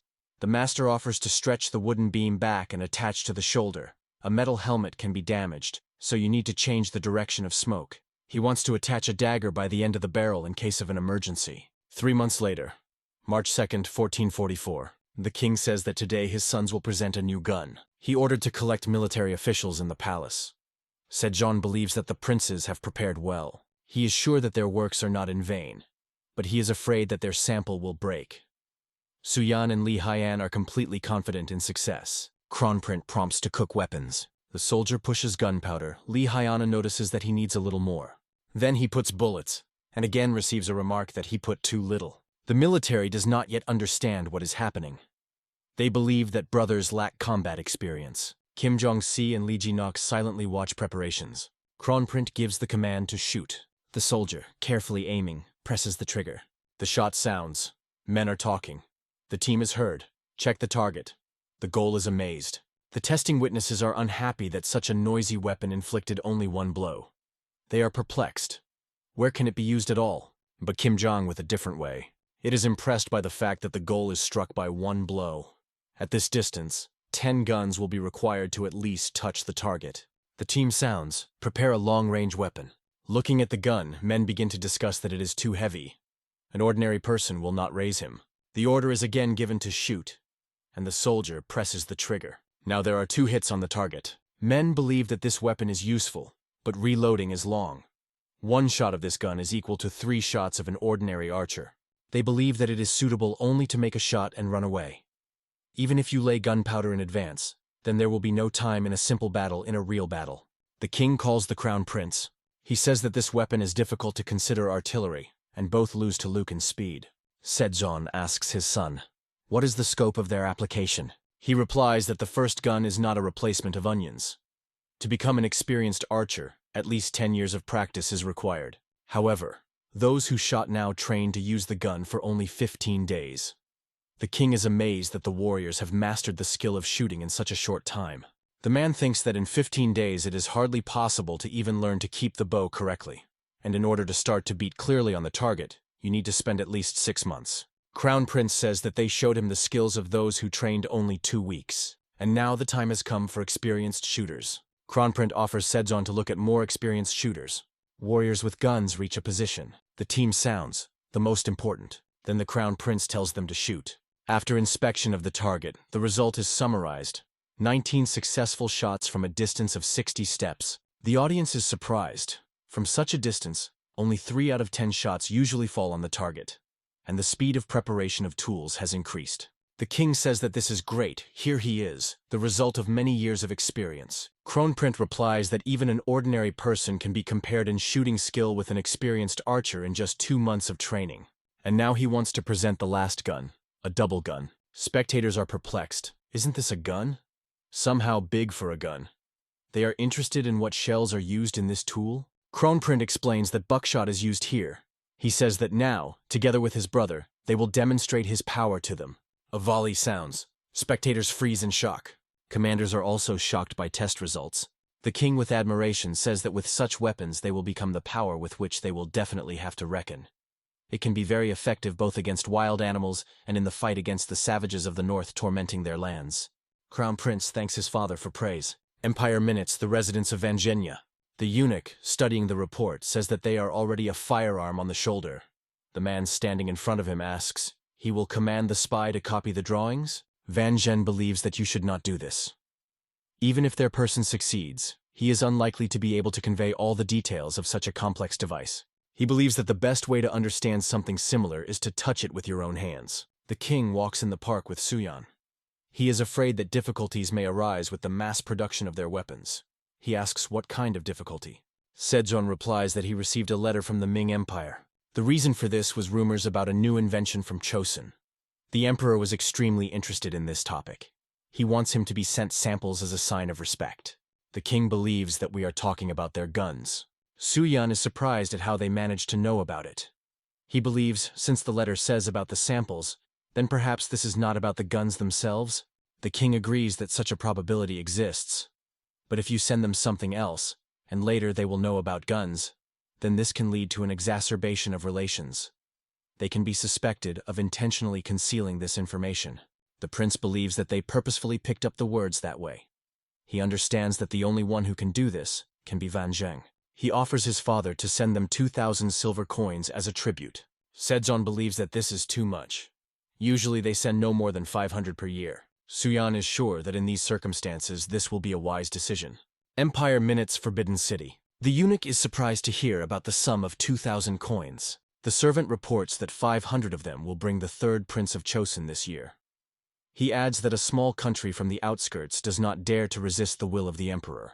He asks why Van Zhen used the word sample in a letter. The eunuch explains, if Chospon sent something else in return, then there is a certain secret plan. In this situation, They greatly risked to fall out of disgrace and run, at least, to increase the size of tribute. The eunuch believes that King Chosun turned out to be a very prudent person, so such a scenario does not threaten them. And since they have such difficulties with the satisfaction of their request, this can become a successful opportunity to get something more valuable. He wants to get the second Prince Chosun as a hostage. Van Zhen believes that when someone does not want to listen to your words, then it can always be reasoned by force. The axe cuts in two turban. A man nurses a man chopping firewood. Calling him he is interested. Did he hear about the last news? The interlocutor replies that if he has in mind the announcement, then he could not make out what is written there, since the style of writing is poorly familiar to him. The man reports that on February 5th next year, the capital will gain volunteers to teach military affairs and some new teaching. He believes that it sounds suspicious. With the slightest mistake, there is a great risk of link to the far north. Continuing to do their own business, he says that since the capital's people are recruited, then they will train there? The man says that, according to the rumors, the teaching was founded by Prince Suyan. Hai thinks that since it is a recruitment for the capital, it means that this is the same as training for the role of a palace guard. He is not even really trained in literacy, so something is clearly not for him. The man continues to convince him that there is no question of such an announcement, and the set is not only for noble gentlemen. He thinks about his words. The interlocutor adds that according to what was written, it's enough just to name your name. It is also said that it is desirable to have a strong body and strong will. He stops working. He is interested in another question. Those who achieve success will be able to receive a pardon for their families? Winter, snow falls. On the porch there is a gentleman who speaks a poorly dressed boy, standing in front of him on his knees that he showed generosity, letting him with money into the city. But he knows what will happen if he dares to escape? The punishment will undoubtedly be severe, and instead of him his father and mother will be carried. The guy thanks a man, and says that during his stay in Kanyan, he will pray for the well-being of his parents every day. Hundreds of young people throughout the country, regardless of their position, united a single belief that, having a strong body, they have a chance to become a warrior in the service of the king. And they rushed to the capital, where the great Prince Suyan was waiting for them. February 5th, 1446, Nodal Nara. 1,052 people responded to the call of the prince. This is somewhat less than he expected. Considering the arrivals, he understands that they are clearly not familiar with the essence of the doctrine. He believes that they are not waiting for the most pleasant discoveries. The prince is interested. How long will the man hide behind him? It was after all that the king ordered him to direct their warriors. The son of a dream, a civil servant, a calligraphist of the early dynasty Chosun replies that he cannot. Before, he was engaged only in management, and now suddenly became a military advisor. The prince assures him that Sejong made such a choice because he knows he will cope. Suyan believes that enough people have gathered. He welcomes everyone who challenged the winter cold. The prince announces that according to the command of His Majesty, he is responsible for training the first training department under the command of a military advisor. In this training, completely new methods and guns will be used other than those that are adopted by the current city troops. Therefore, unfortunately, not everyone will be able to join. Only those who will be able to successfully pass entrance exams can join the training department. And he wants to start with a very simple task, namely from running. Since they managed to get to the capital with their own forces, it means that they have quite strong legs. The lower part of the body is vital for the soldier, and special attention is paid to him in teaching. A man whose legs are weak cannot be called such. The prince invites them to follow themselves. He says that they will need to run from here to the designated place, following the teachers that they will direct them. Their goal is Tankerhan. The prince tells them to prepare. He recommends that they run that there is urine, as if the enemy's camp was spreading in front of them. The guys run. A scream is spreading. Those who were exhausted should get out of the way, otherwise it can simply trample him.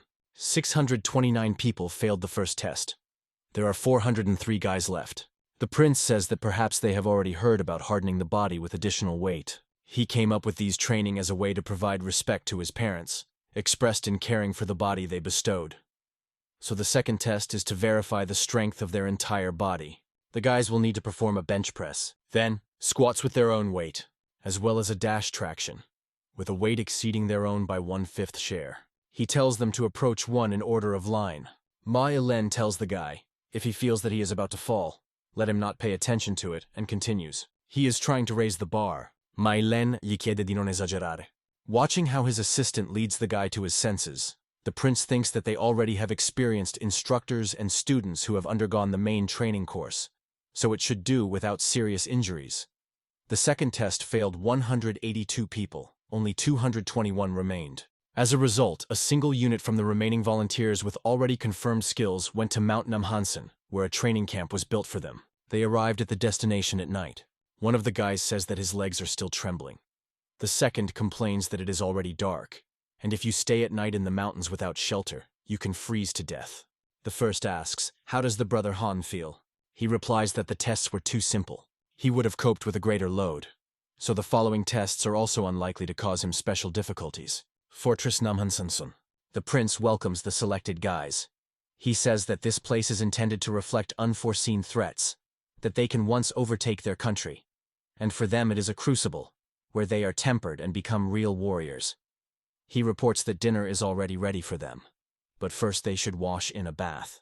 One of the guys asks, "Is the ink, like them, is allowed to do in such luxury?" The prince replies that, being students here, they can allow themselves to allow this at least every day. The guys are delighted. Suyan reports that tomorrow he will talk with everyone personally, but today they let them wash and rest.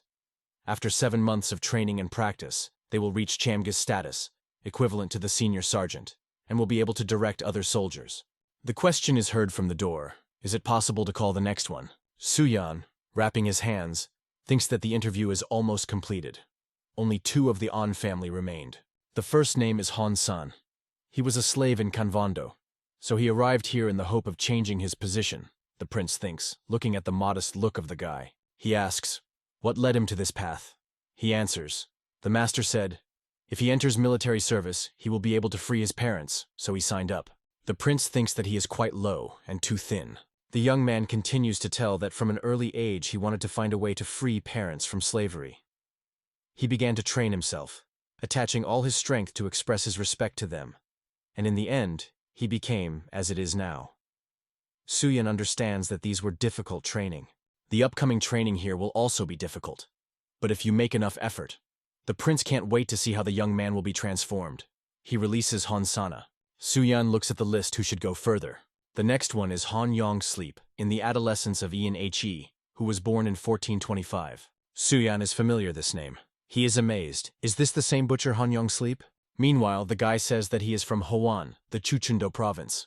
He is strong in his body, but his family is poor, so he could not study horse riding. But he still wants to succeed in life, and therefore responded to the prince's call. Suyan decides to argue with the common opinion that a person cannot be corrected. He wants to try to rewrite the story of a 22-year-old guy. He asks, does he realize his role here? He replies that if someone is needed who should keep these homeless people in the bridle, then he is ready. The prince explains that the true leader is able to direct his subordinates without resorting to gross cruelty. It is not at all necessary to beat people to make them listen to themselves. The guy asks, how to rule the people without it? What else do warriors need if not for cruel measures? Han Yongsong asks a question to the prince. He asks, what else do warriors need if not to take cruel measures? Suyan hopes that they will be able to clarify this until the end of training. He lets go of the guy. The prince thinks that the king was also very stubborn, but he managed to change him. Han Yong Sleep is much younger, so he believes that his chances are high. The team is heard, and the ban on conversations in the ranks. Pupils believe that the training is somehow strange. The prince explains that this is a coherence exercise to hone the command work. Orders on the battlefield should be performed impeccably. This is extremely important. After all, this is the place where living people can turn into pieces of meat at one point. Pointing to the poles to the letters, Suyan announces that from now on, all interactions among their troops will be carried out through Chonim, and therefore they are those who will send their warriors in battle. They must also master them. The teacher monitors order in the classroom. Approaching Han Yong-song, he is surprised that he already knows how to read and write, to which the guy replies that this writing is quite easily given to him. The prince thinks that he will revise his plans for his account if he notices at least a drop of cruelty. But while everything goes smoothly, he believes that the guy has every chance of becoming one of the first instructors. The students ask Hong Shan whether he will play with them, but he rushes to the exit. He says that he had never played in Thie, so it will go better and refresh his head. One of the guys is surprised that he was going to walk. They were so exhausted today. but Hong San believes that a short break will benefit him. He recalls the instructions received before leaving the house. Father said that for him, this is the only chance to make money, so you need to dispose of it wisely. He asked him to forget about them and never return. Hong San thoughtlessly wanders around the camp. He approaches a large tent and he becomes curious. As far as he remembers, the light is always on here until late. He is interested in what kind of place it is, and he looks inside. He sees a guy with 2 clubs in his hands. He says that if he came to just stare, then let him immediately leave. Hong San thinks that all the exercises that he had seen before were already familiar to him, at least to some extent. He does not understand why these blocks of different sizes are needed. He asks what rank the guy has, and he replies that he is a younger assistant. The rank of 8th rank is a court position for those who work on textbooks. Han Sleep asks, why is a flap, which he holds in his hands? He replies that if he became interested, he can familiarize him with this personally. This is called heavenly inhabitation. Slow rotations of the wooden cargo allow you to improve the grip of weapons and increase the dexterity of handling it. Han Sleep cannot even imagine how to train at all, slowly rotating something similar. Having tried, he asks, who invented it? He would like to look into the face of this person at least once. The guy replies that this is the teaching of Prince Suyan. Exercises vary depending on which weapon the fighter will choose in the end. But if he has not decided on this yet, then it makes sense to try everything. Han Dream replies that he is going to become a thyroid gland. In this case, such a practice is clearly useless to him. The guy shows him a shield and says that then he will have to prepare for the fact that he will have 40 kin armor. Han Sleep, sobbing, asks for forgiveness and calls himself a rustic. He understands that he was in vain for this. He believes that he should leave and not waste time in vain. But the guy does not think so. He is not going to let him go. He says that since Hong the Dream has gone so far, it is possible to at least try. Half an hour passed. From the tent is heard the voice of a guy who praises a student and says goodbye to him until tomorrow. A dream of a sob of a dream comes out of the tent. He is not sure that he can withstand all this. He notices ENHE and asks what he is doing here, because students are not allowed to go beyond the rules of the teachings.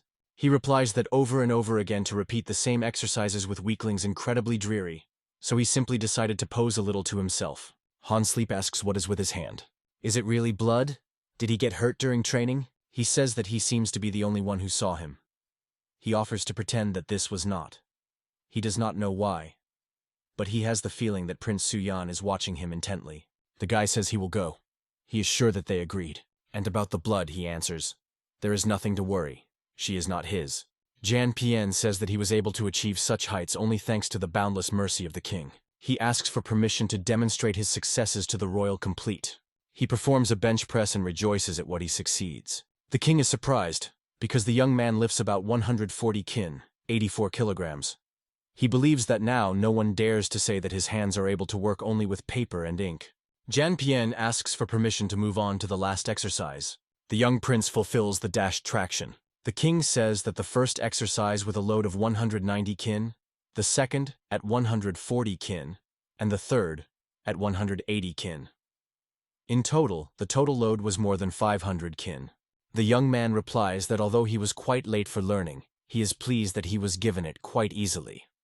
Thanks to the support of the brothers, he will be able to go on a trip to the Ming Empire in good health. Sejong believes that he should not dwell on the result achieved. He admits his son, even being on a journey, surrounded by exquisite luxury, he should not leave the chosen path. Suyan thinks that apparently, 500 kin for 3 main exercises for him is now not enough. The king wants to evaluate the results of the works of Suyan in improving the body. He heard that the son has recently succeeded in this recently.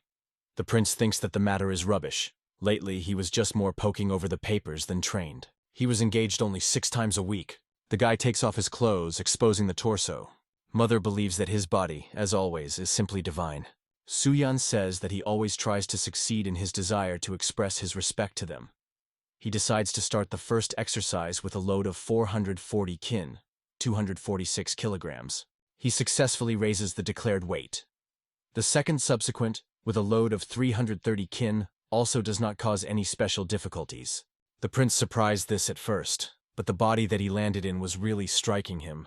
Raising a similar weight with such muscle mass is truly impressive. Sejong thinks that his son did it again. Such a huge load inspires him with awe. He says that he will be reasonable to rest a little now. Suyan thanks him. but considers himself ready to fulfill the dash traction. His muscles are beating when he lifts the bar. The brothers are watching his actions intensely. Everyone sighs in relief when the prince successfully performs the third exercise, a dashed traction with a load of 430 kin. The king says it is truly great. The overall result of the prince in 3 main exercises is 700 kin, and Yang Fian, 500. The strength of both of them increased. He believes that this is truly a blessing of heaven, not otherwise. He asks the youngest son before he leaves for Beijing to draw Suyan's body on an 8-wrapped screen so that it can be placed in a prominent place. Sejong believes that this will become an inspiring symbol for everyone who follows the same path. The prince is in shock. He thinks that it will be like a sign in the gym. Suyan asks his father, will they make themselves before the descendants, capturing such a vulgar image of the body? The king is sure that a person who has first achieved such results in 3 key exercises should remain in history for a long time. He announces that from now on, 3 main exercises in such a weight category will be called Suyan. The guy thinks, is it not too many oddities that he brings to this new chosen training camp? Suyan announces that from today, students begin training according to their kinds of troops. They have to get acquainted with the new type of firearms developed by the crown prince. Then he tells them to disperse according to his classes. They report to him that the distribution of fighters in classes is completed. As a result, 41 shield bearers, 51 kopecks, and 63 swordsmen turned out. And finally, 66 assistants to the commander. The prince thinks that the latter did not work out so much. Perhaps they have not yet managed to get a stamping in handling cold weapons.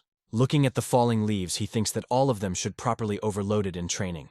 He feels slight anxiety. Pupils consider the main weapons of the thyroid glands. The teacher tells them to take their places. He says the first exercise is the rotation of the shield in all directions.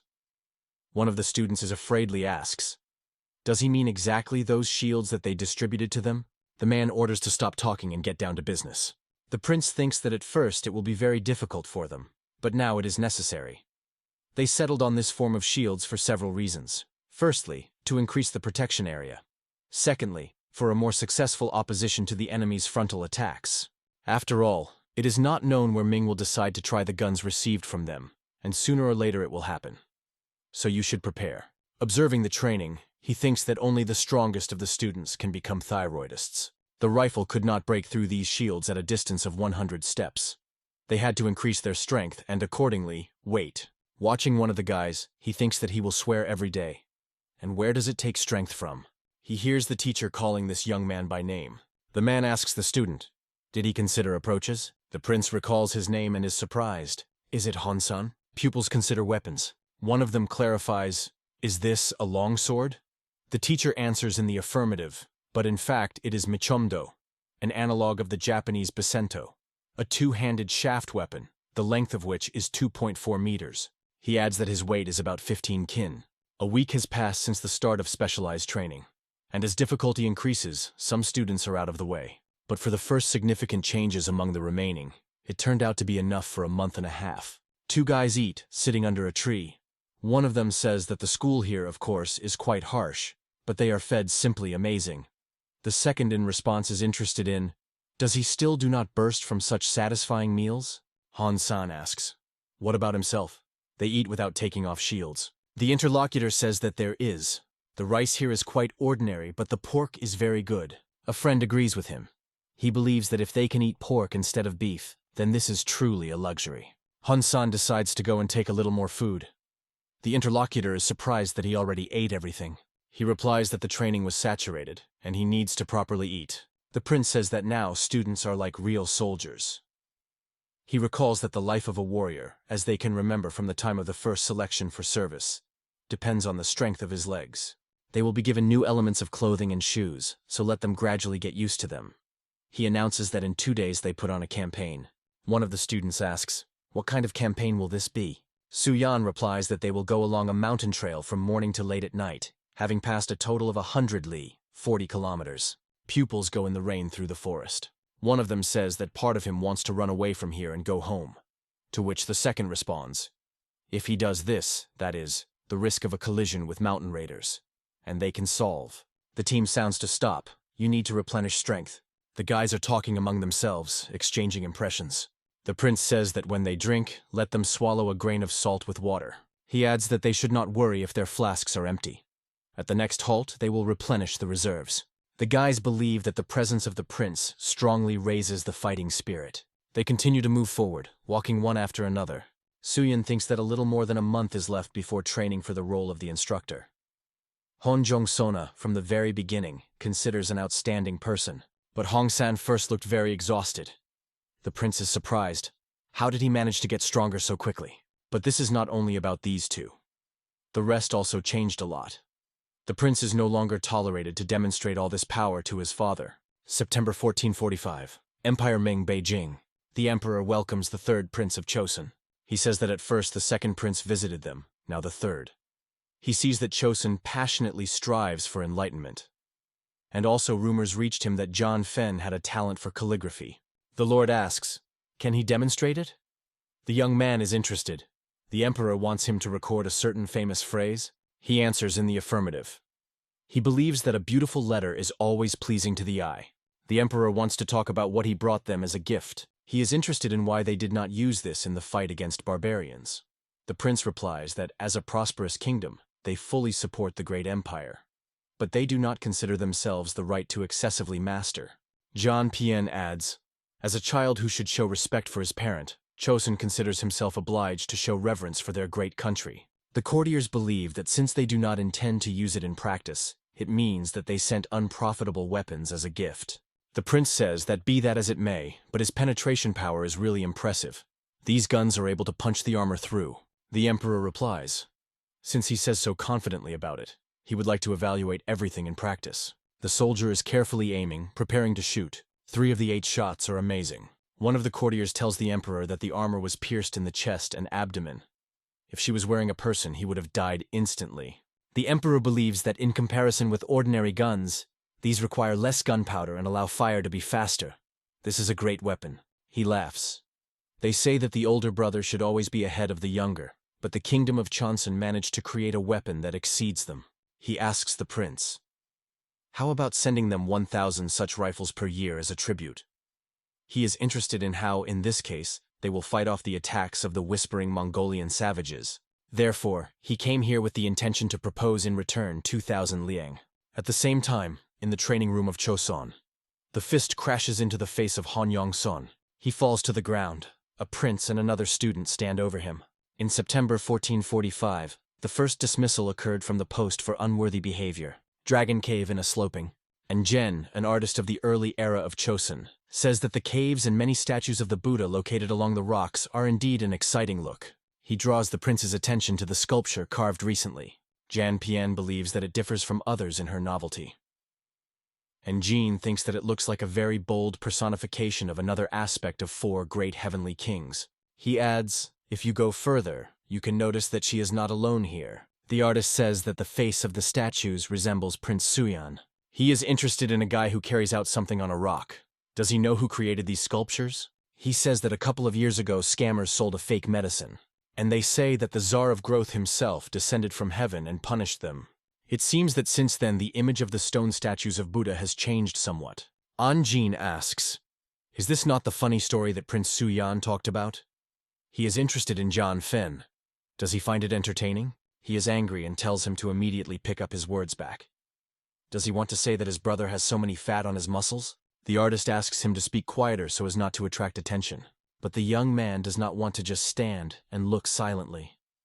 Looking at the statue, he says that this is some kind of sagging squalor. How did they dare to desecrate the muscles of his brother? He decides that he will not let them go just like that. An Jin asks, does he really intend to postpone the day of departure? To which the prince answers in the affirmative. He wants to draw everything in such a way as to show the upper body without monastic robes. The young man believes that his brother is good not only with a body, but also with his mind. Therefore, he wants to portray him in the image of Bodhisattva. A few months later, the prince, with a sigh of relief, says that the first sketch is ready. The artist believes that this statue has a special dark aura in comparison with the other. It is very reminiscent of a black dragon who is ascending to heaven.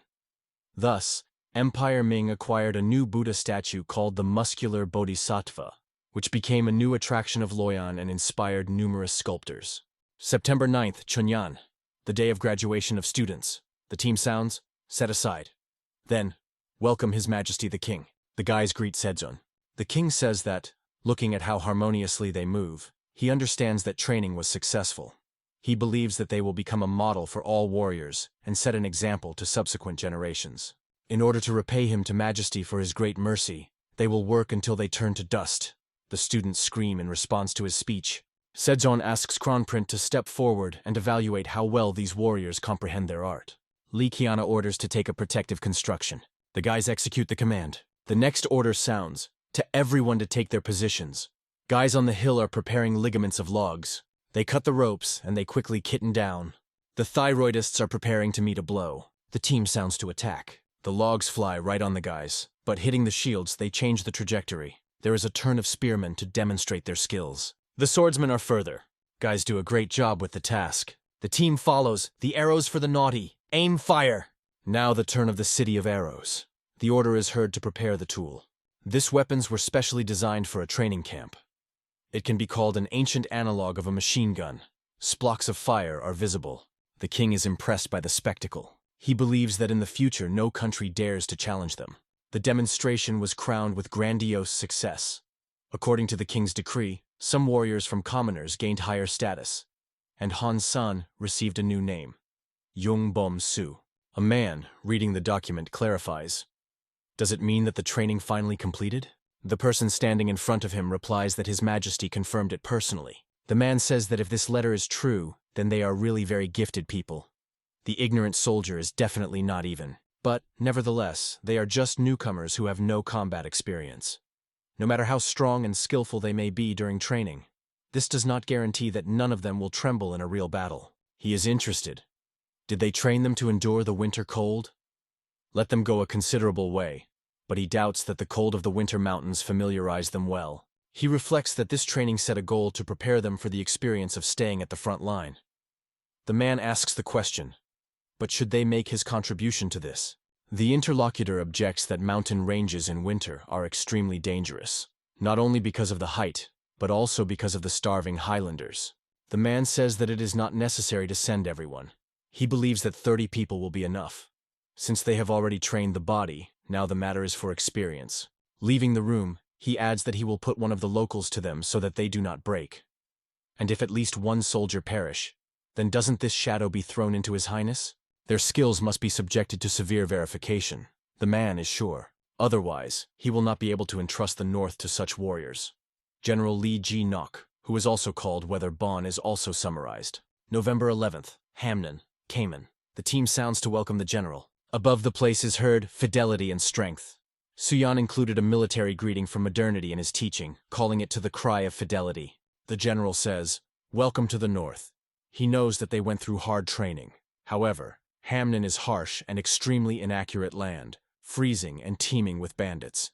One of the warriors says that he lost his ear in the fight against 3 horse-haired. The second adds that the scar on his back is still aching. Lee Jinoka is very curious. Will they stand before all this? And of course their first test will be a cruel northern cold. He begins to tell what their task is. They should ascend to the top of the Baktabon and leave there the proof of their presence. He orders to choose 30 people from his ranks endowed with special dexterity and agility, as well as 2 commanders. In addition, they will be limited by time. This is their chance to prove the effectiveness of their teachings. A conductor approaches them. They are going to draw up a plan for their joint trip. The conductor is interested. Are they sure that they want to go through it?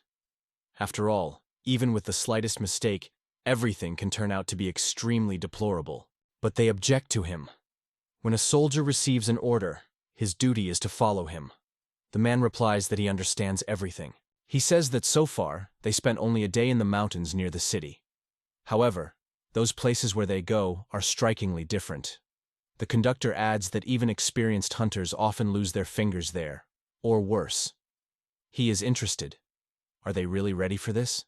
Han Yong Sleep asks. He intends to scratch his tongue further. If he is still gathering with them, then let him go. But no, then let him fail. Yung Bom Su, in the past, Hong San, says that one of their coaches was from Gapsan. Thanks to him, they learned a lot of useful things. He thinks that this knowledge will be useful to them. The guys decide that enough to waste time. It is necessary to start the preparation of people and equipment. Experienced soldiers are discussing a detachment going to carry out the order. They are of low opinion about beginners, but they are interested in what kind of iron rods are behind them. The conductor asks, "Is it not too difficult to carry a shield with a weapon?" The guy asks him not to worry about it. The man notices that devices from chains on the legs are very simplified by walking along icy terrain. He is interested in who came up with them. Before the eyes of Hong Yong-sona, unpleasant memories of the conflict with Suyan are flying. He replies that this is the invention of the prince and asks to stop questions. The night came. The detachment defeats the camp. Guys are going to install tents. There is a conversation near the fire. The translator is interested in how much they went through training, that they were able to adapt so quickly under the harsh conditions of the snowy mountains. They answer him that the prince planned to conduct training for them in such conditions, but did not have time due to limited time. Young Bom-su says that instead they just trained to move in the mountains twice as much. The man believes that the food in the boiler is already ready and asks that they added their steamed rice, or something like that. The young man replies that this is a stew that they prepared during training. He cannot say that it is very tasty, but very satisfying and gives strength. Young Bom-su holds out a plate to the interlocutor. He believes that the stew has an unusual taste and fruit smell. He wonders how the young man succeeded this. He replies that pork is first fried, then dried and crushed, and then all kinds of seasonings are used.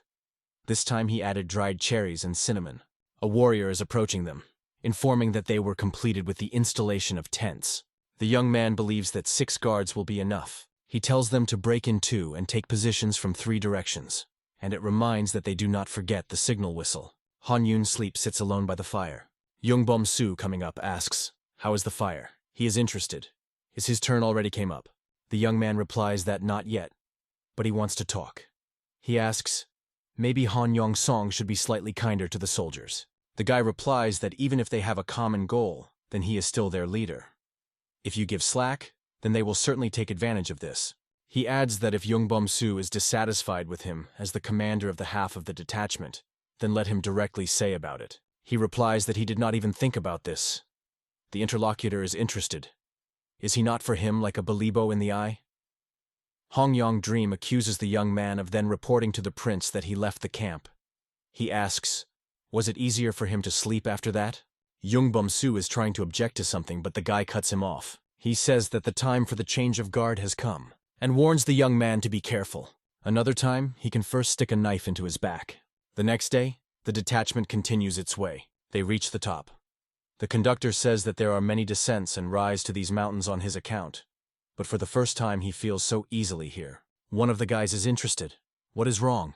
Dark clouds are approaching the northwest. The tiger is watching people. Han Yun-sleep gives the command to go down.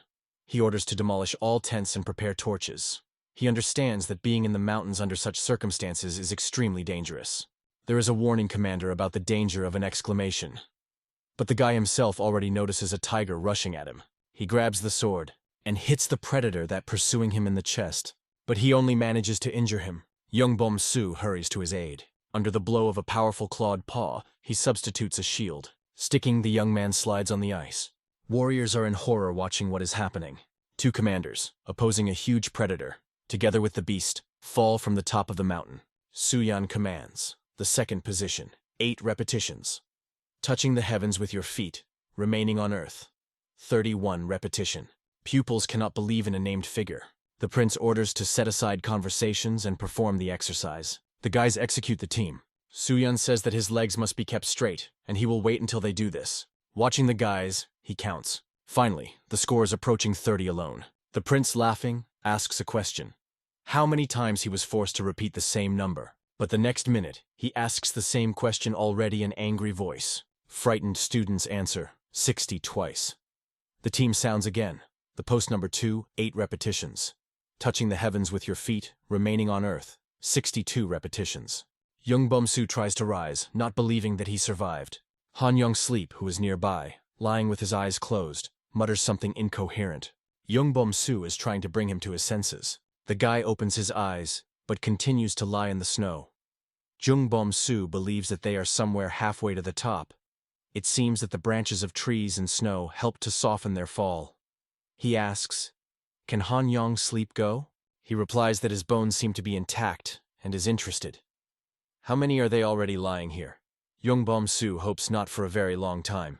The guy gets up and offers to return to the rest as quickly as possible. Yongbom-su notices the blood on his clothes and asks, is he injured? They are trying to find their detachment. Hong Yong-sleep goes ahead. His partner, leaning on a stick, waddles behind.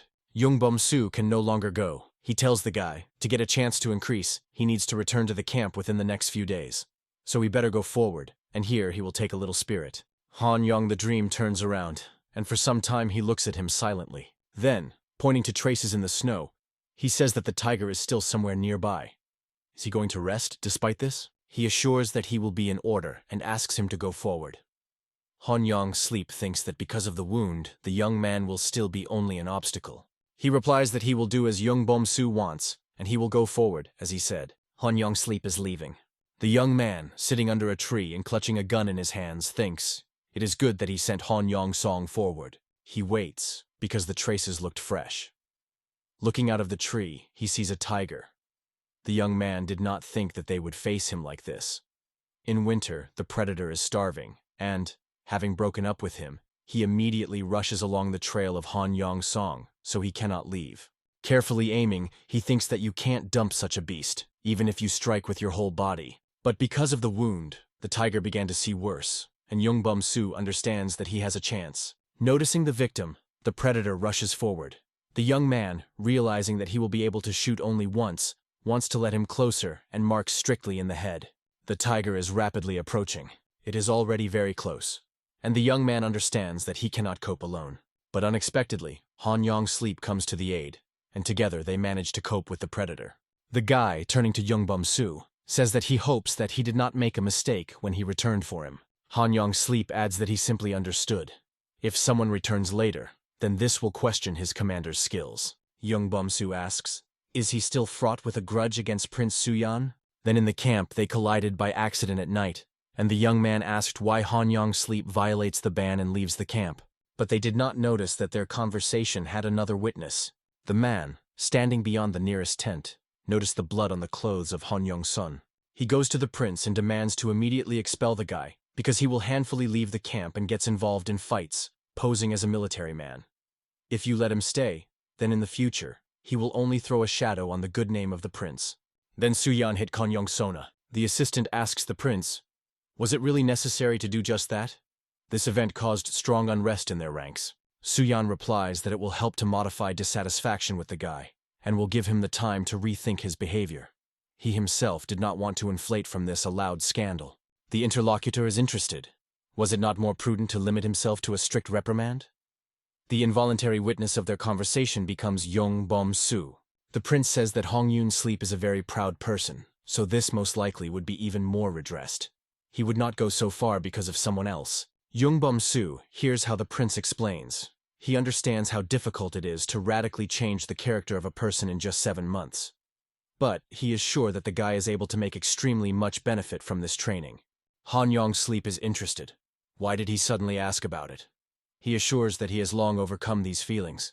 The guide and soldiers are looking for missing commanders. They call them by names. Finally, they find them next to the dead tiger. Hamnin, Cayman. The team sounds immediately gather. If the detachment cuts such a heavy snowfall, then everyone can die. Lee Ji-nok rinses the soldier. The man who approached him says, if they are now at the very peak of Bakdalbon, then the snow there probably reaches the waist. Even if you go immediately, then... He does not agree to the end of the phrase. The general believes that if they die in vain, then it will be entirely his fault.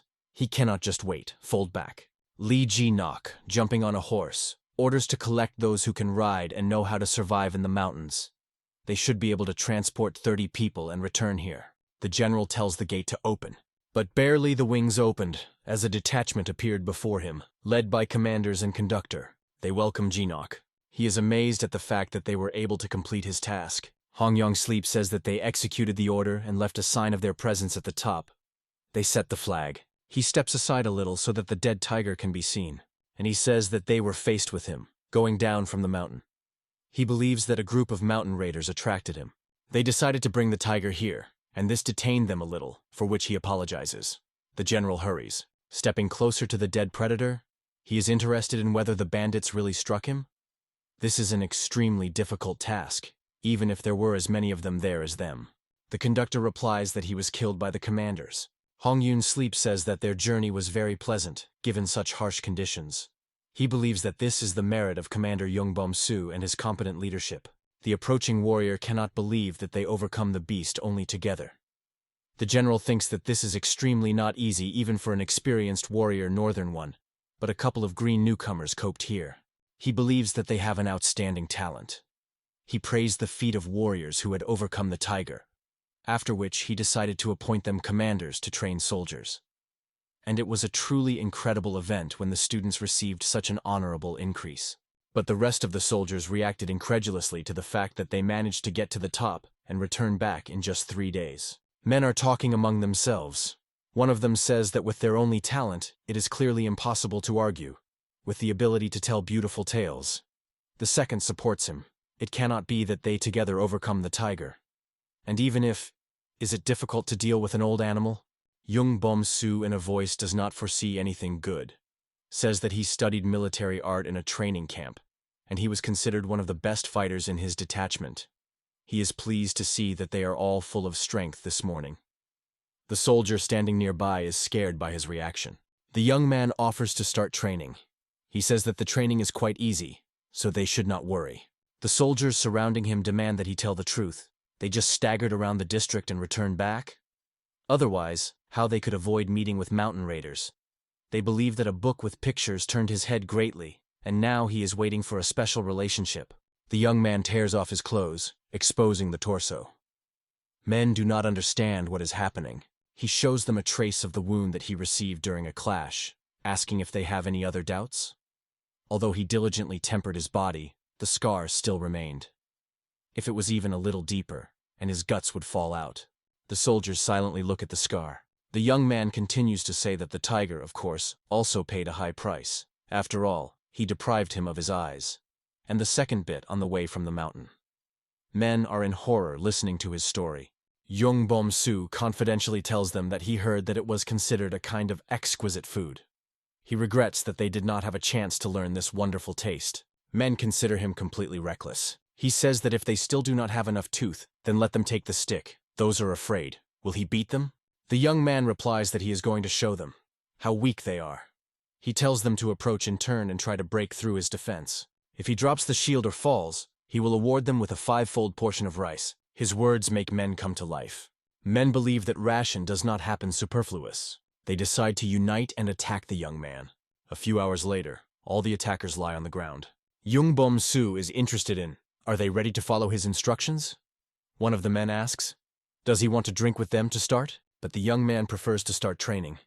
The team sounds, the pose of 2 8 repetitions. The mournful exclamations of soldiers are rushing over the mountains. The empty bragging does not cope with the hardening of training instructors. Meanwhile, the great Prince Jian Pian returned from his journey through the Empire Ming. According to the results of this trip, Chospan gained considerable success, safely resolving the issue of tribute in arms. Jian Pian first hastened to meet his father.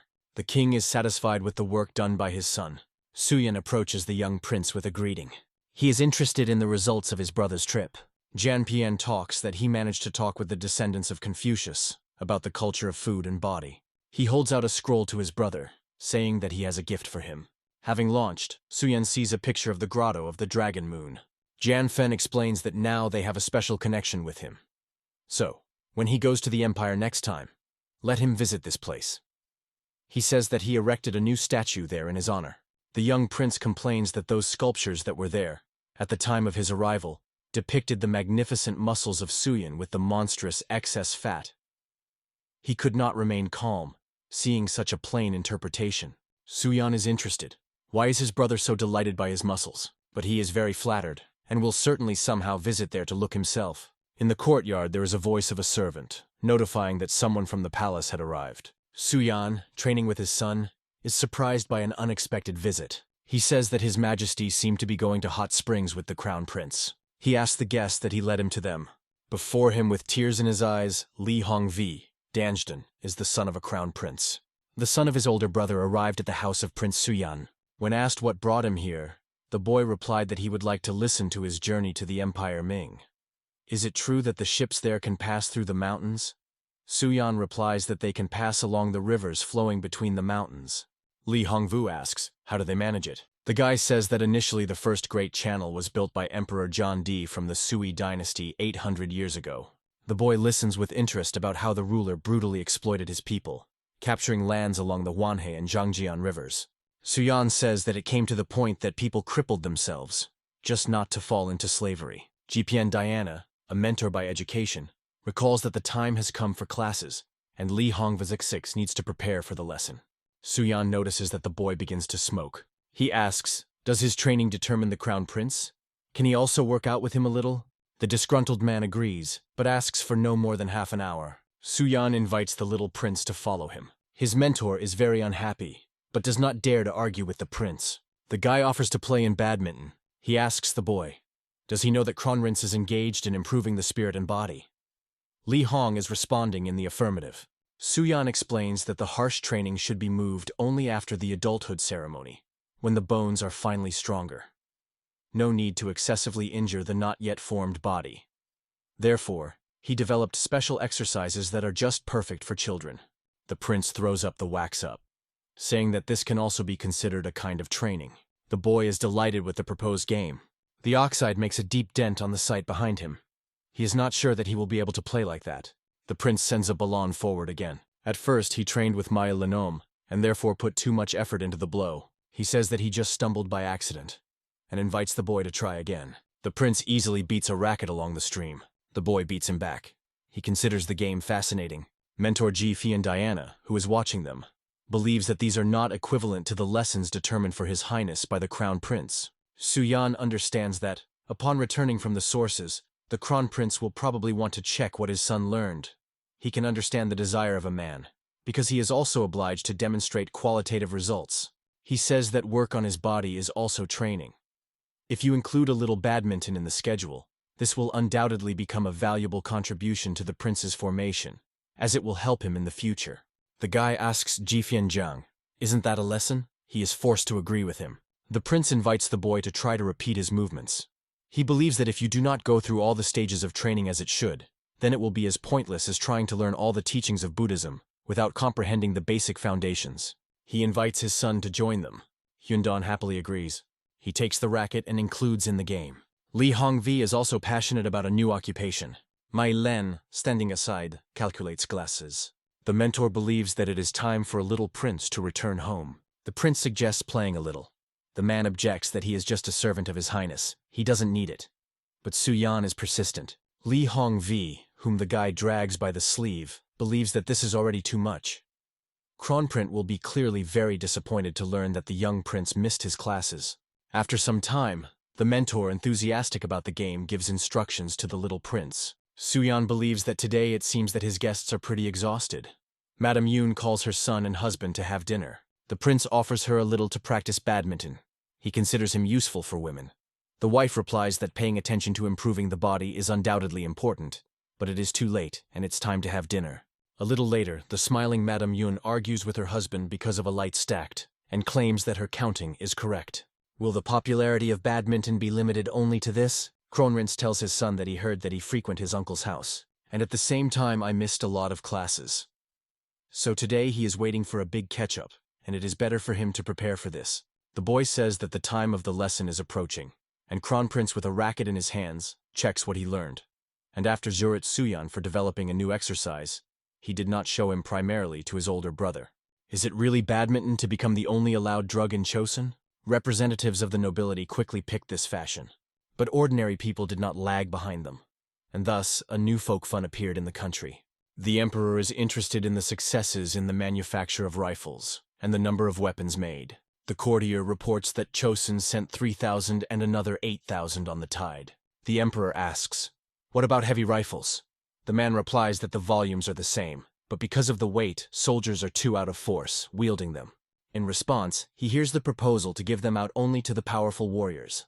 The ruler adds that soon they will have to use them to conquer the Dala, northern Yuan. Vengen, eunuch Soragam, replies that all the commands of His Majesty will be fulfilled. The courtier clarifies, does it mean conquest? The emperor responds in the affirmative. He wants to use this opportunity to deal with these arrogant upstarts from the northern Yuan camp of gunsmiths. Sejong, turning to his sons, says that after a series of failures, they still managed to improve their rifles. Kronprince replies that this is Suyan's merit, because without that detail he would not succeed. The prince does not understand what we are talking about. The elder brother says that some time ago the axis on the walker's simulator bent. Therefore, there was a need to make a new part. Sejong asks, "It turns out that they found a way to somehow reduce the amount of heat while maintaining the shock power." The prince answers in the affirmative. He reaches out to the fabric behind which the weapon is hiding and continues to explain. Kronprince was engaged in the simulator when the axis broke, and then the idea came up with how to achieve improvement. At first, the trunks were cut and dragged by the disciples. However, no matter how much power is in their hands, it is still limited, which often leads to defects. Performing the same actions many times, they inevitably begin to make mistakes. The king asks, so they decided to let them go early to give them the opportunity to work on their body, and also with additional benefit. The prince thinks, does the crown prince want to say that they agreed to finish the work earlier in exchange for sports? The king says that he and his eldest son also had a special passion for this simulator at one time. The prince asks the master, what about the method that he illuminated them earlier? He clarifies, with the smelting of bilateral trunks, manufacturing two halves of the barrel for further connection. The man replies that he tried, but they can't stand it and hundreds of shots, becoming unusable, so he preferred this option. Brother tells Suyan that Mr. Jim also put forward a lot of ideas. The guy thinks that this man, of course, is smart. But having taken this technique into service, it will be easy to achieve a performance of 2,000 rifles a year. The prince clarifies, do they want to say that guns with soldered trunks will soon be abolished? To which he receives an affirmative answer. Due to the range of defeat in combination with the power of the shot, the current light rifle requires cutting notes. As a result, too much valuable material goes to the manufacture of one unit of weapons. The new prototype is less costly on resources, and it is much easier to produce. Therefore, Kronprince has no doubt that as soon as the artisans gain experience, they will begin to spread this method of pulling out the barrel. The prince asks his father, is there a certain special reason why he decided to devote increased attention to the issue of building up weapons? The king replies that at the beginning of this year a decree was issued in the Empire of Ming. It says that in the near future they intend to punish their arrogant enemies and recommend that they cooperate with him. Suyan clarifies, is it really a question of Dalj about the natives of the Yerzeni tribe? Are they not in alliance with part of them? Sejong replies, there are rumors that recently they have been behaving more and more defiantly, and Ming decided to teach them a lesson. The prince says that in fact they are forced to get involved in this conflict, and the father replies that this is so. He adds that the emperor has already ordered to put 20,000 cavalry and 80,000 foot soldiers under the gun to attack Dalji from the rear. Suyan is interested. Is this the number of regular troops? If about 200,000 people gather there, this can lead to catastrophic consequences. The king replies that it was decided to arrange a meeting on this issue, collecting the brightest minds. He adds that the prince is also invited. Suyan thinks that all this is very time. The man is outraged. He screams that this is not heard. Whatever the great was the country, how to feed such an army at all? He is sure that they can't collect horses so much. Even if they provided her with rifles themselves, then they simply would not have enough people. The second man, present at the council, clarifies, does he propose to send only one infantry there? The interlocutor replies that in this case they will have to call on to the war all men, except perhaps, of 3 southern provinces. The king, for some time, considers what he has heard. Then Sejong, in order to avoid riots in the country, is appointed by Kim Jong-sona by the Minister of Internal Affairs of the Borderlands. Having dutifully bowing his head, he replies that the king entrusted him with such a responsible role, and he will make every effort so as not to disappoint him. Mentally, he appeals to him with the hope that he would not send him again to the north. Sejong asks how he would describe the situation in the north. He replies that in recent years several settlements have been ruined, namely Enen, Muchan, and Yue, which led to the strengthening of the riots. However, judging by the last news from Liji Nok, now it's quiet there. Things are also folding with the Hamgyal Island, but near Sagun people are much more wild. A good half of them is trained with pogroms and robbery. It is especially restless around the Paja River due to the aggressive behavior of the gang Imanj. The king replies that they cannot refuse all the requests of the Ming Empire. So it is necessary to weigh how many troops they are able to send. Kim Jong-dream says that in total, about 60,000, including both the main forces and auxiliary. This is very many, and may ultimately lead to the risk of collapse of the northern border. Suyan thinks that if the north is now collapsing, then there will be no one to wait for help from them. This will give the barbarians an excellent opportunity to unite forces in order to hit them with all the skeletons. If you send the troops now, this, in fact, will untie their hands for invasion deep into the external territories. The prince represents a raven soaring against the background of gathering clouds. The bird has scarlet color. In its beak, she holds a bloodied object.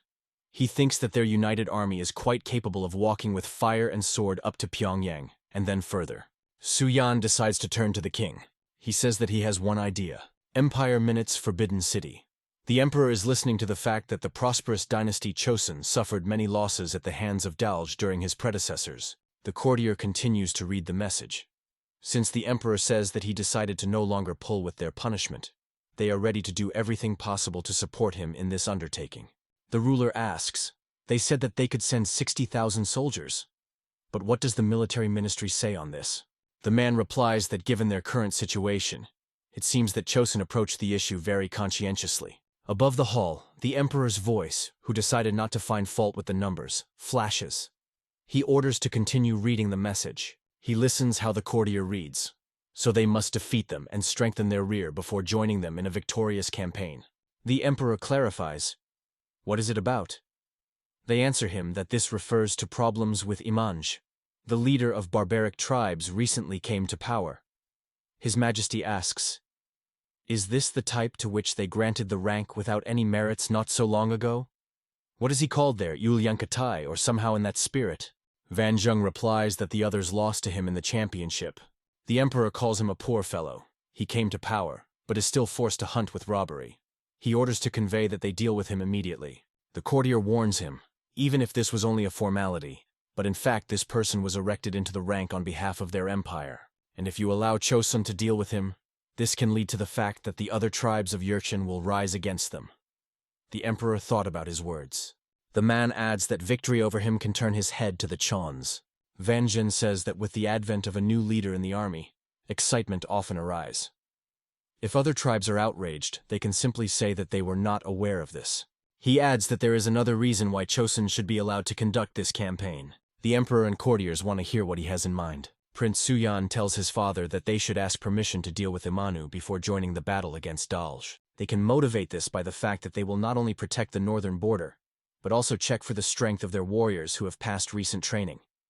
They will also test the effectiveness of new rifles. Van Zhen explains that the fight of Chosun and Imanj is a great opportunity to check new rifles in the case. In fact, they will be able to rehearse the battle from Dalj, not even the lubrication of the hands. The opinion of the eunuch and the prince came together in this. Even after the conquest of the northern Yuan Emperor Yunl's, Judi, it was not possible to get rid of the raids of nomads.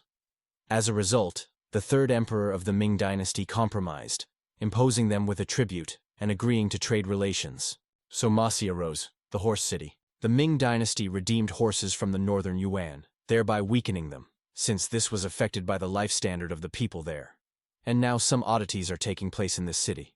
A man asks a richly dressed person, did he not buy a horse last year even worse than this 40 nannies? To which he answers, what nonsense, who in their right mind will pay so much for such a nag? The man offers a little wool in the appendage, and is interested. Could he then close his eyes to this? His interlocutor is angry. He screams. What did he imagine? Is it really trying to bribe it? He is surprised. What is it? Usually this did not cause him any indignation. Did he get up from that leg today? Armed people appear near a richly dressed person. The man scaredly asks, what did they plan? In response, he hears the advice not to hire, otherwise he will lose his head. He is outraged. They completely survived from the mind. If Mr. Taishi finds out, then of course, he will be furious. The interlocutor believes that he must compensate him for the damage caused for this impudent insult by buying his goods at the original cost. The man replies that he cannot do this, because the price has grown almost doubled. A richly dressed person replies that iron has risen in price, but they are not to blame for this. In addition, did he himself showed unheard of insolence here. Some man tell the vassal Oirat, a noble official, Alec, what he had just heard from a familiar military man that this happened due to the fact that Chospon is buying too much iron. He replies that it cannot be. Such a small country purchased so much iron that it was so shocked by the market? He decides that this must be thoroughly sorted out. The residents of Khan Taishi, voice is heard from the tent. Alak says that the Ming dynasty violated the customs unilaterally, starting to cut them. Khan asks, is it because of Chosun? Its fist with force drops to the surface. The Sen Taishi, the Mongolian Khan, is angry. Why are these descendants of Kor who asked them alms, can justify themselves? One of the men present during the conversation asks him to remain calm. Khan wants to send a messenger to Chosun. If they kill him or drive him away, then they have a certain conspiracy of a couple with minds.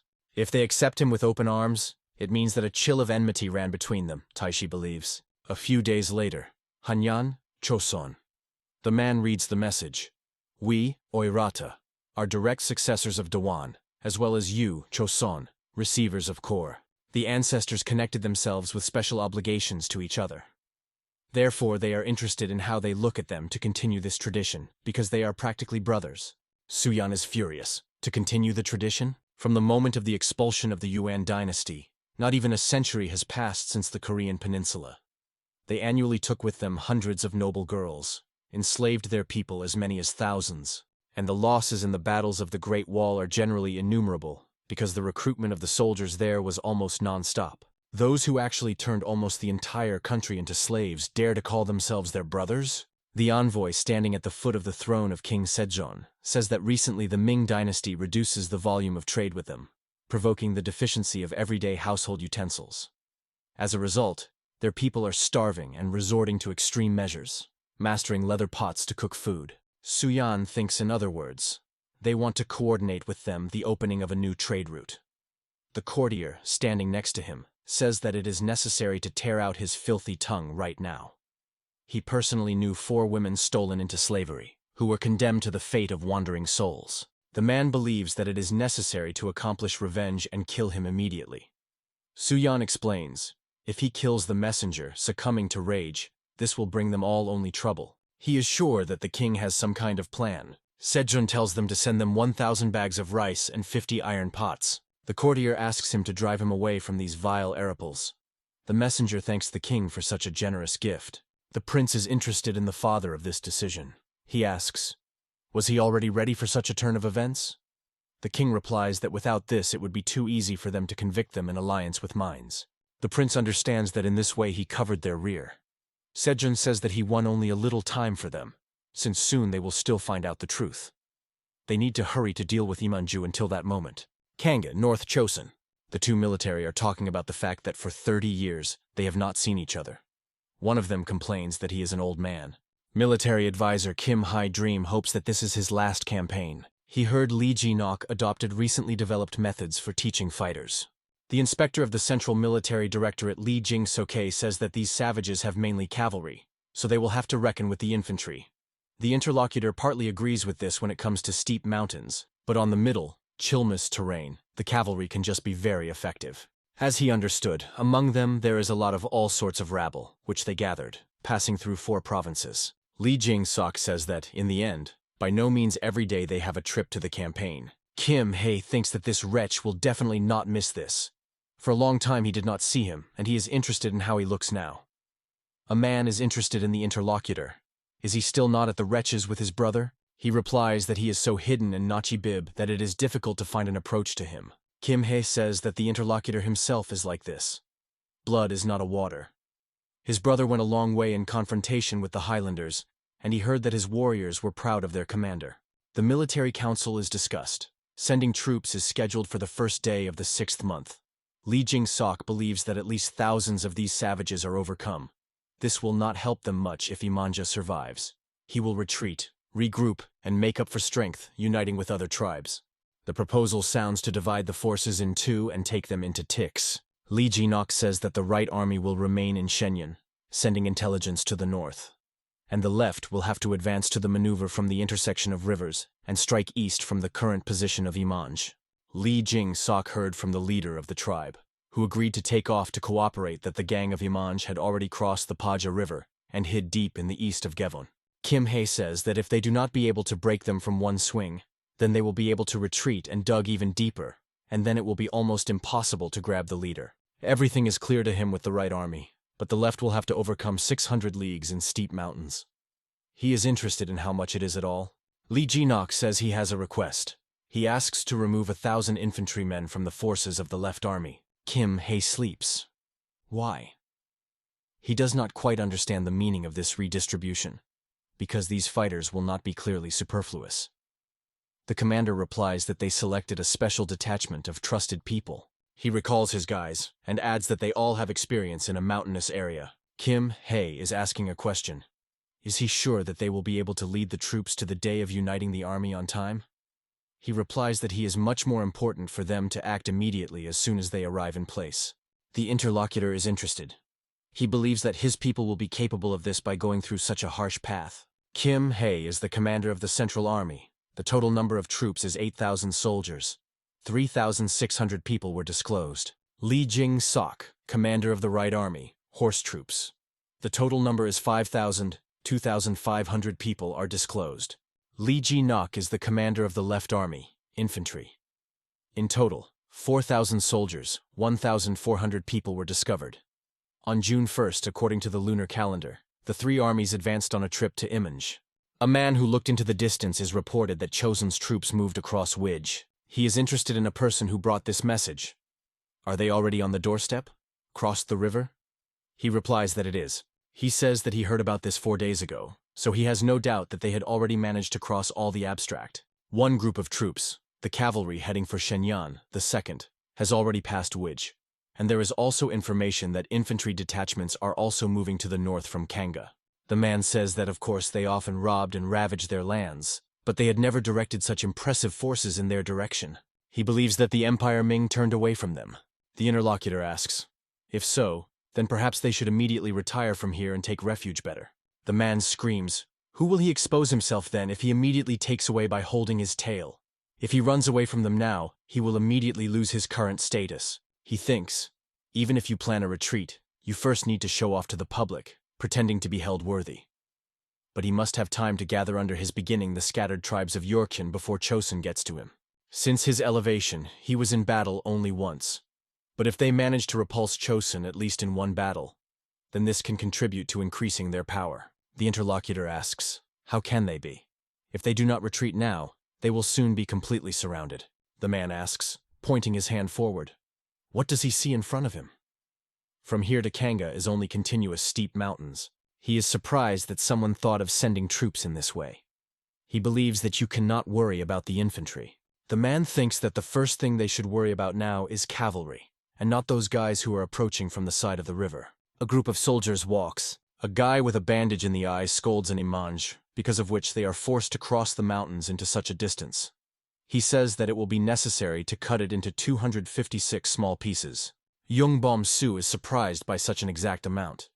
The guy replies that the arithmetic lesson, which he taught them last time, was very entertaining, so he just continued the practice. The young man is joyful to see such a commendable perseverance. However, he would not bother so much, cutting into pieces. He would prefer to simply grind them into a mess to feel what their blood tastes. The guy is in horror recoil from him, thinking, why is he like that for a monster? A scream is heard. The enemy attacks! 300 equestrian raiders move towards them along the northern ridge. Soldiers are ordered to take shelters and prepare for battle. They quickly execute the command, hiding in the field among the high vegetation. Yongbom Su says that they don't know how many of them are there. But since they descend from the hill, this is a good moment for shelling. Lee Ji-nok announces that they need to be captured by someone, so they do not need to kill everyone. The soldiers aim from rifles. The team sounds, volley. The commander of the opponent detachment, realizing that arrows were waiting for them, gives the order to disperse. Lee Ji-nok shouts that his warriors are able to get them from 300 steps. They came here to punish the evil monster Imanj. Those of them who agree to indicate the path to him will save life. In response, he is advised not to grind nonsense and threaten to remove everyone in the blink of an eye. One of the opponents considers it funny that they hope to overcome 300 warriors with some miserable bunch of shooters. The rest support him, threatening to cut them into shreds. But new circumstances make them be very surprised. In front of Li Ji in a kneeling pose is a man who is ready to serve him by faith and truth.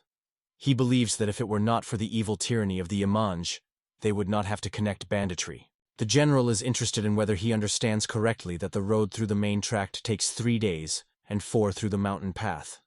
The man replies that this is so, but the villain Imanja does not doze at all, and if they move through the tract, they will be immediately discovered.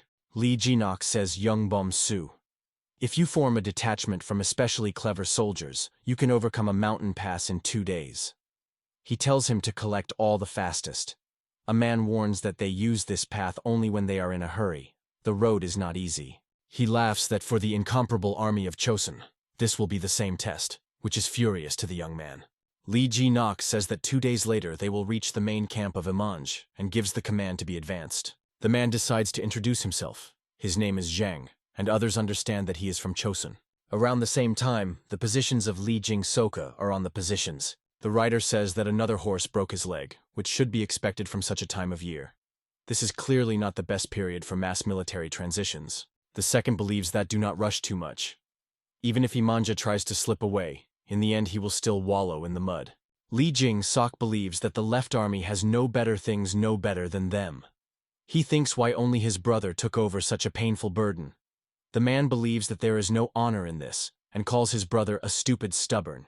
2 days later, June 13th, south of Mount Selene, Li Ji-nok says that they have made a very difficult path, and is interested. How are the rest there? The warrior standing nearby trembles with fatigue. The general manages to give everyone an additional 5 portions of rice, since the transition turned out to be very long and heavy. The warrior is interested. What should they do now? What gets an answer to?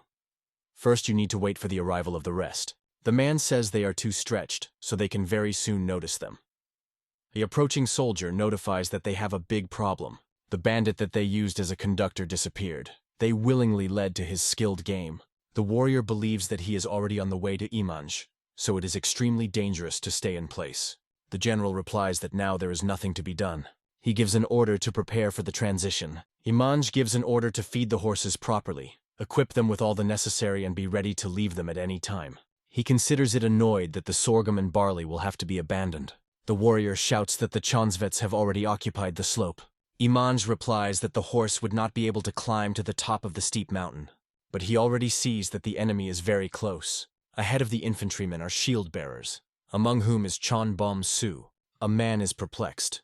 How did they manage to climb here? He jumps on the horse and tells everyone to prepare for retreat. He believes that if they got here, then their forces were clearly exhausted. He offers to tear claws. One of the warriors indicates that they are somehow strangely built. They have another additional line behind, but why? The man believes that archers are located there. But such a difficult transition clearly hit them, so you should not be particularly afraid. He believes that it will be enough just to keep the distance. A salvo is heard, and the people of the Imanj fall dead to the ground. He understands that there are not archers, but rifles. The team sounds to prepare tools, and the soldiers load the guns. The man screams that opponents need time to reload. If you do not attack now, then they will give another salvo on them. The general tells the arrows to get ready. He gives a command, fire, and the ranks of the enemy are rapidly growing. A warrior jumping behind Imanj cannot believe what is happening. The man calls not to panic, they got close enough. He orders to hide behind shields or wooden boards, and also grab any weapon to restrain the fire of their shooters and push. The warrior asks, is he sure that they should attack the enemy in the forehead? The leader replies that he sent the troops to the west, but as soon as they return, the ranks of the Chonseets from the flanks will bypass. The interlocutor delights that he always has a plan. The leader believes that in any case, the enemy has only infantrymen, and one equestrian can withstand 10 of them. He orders to send horses to them so that they spend a volley on them. The general understands that the enemy plays dirtily. He tells the infantrymen to advance closer to the line of the collision, and the shooters prepare for the salvo. The team sounds, aiming, fire! The soldiers shoot again at the approaching opponents. Li Ji-nok screams, a little more! They are already in front of your nose. The leader is sure that they now have an initiative. The horsemen are rapidly approaching the infantrymen. The Mongolian warrior brings a saber to strike, but the spear immediately penetrates his chest. The penny and the shield-bearer are rejoicing that together they manage to recapture the attack and decide the next time to act the same way. The noise is heard, and the soldier wonders, what else is it? They see the horse detachment rapidly approaching them, and they understand that the cavalry of Yershin enters their flank. Yongbom Su offers not to spend a salvo on them. He takes them to himself. The horseman is surprised that he decided to stop the horse at a horse with only a shield. The young man prepared for the attack. Young Bom Su closes with a shield. An injured animal falls to the ground. A dismounting rider believes that Chonsites use some dirty tricks. Lee Ji-nok gives the command to shoot, choosing the goals at his discretion. The soldiers are wondering where Imanj went. One of them suggests that he escaped. The general asks the warrior, "Does that leader know?" He responds negatively, but he knows that he is a master to run, so, in his opinion, he had long given Dara. In the distance you can see a blazing flame. The leader decides that it is time to retreat, one of the warriors asks. What about the rest? What does he get in response? Does he really not understand what position they are? Suddenly words sound. When you take on certain responsibilities, you must be prepared to be responsible for the consequences of your decisions. Imanj sees a soldier who was calmly leaning against a tree. Imanj asks, "Who is he?" Hon Yun Sleep says that he does not beg him to save his life.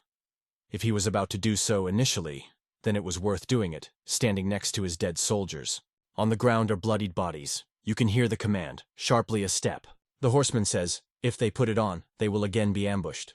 Lee Jing-sok is answering, "If the left army has a reason to poke him in the face for the excessive favor of Imanj, then he will not wrap the shame." Suddenly a voice is heard. But is it possible? The man is interested. Who is so bold? Young Bum Su asks, "Is he a general?" Nearby is Hong Yong Sleep. Lee Jing-sok sees that they are from the Chonsun troops. The young man explains that they are part of the left army, and were sent as messengers to friendly troops. A man looks at his head, mounted on a spear, and understands that this is an Imanj. He asks, "How did it happen?" Lee Ji-nok welcomes his brother, and asks for forgiveness for not in a hurry to hold out his hand. At first, he needs to wash himself. He believes that due to the fact that Imanu sent most to the right army, they had a good chance to press it. Lee Jing-suk thinks that while he was bored, there with 200, he completed the campaign with the forces of infantry alone. He says that they did not have a cavalry at all, which means that there were many problems. The commander replies that they dragged the enemy with a barrage fire as soon as the battle began. Lee Jing-sok is interested in the fate of the surviving horses. Having discarded the canopy of the tent, his brother demonstrates him how the soldiers climbed Konina. Lee Ji-nok says that they launched some of them on meat. Some were returned to the Yurchin, who agreed to cooperate with them. The interlocutor admits that he, as a commander, is undoubtedly entitled to dispose of trophies in this way. He is interested in the fate of the prisoners, to which his brother replies that he sent most of him to the village, which met along the way. The general believes that hundreds of prisoners of war are enough. Lee Jing-sok is furious. He asks, his brother even knows what is the cost of prisoners and horses. Lee Ji-nok does not understand what is wrong. But Lee Jing-sok, who has a high instinct, decides to make a good mine with a bad game. Smiling through force, he replies that the word of the commander is undoubtedly the law. Having a younger brother with such an impressive list of merits is unheard of happiness. Sejong is happy to hear that they were successful again. July 1448. Chonsun troops returned home, a scare of Imanj. The left and right army quite rapidly captured the advantage and defeated the villain Imanj to fluff. The central army also successfully coped with the hindle of barbarians that arose in their path. The king complains Kim Haesong the title of the great commander, as well as 80 rolls of selected silk. The man thanks Sejong for mercy to him, who does not deserve so generous gifts. Lee Jing-soku, who made a considerable contribution to the victory, having pulled over part of the forces of the Imanj troops, thereby providing substantial support for the central army, is also raised in rank. Now he is a military official of the second rank. The king lists Lee Ji-nok, who overcame the steep mountains, and passed through an impassable area in order to go to the rear of the enemy. Sejong raises it to the title of an official of the first rank, and promises that very soon he will enter a new position. The general replies that his appreciation has no limit. Looking around, a man sees a stood behind Suyan. For some time they look into each other's eyes. The prince's gaze is open and friendly. Kim Hae leaves the audience of the king with the prince. He says, when the warriors who studied the teachings of Suyan left Namhansan-song, he all asked himself how they would cope with such a serious test. But now, apparently, they have every chance of becoming part of their military elite. The prince is nauseous to Jing-sok. The man says that he heard that Suyan made a considerable contribution to the hardening of the fighters who passed through new training, and he has one request for him. He believes that the palace guard cannot gain special success due to the fact that they do not have proper preparation. The guy immediately understands what the interlocutor was driving at. He clarifies. The general hints that he would like him to take up their retraining. Lee Jing-sok says that the need for cavalry does not always take place, and over time, Their skills can finally dull. He asks Suyan with all his heart. He thinks about his words. He understands that the number of horses granted as an honorary tribute has decreased. And this can hit the success of the guard even more. History remembers many names of great riders. There were many equestrian troops in service. Dragons, huntsmen, hussars. And if you develop a subspecies of cavalry small arms, then even the current motley cavalry could become much more useful in battle. Empire Ming, a forbidden city. Pointing to a severed head sent in a box, the emperor demands to get rid of it as soon as possible. The ruler says that Chosun coped with a very difficult task. Van Zhen believes that the benefits of their new rifles deserve a separate praise. The enemy rows were literally braked with volley fire, and the enemy horses fell into panic, instantly destroying the construction. They are able to effectively hit targets in a living battle with 60 steps. The emperor notes that Koni Barbarov was not ready for such a deafening attack. The Chisonites found them by surprise. He believes that next time you can even provoke their attack first. Even if they do not climb into the rang, the confrontation with them will still deplete them, one way or another. And such a moment will be ideal in order to finally walk along them with his conquering exercise, the emperor argues.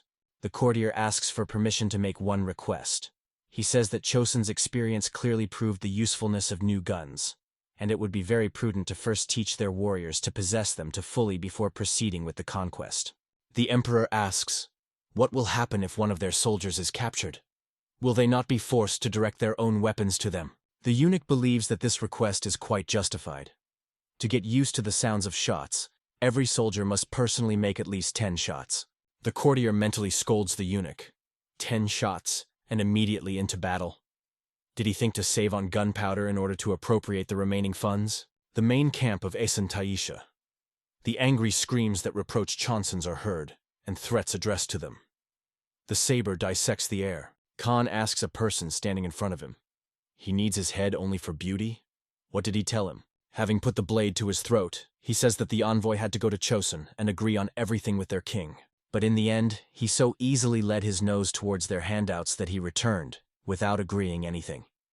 The man is trying to justify himself by the fact that when he visited them, it was not at all like that there was a certain agreement between them and Min.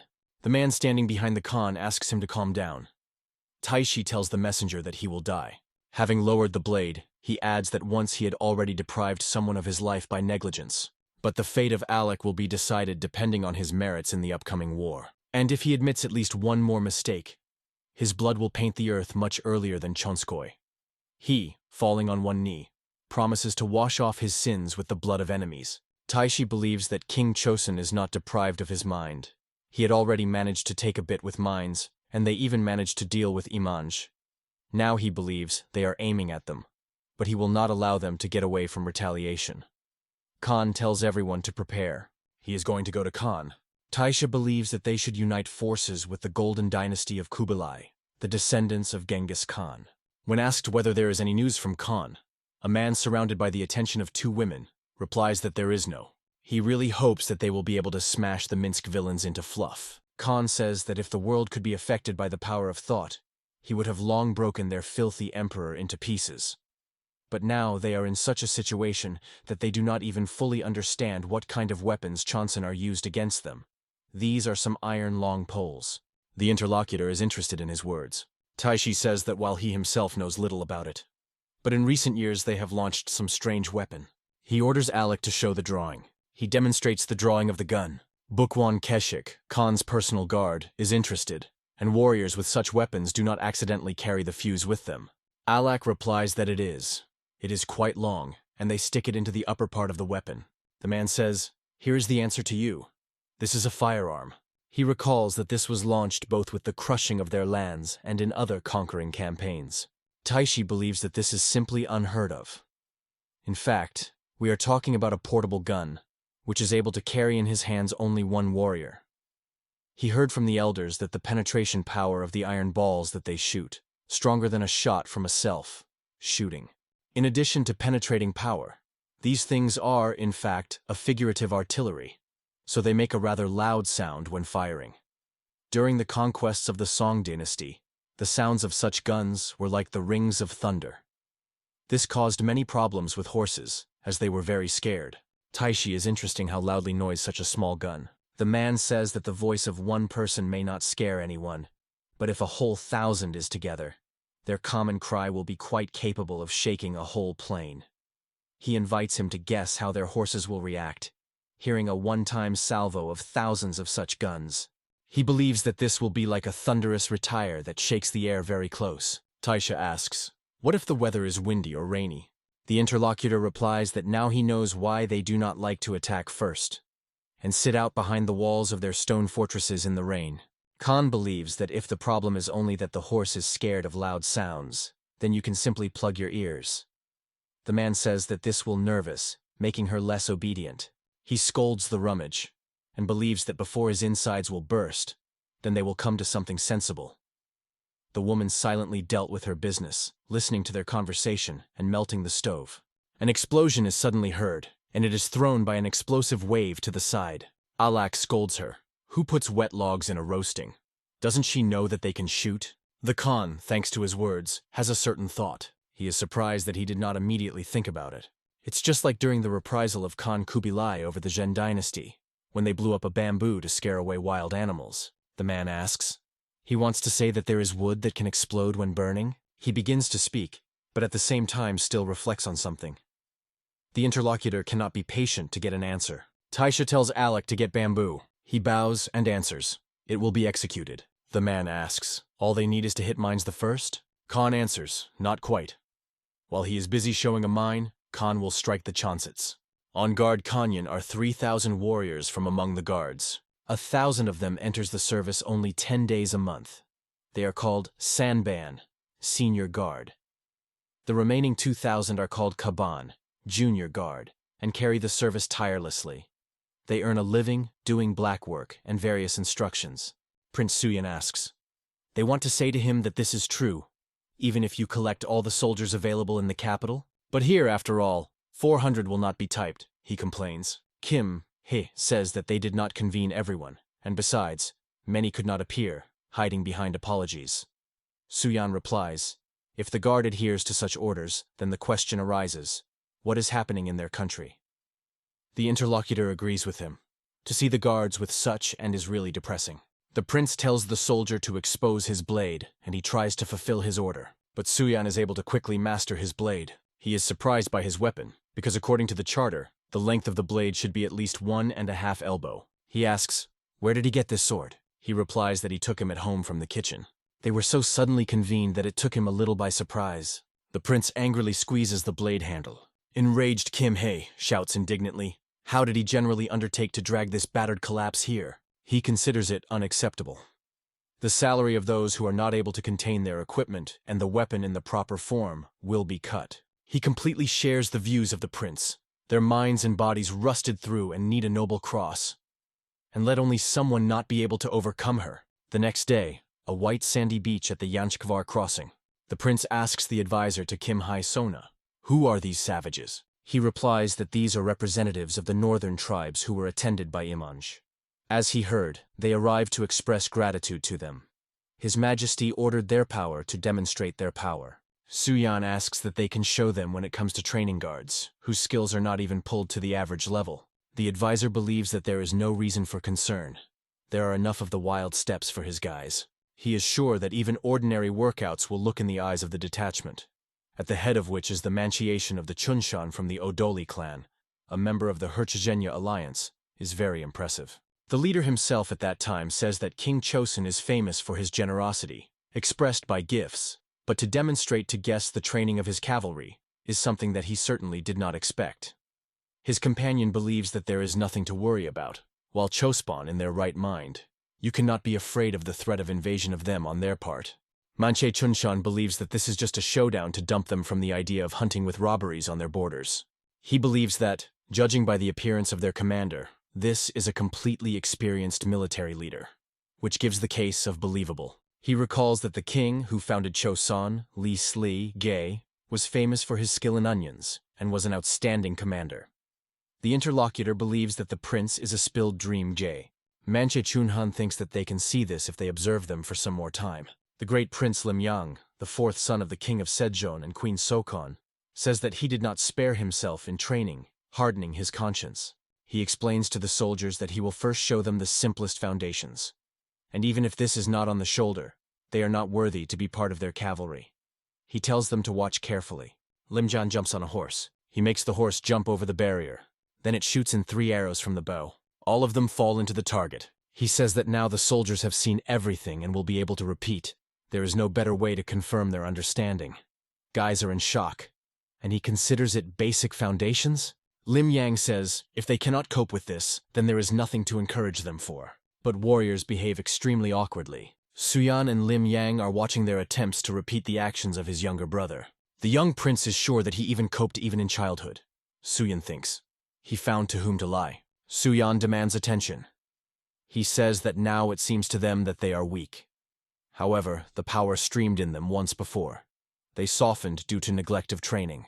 Distributing the torso, he invites them to look at his body. Suyan believes that if they become at least half and are also good, no one in the world will stop them.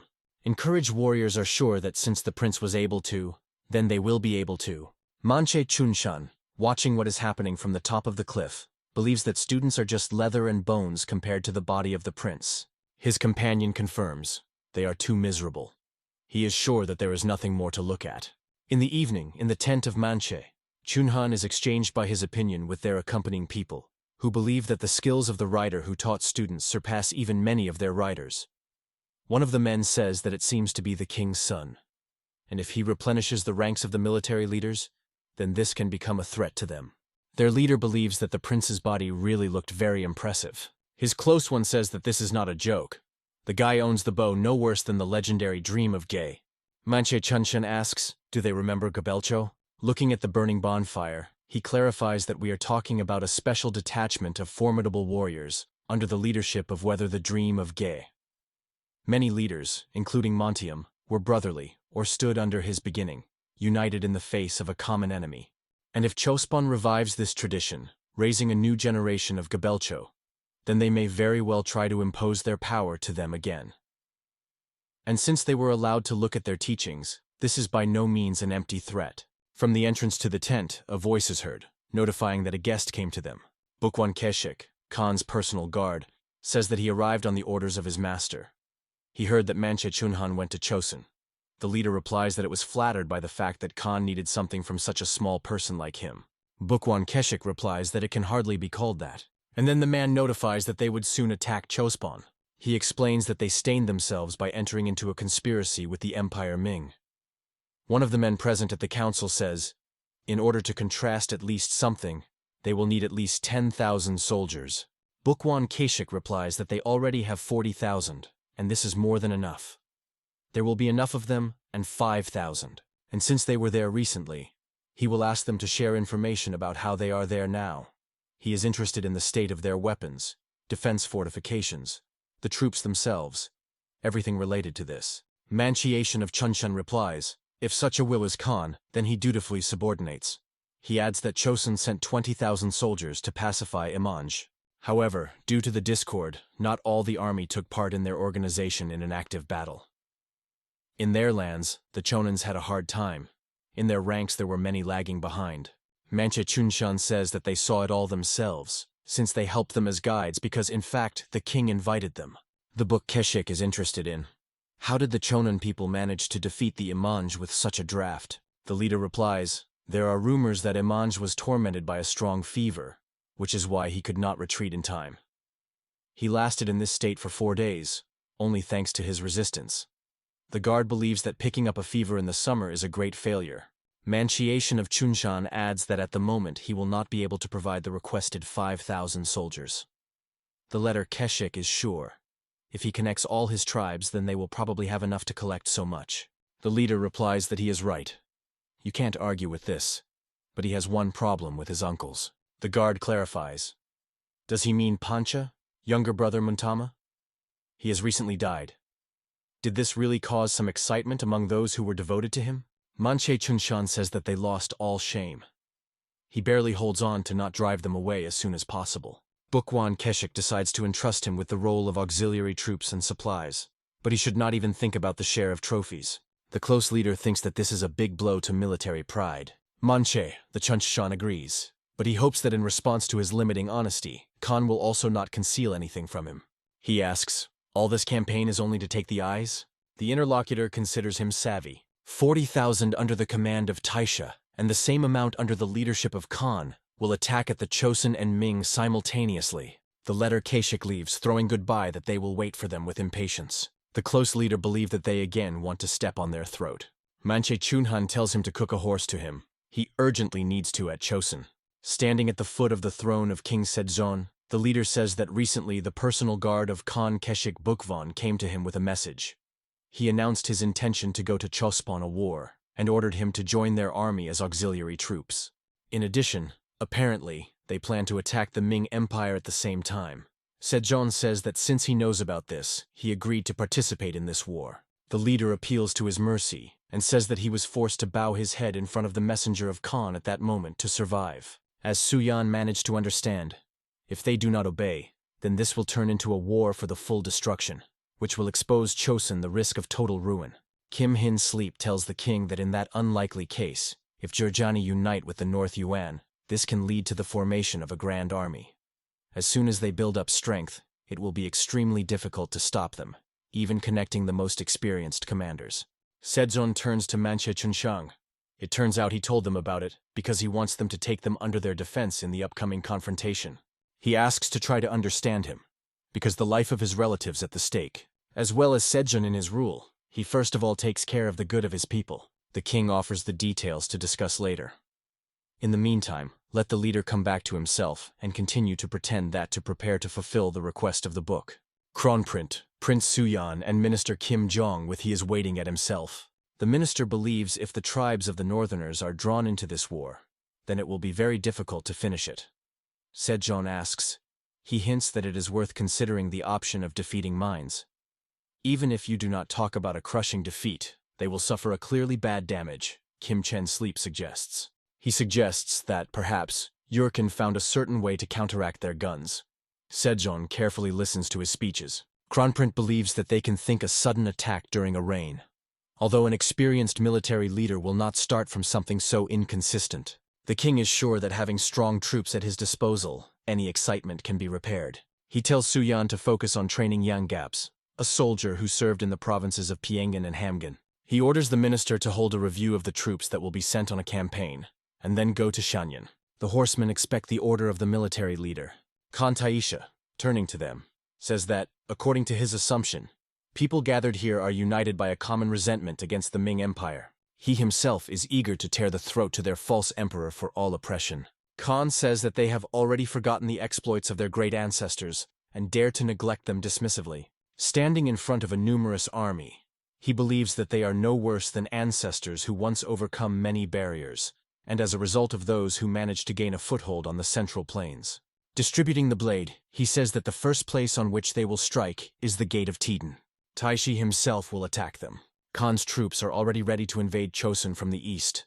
Together they will be able to lower the mines from heaven to earth, trampling them into the mud. The warrior, who is next to him, says that he could not even think that the tribes would respond to their call with such zeal.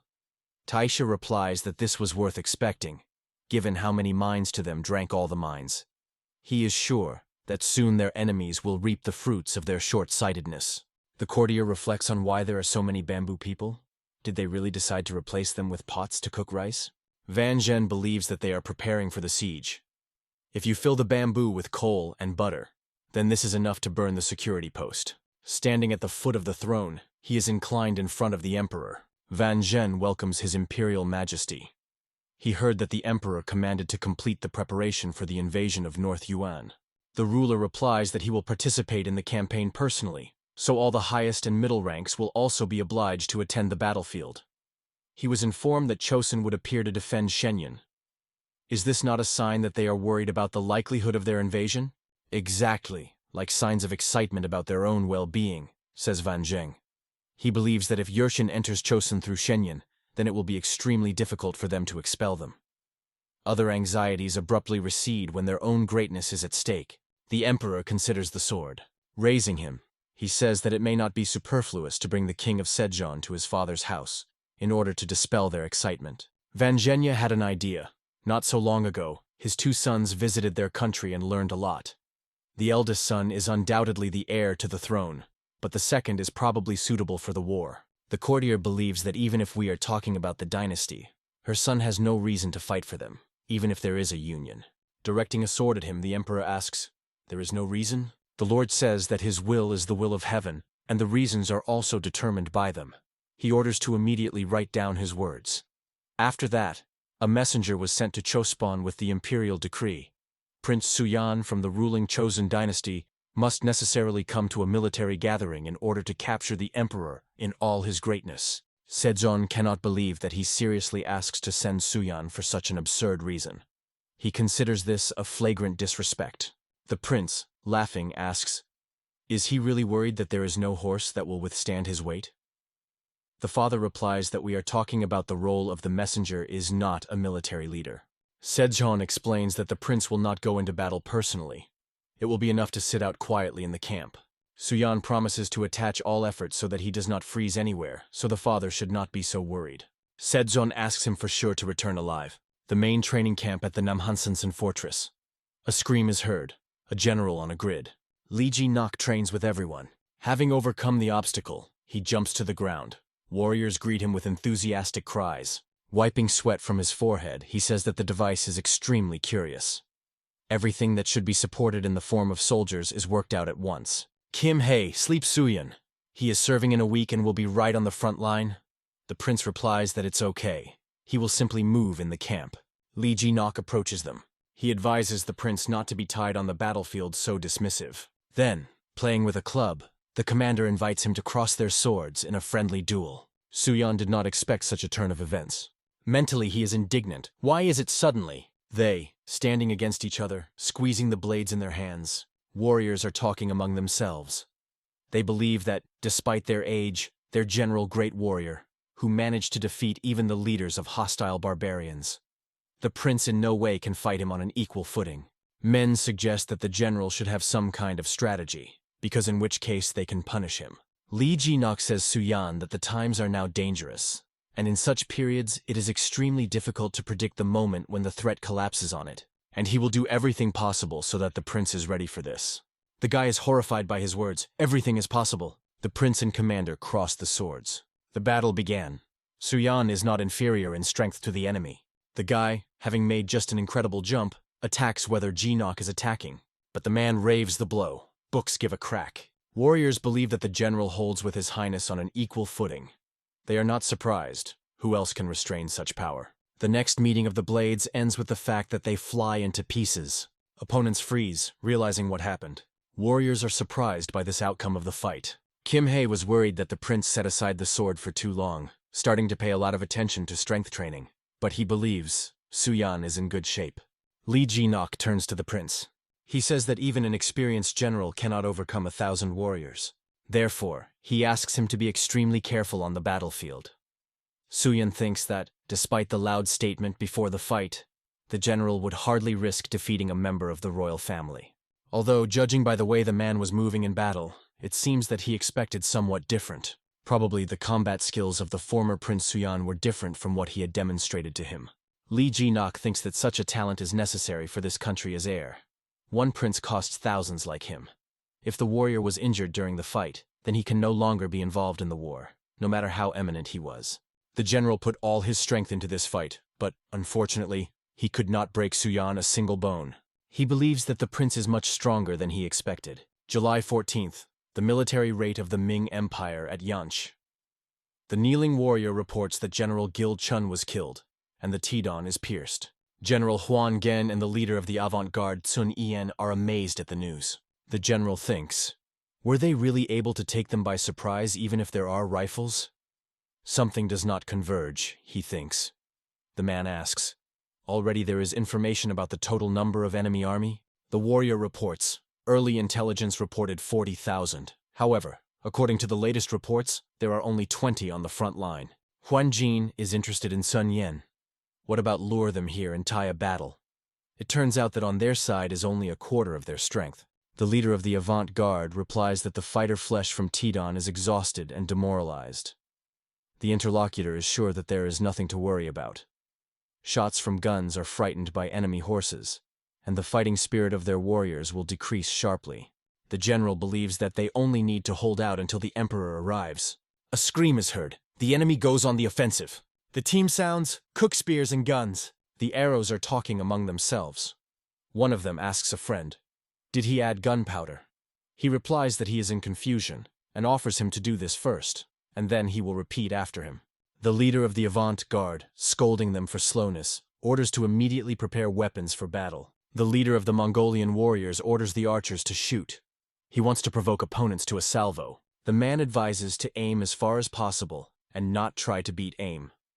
He wants them to simply fill up the arrows of enemies. Archers perform the command. The emperor's soldiers are given an order to change their position. The team sounds, rifles, fire. The soldier is afraid to shoot. He doubts. How did he add a little gunpowder? But it's too late to do something, and he is forced to press the trigger. The bullet flies right into the leader of the Mongol army, but she could not break through the metal armor of a man, already mentally farewell to life. His associates are surprised. After all, they shot at him from the gun, and he was safe and unharmed. The man mockingly responds about the weapons of opponents. Someone is interested. How is he? Looking at the bullet, Bayan replies that this is just a lead ball that hit the armor and stuck in it. The cavalry is rapidly approaching. The emperor's warriors understand that the enemy goes to a breakthrough. One of them advises the other to pour more gunpowder and press the trigger, but he acts extremely ineptly, and as a result an explosion occurs. The gun explodes. The soldiers do not understand how it happened. Another explosion is heard nearby. The battle begins. The army of the emperor suffers heavy losses. The horsemen ruthlessly deal with foot soldiers. Bayan calls for warriors not to spare the sword, trample, cut and burn. The leader of the avant-garde tells us a panic. He asks, "Why arrows in the rear?" The leader of the Mongol army, seeing the commanders of the enemy army, orders to grab them. Hygiene and Sunyan freeze in amazement. August 8th, 1449. The emperor, jumping on a horse, says that since the arrival of the avant-garde in Tidon has passed 15 days. He cannot believe that they did not send a single messenger during all this time. Van Zhen suggests that the enemy was already fled, plunged by the power of imperial greatness. The warrior reports to them that 20 of them are noticed traces of enemy forces. The emperor believes that they had completely beaten off. Since they know that they arrive, why no one meets them? Where is the command? Having stumbled, the warrior asks for forgiveness, and suddenly the emperor notices ravens swirling in the sky. An exhausted man with a wrinkled face, looking at himself in the mirror, thinks that he did not stay long. Soon, a person who decided to become a eunuch for the sake of wringing silver will disappear, and it will appear different, majestic to match the battle. Heaven wished to show him to this world as a child of a poor man, but now he rises above many. Holding his hand to the brushes, he thinks that today, thanks to this war, he will shine brighter than the emperor himself, and will rise even higher than the heaven itself. He begins to make up his face. A high-ranking nobleman, Jianfu, turns to a horse in front of him, Van Zhenya. He was told that one rifle is many times more effective than 5 archers. He asks, on the basis of what such conclusions were made? The eunuch of Soragama replies that usually, if 5 archers are allowed to be launched, then only one of them is able to injure someone. But when rifle falls on the target, the armor is broken through in an instant. Therefore, they undoubtedly win from archers. Jianfu grins. And what kind of calculations are these? An experienced archer can let 5 arrows when the rifle shoots only once. There is no particular difference between these types of weapons, only shock power differs. Van Zheng replies that he is not to judge about it. In addition, this can be discussed later. Now it is necessary to get to the emperor as soon as possible. On the battlefield, dotted with dead warriors, a voice is heard that implies the emperor to retreat. He exhorts the ruler. There is a lot of horse manure and corpses that they had not yet managed to stab, which means that the enemies have passed here only half a day ago. The emperor asks, "Retreat?" He at least realizes who he offers it. The warrior replies that according to the surviving soldiers, the enemy invaded the Ulju area 3 days ago and cut everyone out there. The emperor cannot believe. Ulju is in their rear. He tells everyone to immediately move away. They will take up the defense in the fortress and prepare for the new attack of the enemy. However, a quick retreat for exhausted soldiers is impossible, because of which they move even more slowly than at the beginning of their campaign. Taisha swearing. Then he says that he took the path here for 15 days, which means that it will be clearly no less on the return road. Judging by the interrogations of the captives, The total number of their army is 120,000. To get rid of everyone, you need to kill at least 8,000 a day. He asks a person standing in front of him. Is it possible for him? Bayan replies, how about to captivate their emperor and use it to open the gate of Beijing? Taishi believes that this is a good idea. He orders to convey to all their leaders. Let them continue sudden attacks every night in order to properly exhaust them. A scream is heard in the night. The Minsk villains go to the fire to set fire to their guns. The archers are ordered to aim in them. Arrows fly to the soldier of the imperial army. They shoot in response from the rifles. The horsemen rush to the attack. The soldiers are perplexed. Why does the enemy horses not scare the roar of shots? Bamboo explodes in fire. The Khan pacifies the frightened horse. Taisha praises the animal and says that at first it has no longer scared, but now calms down much faster. Bayan reports that he with a small detachment drove near Tidon on trained horses. The sounds of shots no longer scare them. Taishi says that he sent part of the Bamboo Khan so they will be able to train their horses. The riders shout the emperor's soldiers that their Vol guns are no longer afraid of them. If they throw their weapons right now and run away, so be it. They will keep them their miserable lives. The man screams that he is dumping. All their soldiers are dead, so now they, servants, are ordered to pick up swords and spears. His comrades in misfortune adhere to the same opinion. It is better to try his luck on the run than to simply perish here. They believe that this creature that does not understand at all someone is either a man or a woman was clearly not good. The fortress is to do. Bayan tells Taisha that the number of enemy troops was halved. Khan asks, how many soldiers did they lose? And he hears in response, about 4,000 killed. But they hold on bravely. It seems that they perceive it as their last battle. Taisha reports that tomorrow they will go on a full-scale offensive, so soon everything will end. Clouds are thickened over their heads. Looking at the walls of the fortress, the Khan is interested. Aren't their losses here great? Bayan considers the reason that of the soldiers remained only the personal protection of the emperor. Taishi is sure that they did not stay long. Vanjin is reporting that the wells are empty. He says that he will give 100 nan to the one who will bring him water. Nearby, the standing warrior dismissively remarks, you think that if you have 100 silver coins, then the water will pour on you from the sky. The servant pulls him out. Do you even know who you are talking to? The soldier screams that the enemy is retreating, leaving his current position. He believes that reinforcements are already close. The ruler rejoices. He believes that it is precisely he is in a hurry to save him. The military leader warns that this is a trap and asks the emperor to prevent himself from fooling. He is sure that their reinforcements could not arrive here so quickly. The eunuch of Sorghum says that their army has probably reached the positions of enemies and began to push them. He advises the emperor to hurry to move to the Great Dragon Hall in order to protect the integrity of the imperial press. The military leader is sure that this is a trap. Van Zhen accuses him of doubting the greatness of their troops. He threatens that if he dares to say such nonsense again, he will lose his tongue in an instant. The man has no choice but to reconcile, and he tells everyone to prepare for the departure of the Great Hall. A scream rushes over the plain. Only 10 LIC remains to the pass. Place. Warriors notice the enemy, and warn the military leader that it is dangerous to get closer. Van Zhen tells part of the soldiers to let the emperor be able to retreat safely. The general scolds him. He is sure that they hold out for a couple of days in the fortress. Their reinforcement would take off the siege. He believes that it all went somersault because of him. The eunuch calls them useless creatures, and throwing coins, says that it will make them more accommodating. He promises, if they provide them with the emperor with a safe departure, then he will give them 200 times more. But the coins thrown right in the face of the coin are interrupted. Van Zhen, which fell to the ground, insults the general, not believing that he dares to do so with him. The man replies that no matter how much money he has, his life is not for sale for them. He only knows what to think about money. The eunuch says that he only fulfilled the will of the emperor. But the general tells him to shut up. He takes out a piece of soap, asking, is this his beloved? So let the heaven and earth attest to the manifestation of its courtesy. A man collapses a fist with a bars clamped in it on the head of the eunuch. Having finished beating, he, looking at his hands, says, well, a disgusting sight.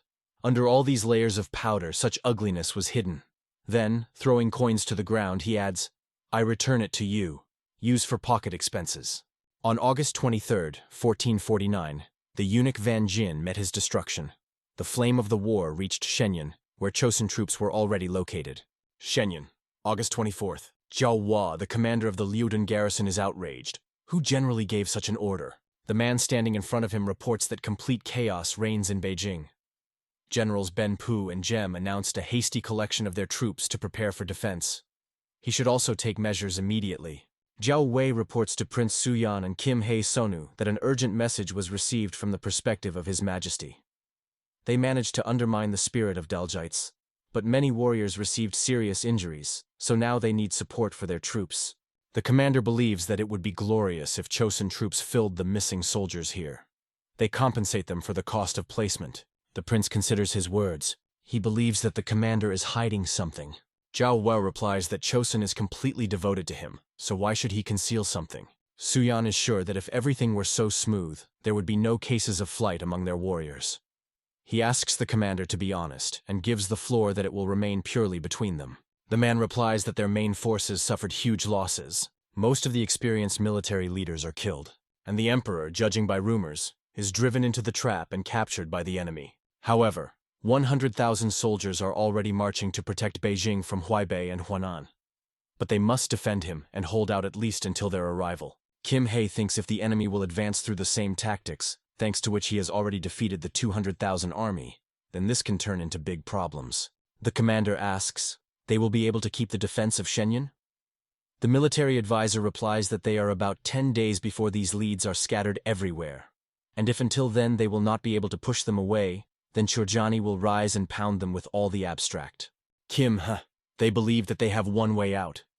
The warriors of their countries should rise against Daljites. Zhao We objects that this is a furious enemy who managed to defeat such numerous troops, and they intend to go to them with a full-scale ruin war. Kim Hei explains, if they are sitting in Shenyang, then they themselves can, and they will survive. Only the entire northern border will be plunged into chaos. Suyan recalls that in historical records about the period of the Mongolian uprising, Chosen did not suffer direct damage, and the empire's troops were not defeated. He does not understand why this happened, because they even gave them guns. The prince says that the commander is all on the nerves, to which the advisor answers that it is quite natural. Kim Hei Sona does not fit in his head that the Daljites managed to defeat such a large army. They pass by a soldier trying to understand how to use a gun. Suyan asks to show him a weapon. He asks, is this a light gun? Carefully examining him, the prince clarifies. Is it a fighting one? He understands that everything is distinguished in the guns, sizes, weight, and even a barrel. The soldier is surprised. But shouldn't it be so? Suyan screams, no. And then he asks, why are the guns so clean? Did they go away at least some training with him? The man replies that today he first trained with real gunpowder, because he is expensive. The prince looks at pure targets. In the learning process, they instantly instruct their fighters about the principles of the work of powder weapons. But even this does not save them from accidents, and they send completely untrained soldiers to battle, also with such a hastily made on a knee with a weapon. He believes that in this situation, North Yuan has not yet felt the real power of their guns. Tyson Khan camp in the northeast of the province of Kaiwan, Liaodun. The warrior reports the letter to Keshik about the latest events. Their troops in the west defeated enemy advanced detachments and went on the offensive on the main forces. Given that Choson is much weaker than mines, then 30,000 soldiers will be more than enough. The guard replies that the time has come to act. He is interested. What about those troops who left Liaodun? Maona Kai, the younger brother of Essen Taisha, heard that they retreated in a small number.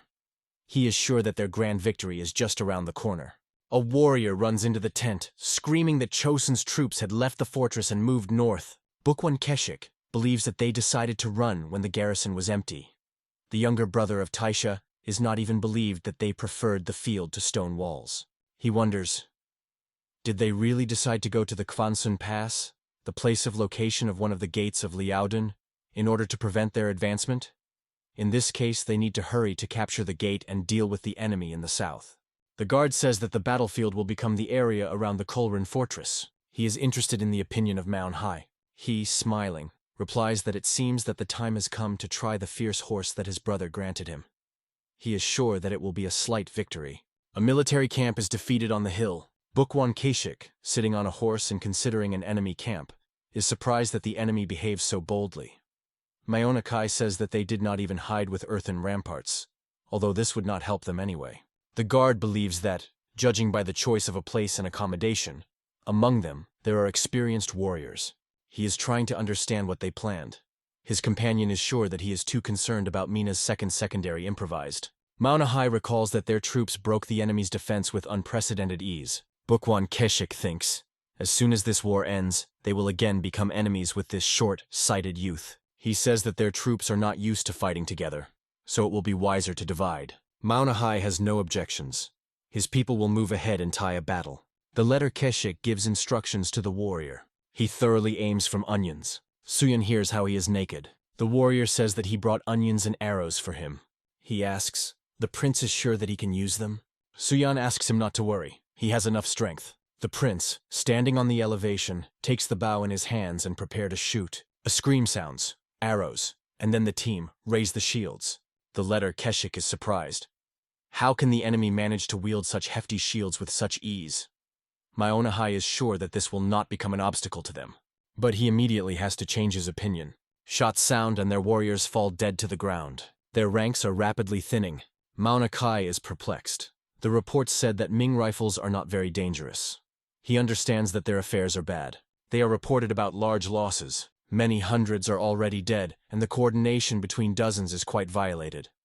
The guard tells MANHWA to take his warriors. If they make a mistake now, then their entire construction will collapse. The young man believes that they still have a chance to get them. He says that the Chansites are excellent archers. Apparently the rifles adopted this. The team sounds to be divided in half and prepare for equestrian shooting.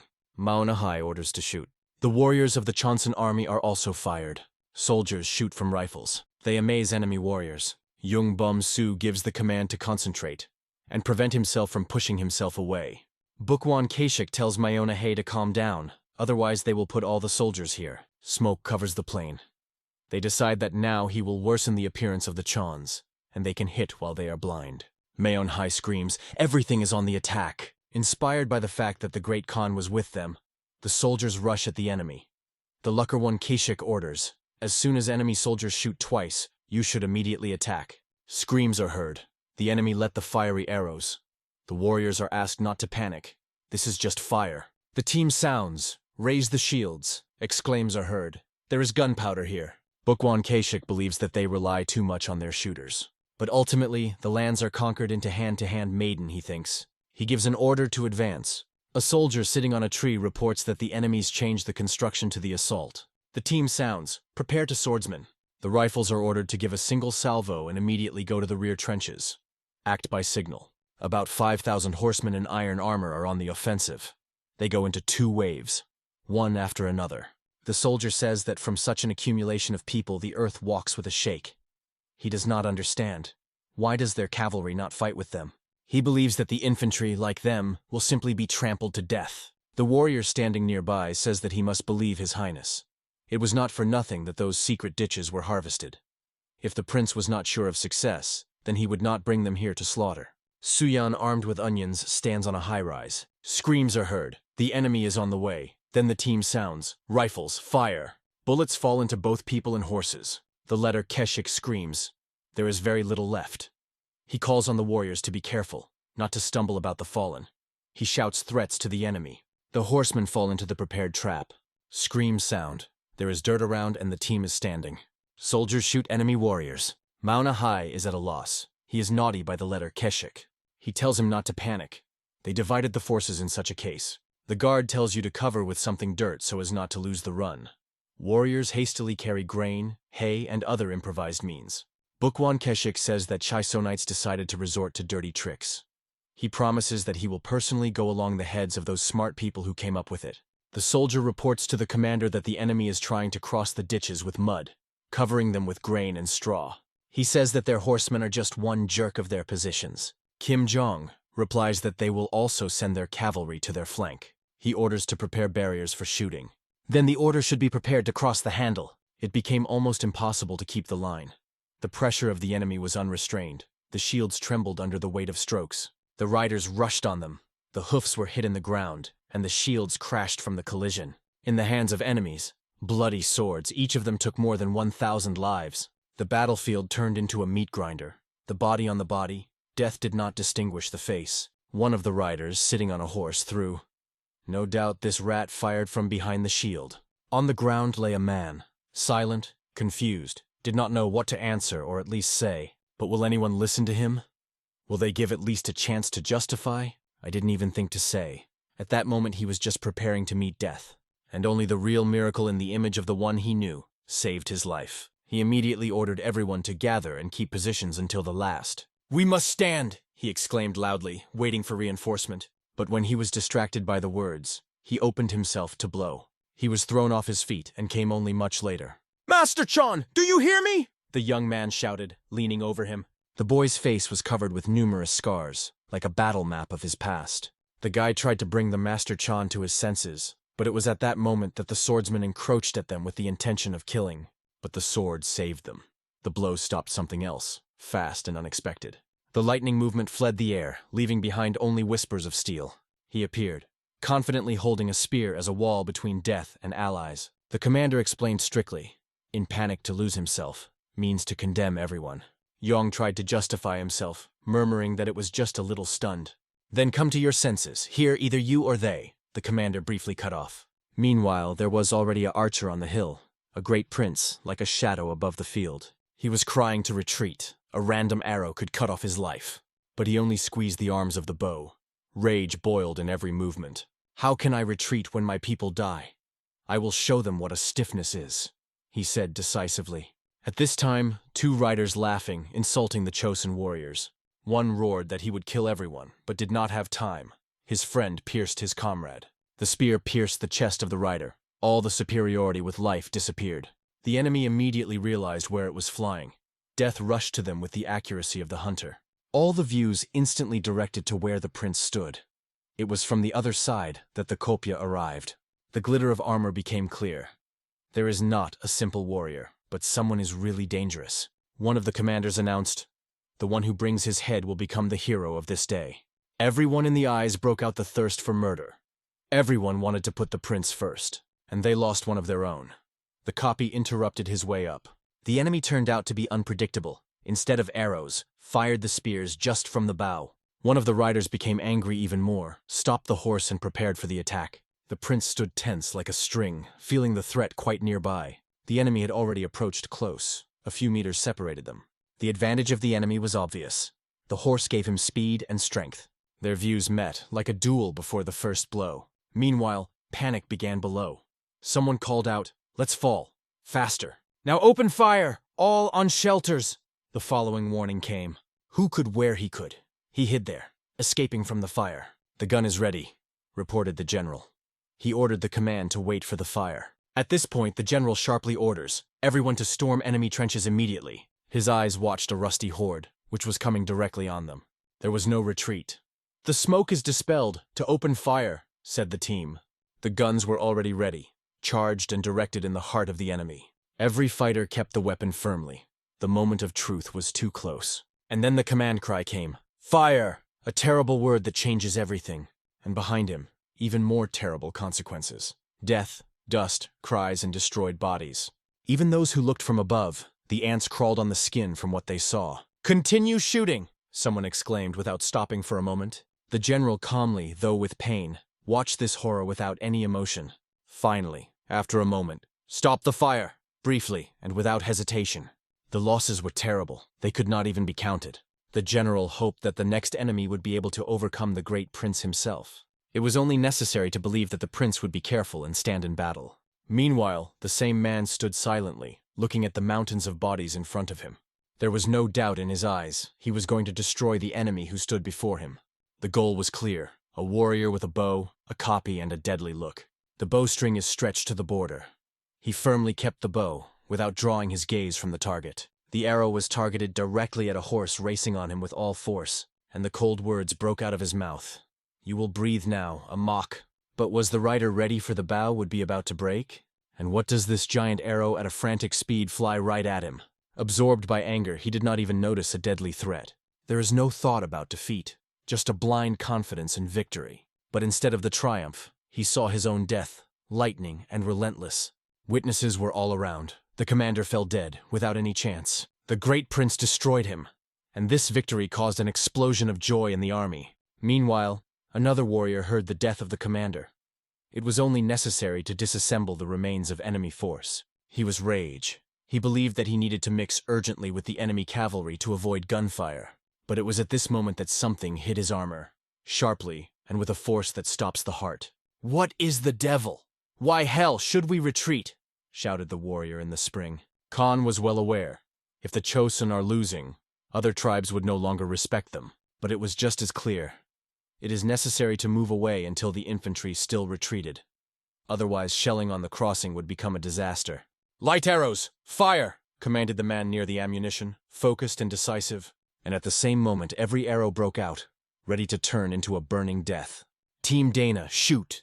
The arrows break into the air, flying in all sides. The Khan looked at the Chosonians like real beasts. They did not stop, fired again. He even thought that one of his people may be beating among them. The general understood that only through the cunning plan of the Grand Prince managed to avoid mass loss. But as soon as he discussed it with the fighter nearby, he heard the exclamations, "This horse is warmed. Great Prince, careful," came from the crowd. At this point, the horse raced just on him, angry and uncontrolled. He struck his head with such force that he flew straight into the prince's body. The horse was squeezed because of the death of his rider. He did not understand where he rushed. And this was horror. This creature was much more powerful than a regular horse. Everyone saw the prince defended himself from an angry horse, and in his eyes he was reading, the opponent was worthy. Although it is not a person, but the battle with this beast gave a real combat hobby. He defended himself and thought out the plan, how to conquer unmanaged force. Even a fool is clear. It is simply impossible to lose here. And then he made an incredible, through the front hooves of the horse on his shoulders, having tightened the muscles of the forearm, tightly squeezed the horse's leg. Then, like a beast in the human body, he threw his horse far from himself. Someone already wanted to warn the prince about the danger. It could be deadly. But he understood, either now or never, decided to finish it immediately. Leaning to the animal's ear, whispered, "Your owner is dead." "Come on, give up," added with a sly giggling. It was extremely strange to watch this side. Is he trying to strangle the horse with his bare hands? No one believed. "Otherwise, you will not call it." But the horse heard an ultimatum. Either serve the new master or die here and now. And this fierce muzzle made a choice. He leaned his nose quietly against the prince's hand, like a sign of humility. He really managed to tame this crazy, unrestrained creature. The prince smiled and gave him a name. A good thing that means Black Baron. A smile of victory appeared in the prince's face. This trophy was special. The results of the Battle of Cholern. From 28,000 Choson soldiers, 1,400 were killed. 700 were seriously injured. 4,000, easily. Of the 30,000 Jersanians, only 1/3 survived. It was a stunning victory of Choson.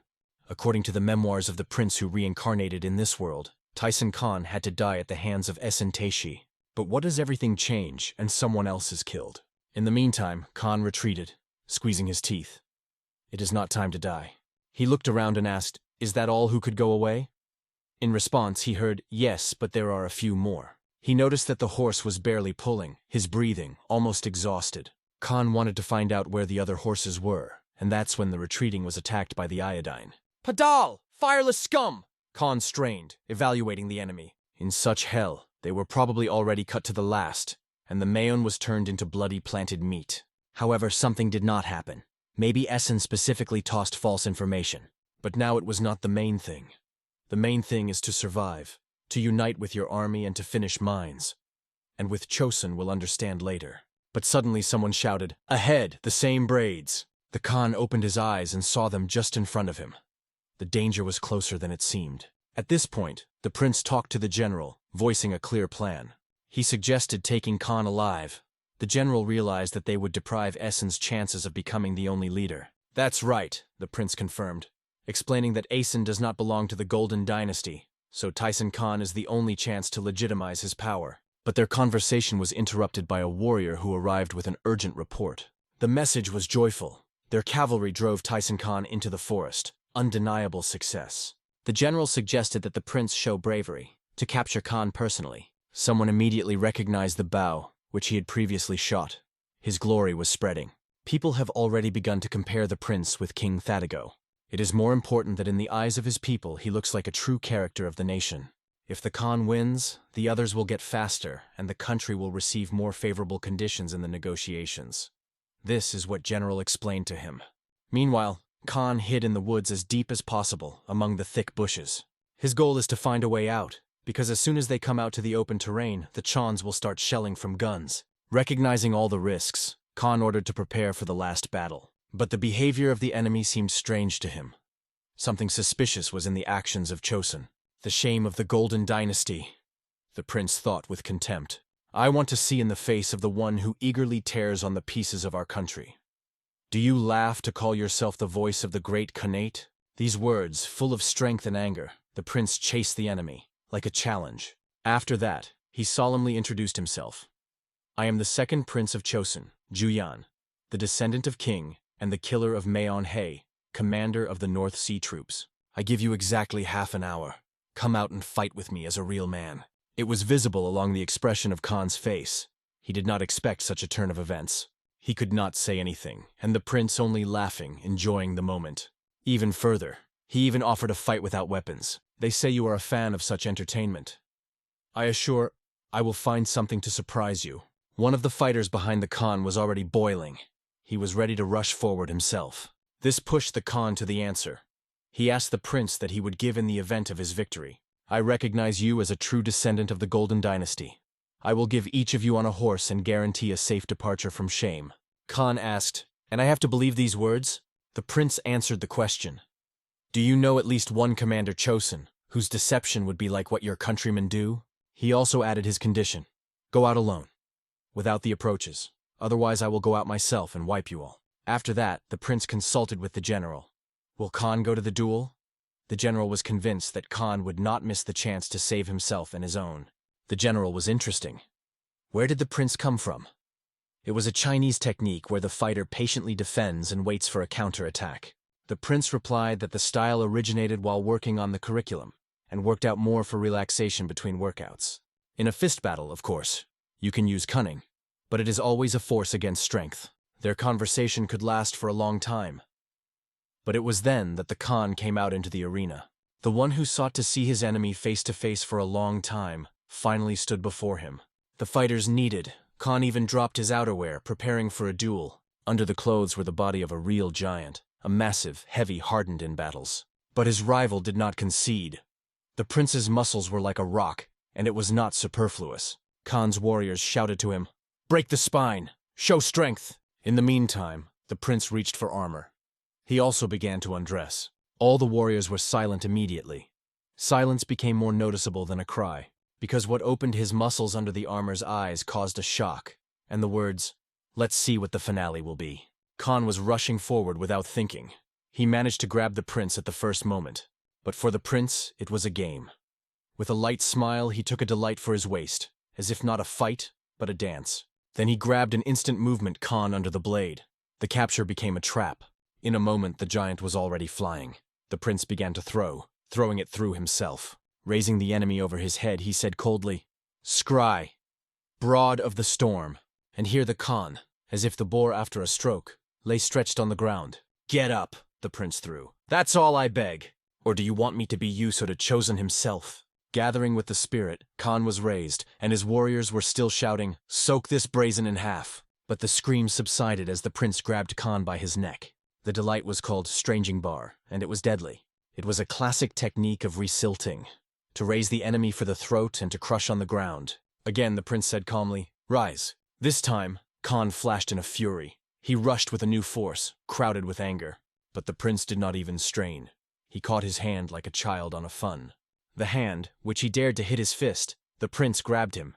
It was a violation of the rules, and now the time has come. And there could be only one punishment for this: death. And then Khan stood on his knees, broken, humiliated. In his eyes, tears shone. Not from pain, but from powerlessness. He lost this muscle mountain, this monster in the human likeness. And he lost so shameful that even tears and snot could not hide the defeat. He shouted in a full voice, "I recognize the defeat. Lost, honestly." The prince addressed everyone. "Look, it is the victory of my body, not the spirit, but the strength." And he thanked only one, the king who gave him this unbreakable gift. His posture was more like a dragon than a man, a formidable and majestic. And in honor of his loud victory, he became a pose of the black dragon. Soon the command was reported by the news. The enemy was defeated. This meant one thing. The enemy's forces were now separated and morally broken. In this regard, the prince was asked to prepare for future negotiations. But at first he decided to visit where in the dark he was in the dark. The prince went to Khan with the words that he may not have to hurry. After all, no one wants to die voluntarily, he added calmly. Even if you spare me, you will still be sent to some nameless island to live in shame, Khan suggested. But the prince answered differently. Just accept our conditions, and you will go free. I will keep the words. The great prince ordered the conditions.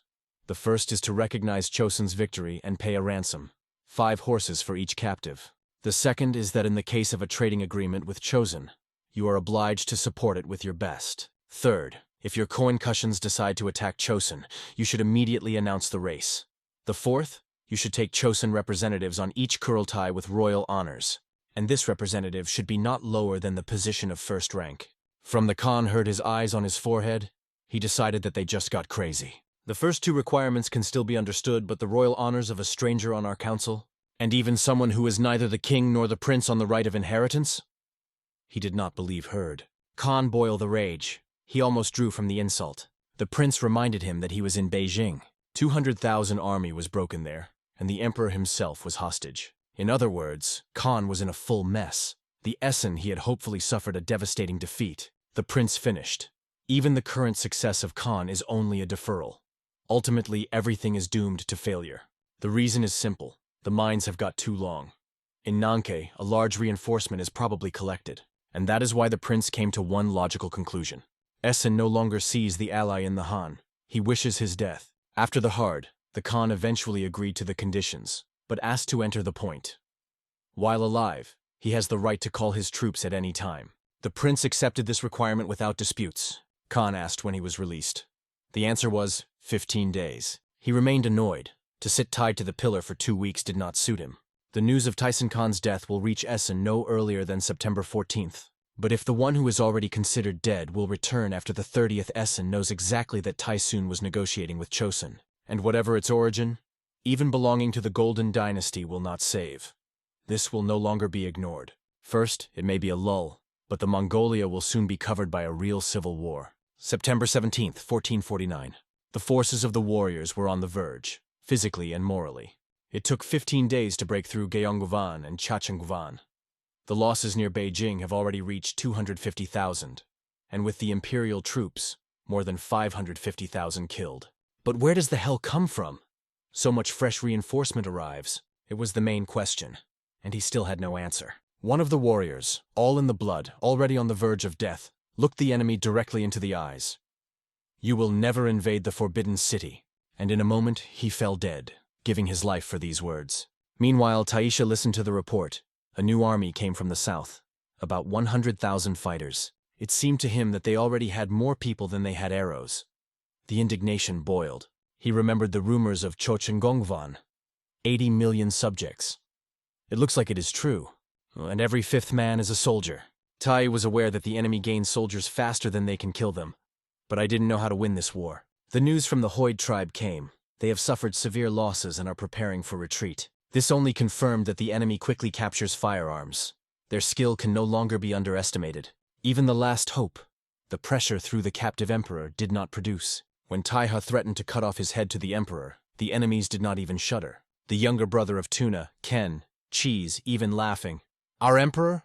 What are you meaning? He's here." From how quickly they appointed a new emperor, with their absurd methods, Taisha clenched his fists from rage. He was advised to find a reason for retreat, but Taisha saw a great threat in this. The hasty escape could turn into a trap. In addition, they reported new alarming rumors that have been spreading in recent days. It was said that the Chosun army, having defeated in the area of Liaodun, returned even a great Khan. Now they were afraid that they were winged with success. They rushed to Karakoram. Hearing this, Taisha could not stand. He stood sharply. Revenge of Khan and Karakoram protection became the main goals for him. Under the slogan of revenge, he could unite all tribes, gather 300,000 soldiers, and break through the defense of the mines. Meanwhile, in the capital of Ming, the Minister of Military Affairs of the Empire reported, Chosun dropped Tisan Khan, but completely destroyed enemies in the area of Liaodun. The minister understood that if they were attacked on both sides, reinforcements to wait from nowhere. The losses are so high, and the latest news. only 2,000 soldiers will be able to send to Liaodun. He asked. Kim Jong-si, the first-rank commander, received confirmation. Then he replied, "Give him to stay away from our capital." But behind his back the words were heard. "The enemy is preparing for the offensive." Chosun really did a great deal. November 4th, 1449, Kanan. The warriors were surprised. Their cavalry has new horses, combat Scotcha who recently belonged to the enemies, and the king himself confessed. Every day and every night he prayed for the safe return of his people, and from the bottom of the heart he sought to thank them for the tireless struggle, for the protection of the land of mines and the destruction of a common enemy. All the warriors stood into the system and gave the worship of His Majesty with honor.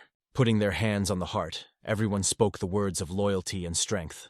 For his faithful service, His Majesty announced the awarding and encouragement of their merits. Kim Jong-seo was appointed to the post of Right State Advisor to the first rank, and received the title of Hero of Loyalty and Courage. Kim's son, the commander of the Central Army, was increased by the title of Minister of First Rank. Lee Tsinok remained the commander of the Right Army. His merits compensated for the identified shortcomings. The prince, listening to the awards from the outside, was aware that the Taisun Khan was officially missed. But Nok took responsibility. His stubbornness and dedication were unbreakable. "You will not change anything." His Majesty moved to the next part of the ceremony. He did not forget about Prince Xiang, gave him possession of 1,000 kiol. "Your mercy is boundless," said Xiang, and the king, smiling, called him his son. When the evening came, "It is time to lift the weight," so it was made. Dumbbells, kettlebells, rods. All this brought a real pleasure. But the guy who was nearby was worried. His Majesty was too exhausted and begged for a little rest, but he could not stop. "My brother defeated the enemy leader, and now they will want to see their ruler's body first." Even lifting 200 kilograms in 3 basic exercises, 100 more than most military officials, he still sought more. 8 years have passed, but you cannot stop. You need to work even more. But their conversation was listened to, especially the words, "I will train even more." What is behind it? I wanted to understand. But for the king, these were the most pleasant words. They pleased his heart. At night, the king was accompanied by the streets, quietly, with respect, and he delved into the thought. When did his sons grow up so much? And it was at this point that he realized, now Chosun's fate is in their hands. The prince was in a strange place. He did not understand where he was around where the world disappeared. Ants suddenly ran through his skin. Cold and anxiety filled the body. He felt something soft under his foot. It was the body of a dead warrior. Looking back, he saw dozens of such. The dead lay everywhere. Right in front of him, a skeleton from which the worms crawled, cutting away the remains. Suddenly, this skeleton stirred, inserting a knife into his stomach. "Feel my pain," whispered the net through his teeth. At the same moment, the girl's voice, a cry in reality. "Beloved, what is with you?" She lay on it on top, shaking out of fright. His condition was reminiscent of post-traumatic shock. He could not be reached. She realized that the medicine was not eventually acting and suggested to try another potion. In her eyes, a deep mourning glowed, like a bottomless well of compassion for him. But suddenly someone else appeared in the room. An unexpected guest. He announced that the prince was called to the palace. And for a while, he and his brother stood in front of his father. In his father's hands was a message that was planned to send to the new Emperor Ming this summer. It was about him. "What do you think of this letter?" he asked the sons. In a letter, Chosun reports the consequences of the last attacks of the Jurzena. Both sides suffered losses. But the situation was not only used by the Tatars, and the plowers also showed disdain for the greatness of mines. "We ask you, Your Majesty, take decisive action about Liaodun and expel the enemy from there.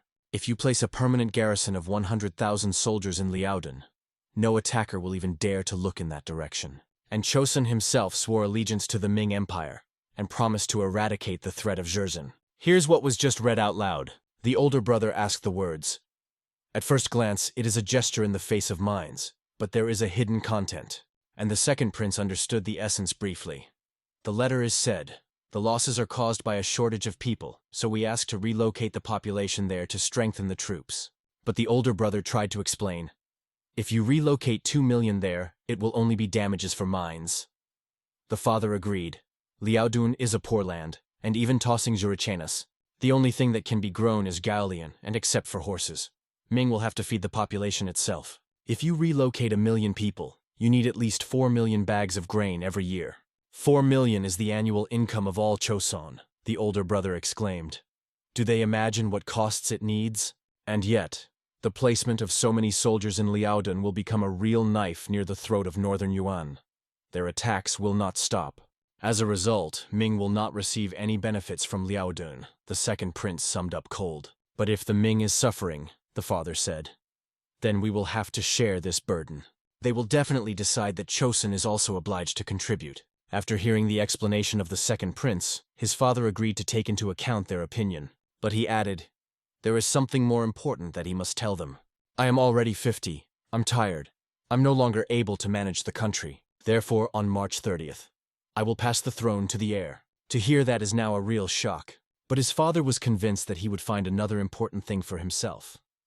It would be a new set of laws for the country. He even came up with the name, the Great Code of State System. The eldest son pleaded to think of him, because he can be at least 20 years of life ahead. But his father was solid.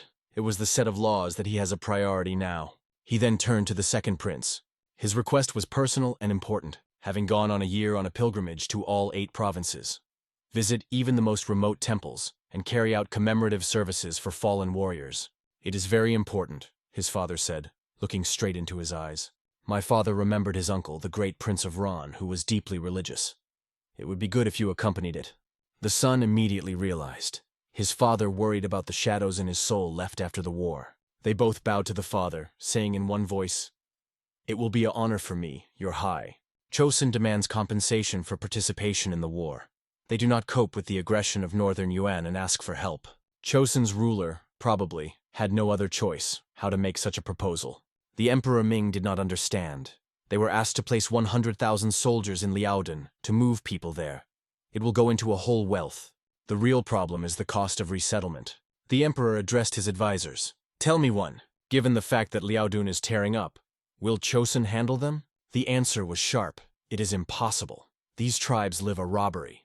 Lying sleep could still restrain them, but now it will be an endless struggle. His Majesty began to understand. Chosun wants Ming to be strengthened by Liaodun himself, and then he took all responsibility. But instead of reproach, he conveyed, tell King Li too, all the earth in 80 li east of the Iron Range now belongs to him.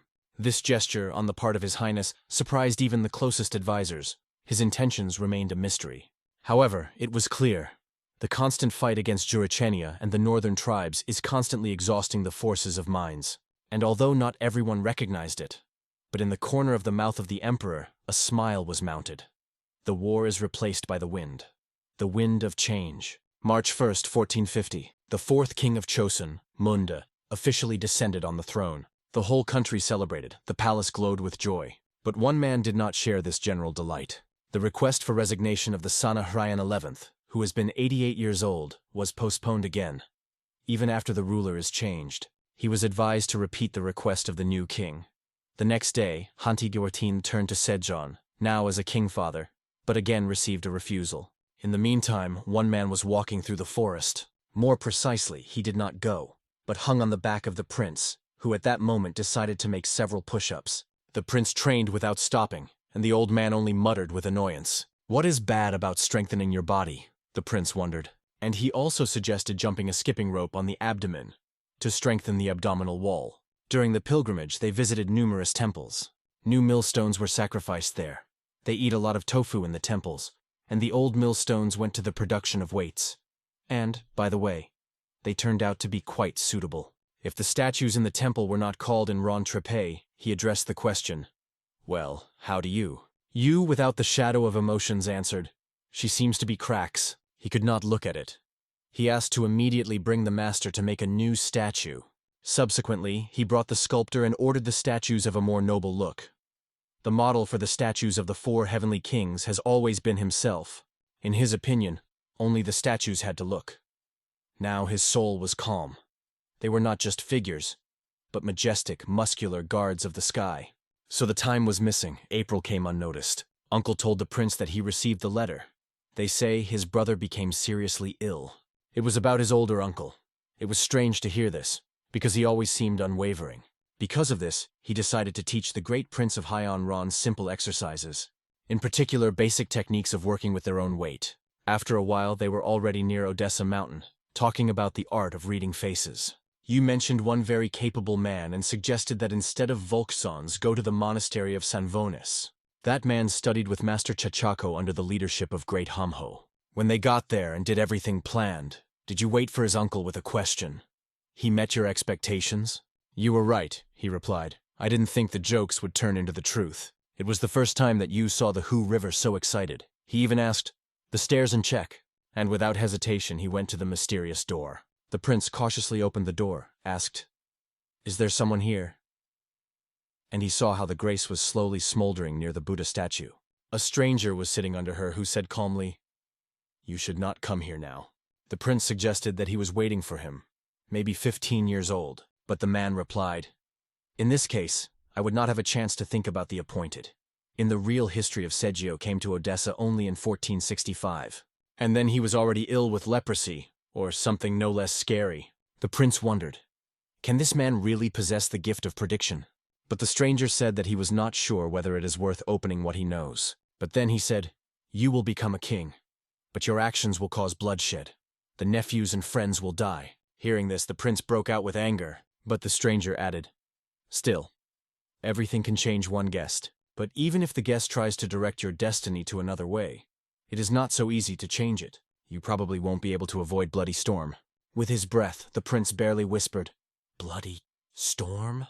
In response, a voice came, "Will you be able to withstand it?" Squeezing his fist, the prince firmly replied, "I have to." The prince thought, "I have already changed a lot, with my own hands. Can't you challenge the fate itself and change its direction?" These words were genuinely pleased with the seers. "It seems that there is nothing to worry about," he said. "It is probably the power of this young man who will become the key to future changes." The next day, standing in the yard, the prince went into thoughts, silent and immersed in himself. Uncle noticed it and asked that he was worried.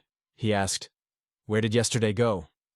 "I remember his face exactly." "They say he recently reached nirvana," Uncle replied thoughtfully. "But he was convinced that yesterday he just spent time in the Samsungak pavilion, and then fell asleep. Waking up in the morning, he asked several people, and everyone answered the same thing. All the monks of this level have long gone to nirvana. But how can it be? He was convinced that he saw him in Samsungak. Did this man really have the gift of prediction? Yesterday did he even get angry? He didn't know what to think. He decided to make a fool from me? Especially after he said that the prince can harm his own family. Angry, he began to wave his hands, strong, as if from a stone, in an emotional impulse. But suddenly the look fell on the inscription on the floor. "When the guest has no longer to stay, he will inevitably return home." Breathing has been intercepted. He froze, looking at the inscription. What? How will all end in death and return to the modern world? In the morning, he returned to the same place to check whether the inscription remained. But there was nothing there. The monk approached them.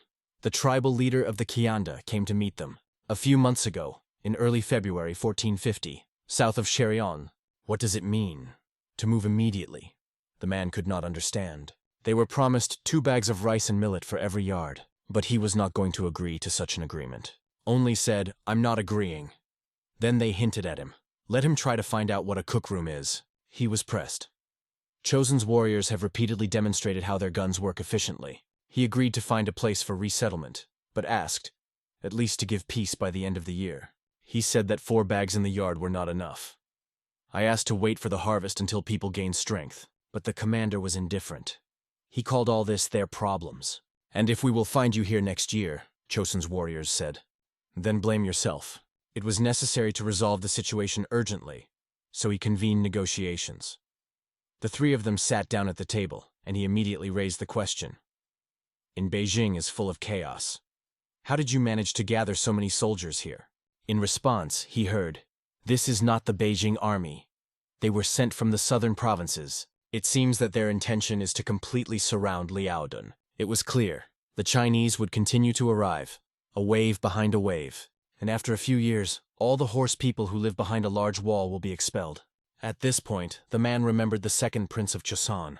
They said that he defeated Tyson himself, his bare hands. He even rushed that he was throwing horses and tearing the armor. There were also rumors that Choson had already captured the land of Eha, Hoifa, and the whole of Uli. And it was these rumors that made him think deeply. A month later, the court of King Munjeon, dedicated to the art of body improvement. The leader of the Kandu tribe personally congratulated the messenger of Choson. From under the wet from the sweat of the forehead, it came, "Good afternoon." And right away, the question, "Do not want to join Chosen?" The leader did not understand where he was at all and what it was. He was explained. It is a device for hardening the body. He was invented by his younger brother, the second prince. He did not have time to get away, as he was immediately offered to try. He was put under the bar, seriously and without jokes. "Lift your chest as if you want to push your bar up," they told him. He tried, tightened his muscles. He was incredibly difficult. Up, down, without stopping, without relaxing, the body burned. This bar weighed 122 kilograms, the weight of 2 adult men. "And my brother raises 345 kin is 220 kilograms, the king added with pride. The leader was overwhelmed with a trembling voice and glitter in his eyes. "Your brother? Do you mean the great prince of Suyan?" Who did not hear about him? "You want? I'll meet you." The answer came. And nowadays on Mount Odessa, near the monastery of San Vanez, Buddhist ritual took place. Despite the rumors that Buddhism was oppressed in Chosun through Confucianism, the sincere devotion of the Buddhi prevailed here. It was striking. They climbed up all day, and they didn't reach. The path was grueling. Without withstanding tension, he asked, "How much more? How much to go?" "We have almost come," we replied. "Look forward." His feet were smiled. He just fell to the ground, seeing it. The shock pierced the whole body. From what he saw, such muscles. He was in front of him, in all his beauty, majestically, like a heavenly warrior. He waited for him. He could not pronounce a word. He froze in front of a great prince, like a living myth. But in the end he gained courage and bowed, expressing deep respect. The prince reached out to him and said kindly, "Get up." At that moment he really seemed to be a god of war, majestic and unbreakable. Already a little come, they were in the yard. "Your body is truly majestic." "And do you have?" the North asked. Juyan remembered that those who have mastered the teaching of body improvement, just over 200. And those whom he personally taught, without officials, more than 5,000. From these words the bald was read. It was amazed. He immediately thought, if you learn from this man and pass the knowledge further, so soon all the Chosonians will become real strongholds. In the North, power is the truth, the answer to all the questions. I may have missed my chance, but my son should not repeat my father's mistake. And with this thought, the North addressed the prince. "Can I become your student?" Suyan replied, "After the autumn Buddhist ritual I will talk to His Majesty, and there will certainly be permission. From the very thought that will become a student of the king's brother." He almost sang birds in his head. Of course, he thanked.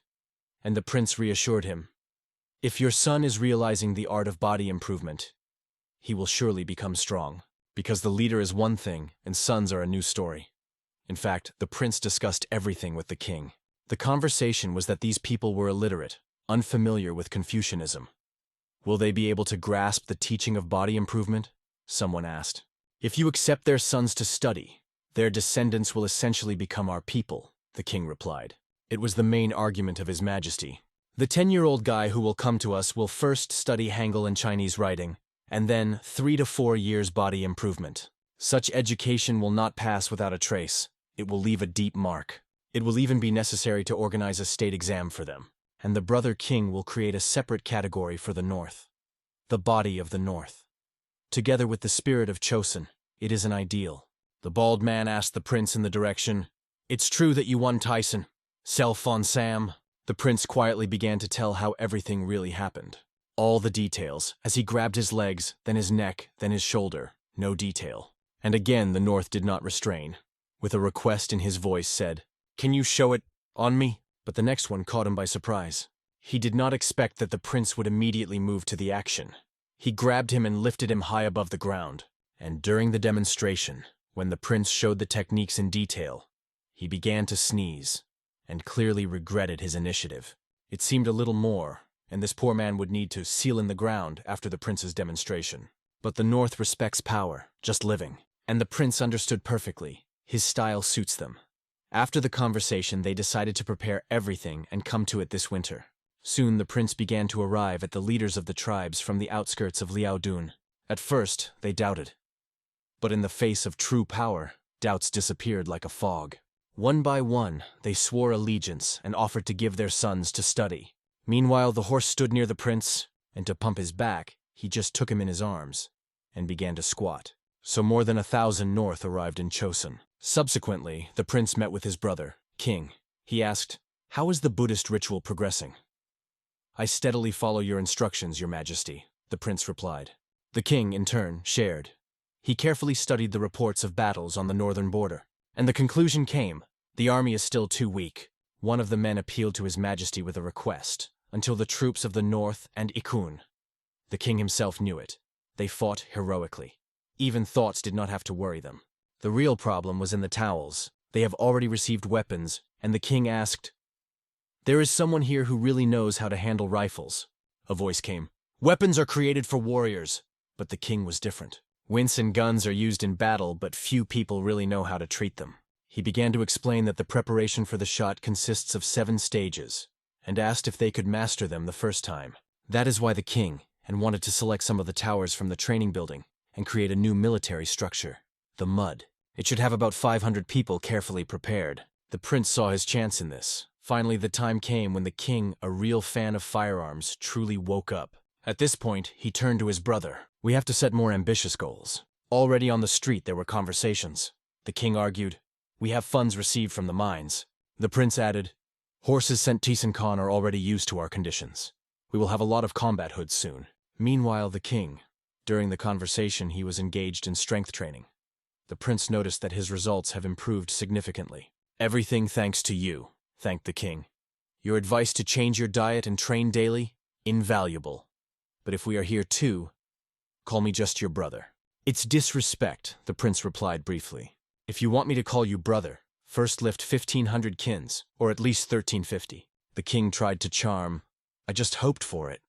But the prince answered seriously, "My current results in 3 base exercises, 1,350 kin, Your Majesty."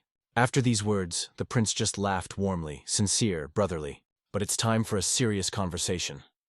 The king was worried that people would not have enough to teach all the north who would arrive. But the prince had a candidate, an educated man, without a drop of greed, who does not hold any position.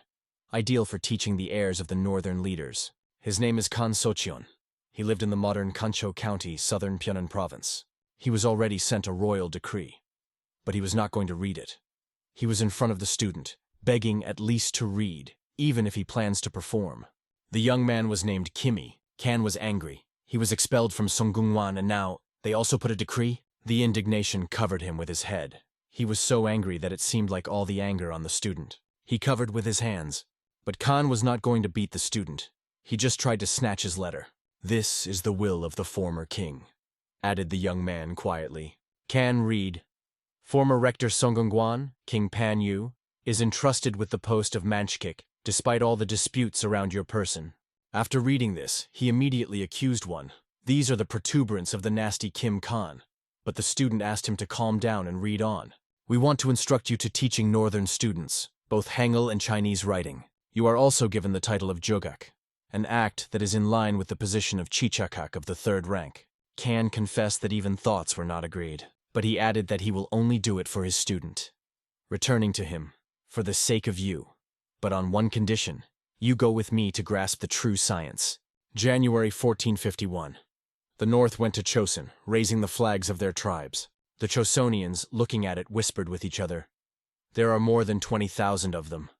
How to feed them all?"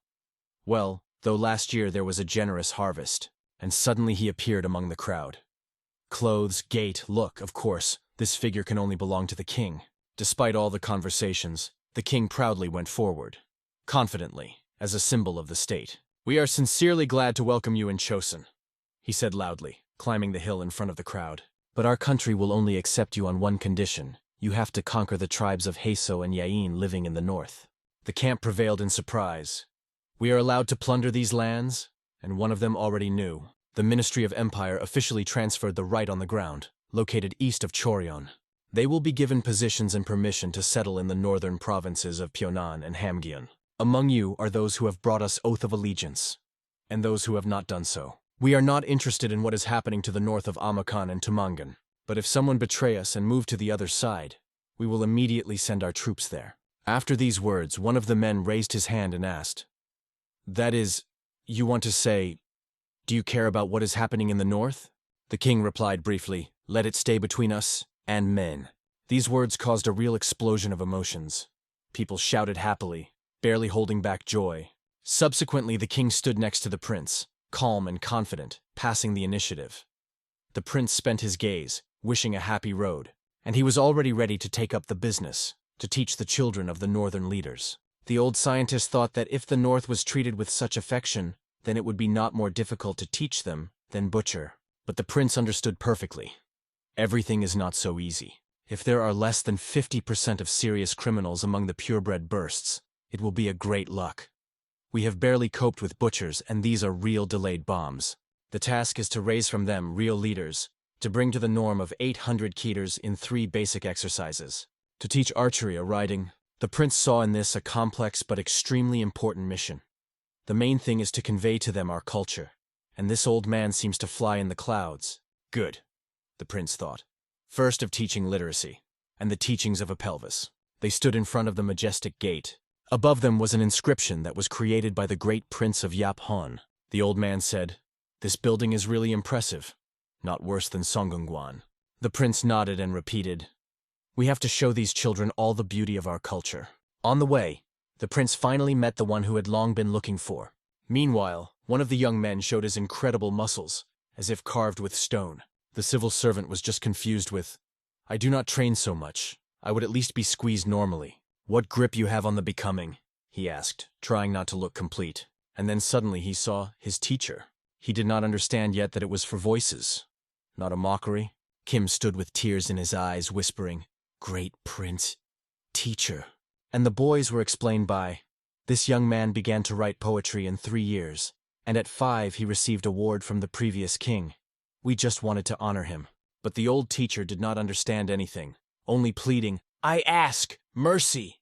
The prince approached him, put his hand on his shoulder. "Calm down," and added with a smile, "If something inevitable, just try to enjoy it." Of course, he just wanted to hear that it was a terrible dream. What workout is just a nightmare? But no, it was a reality, and everyone around reminded him of it. The teacher tried to reassure him, "Don't be afraid. I'm here nearby." But the conversation suddenly interrupted the vowels. "Great prince, we have arrived." The North brought a group of young children. They did not understand anything, which road was waiting ahead. The prince met them with a smile and sincere words. "Welcome." The children were hardly washed. Let's say soft. It was far from failing, especially because of the use of stone roastings. They were even stronger from them. The prince immediately suggested that they first take everyone in a warm boil. One of the boys approached him with a confident voice and called him uncle. And then he seriously asked, "And who won the Mongol Khan here?" The baby did not understand herself from the north. So much joy they had not yet worked at the same time. On a long bamboo pole, in the garters, 6 children hung until the prince, like a skilled warrior, squatted with this weight. But it was not just a squat. It was worth leaning forward as the children flew up like arrows. Blue water washed everything around, washing any dirt from baby skin. The children felt unusual in this situation, so they were gently reassuring, explaining that everything was fine. Seeing soap, they only watched in surprise. Most did not even know what it was. One of the boys, with a smile on his face, pulled out of the water and shouted, "Throw me again!" Outside, a prince was addressed with a child's sincerity. "Uncle, I'm clean, let's come again," said little excitement impatiently. The prince smiled and warned, "If you are scared, don't cry." And immediately he took this little body on his hands, like a light ball. He threw him so high that it seemed the baby was about to touch the clouds. Others have already prepared a sheet to catch the baby after flight. With a frantic speed, it fell directly into the center. But it is caught gently and accurately. The boy only liked it. He laughed, wanting to repeat again. One of the students was frankly frightened. What he saw did not fit into his idea of human opportunities. Looking at how the prince easily raises 6 children, the guy began to doubt. Is he a person at all? Hearing how the Chosonians joke that with such a body it is possible to lift both father and mother, the guy began to understand where he got. Small, full of curiosity, ran to the prince and asked when he became as strong. The workout will start at 16. It is then that the bones grow. By that time, listen to teachers and get ready seriously, the prince replied. The baby listened carefully to the explanation, and it seemed that everything was understood. The sky was already getting dark. The day came to an end, and a quiet evening dropped over the camp. It's time for dinner, but the guy looked at his plate with surprise, not realizing what it was at all. The food was without spices, dry and fresh, as intentionally created, so as not to be fun. One of the students explained what he heard. Such food is given to gain weight for future workouts.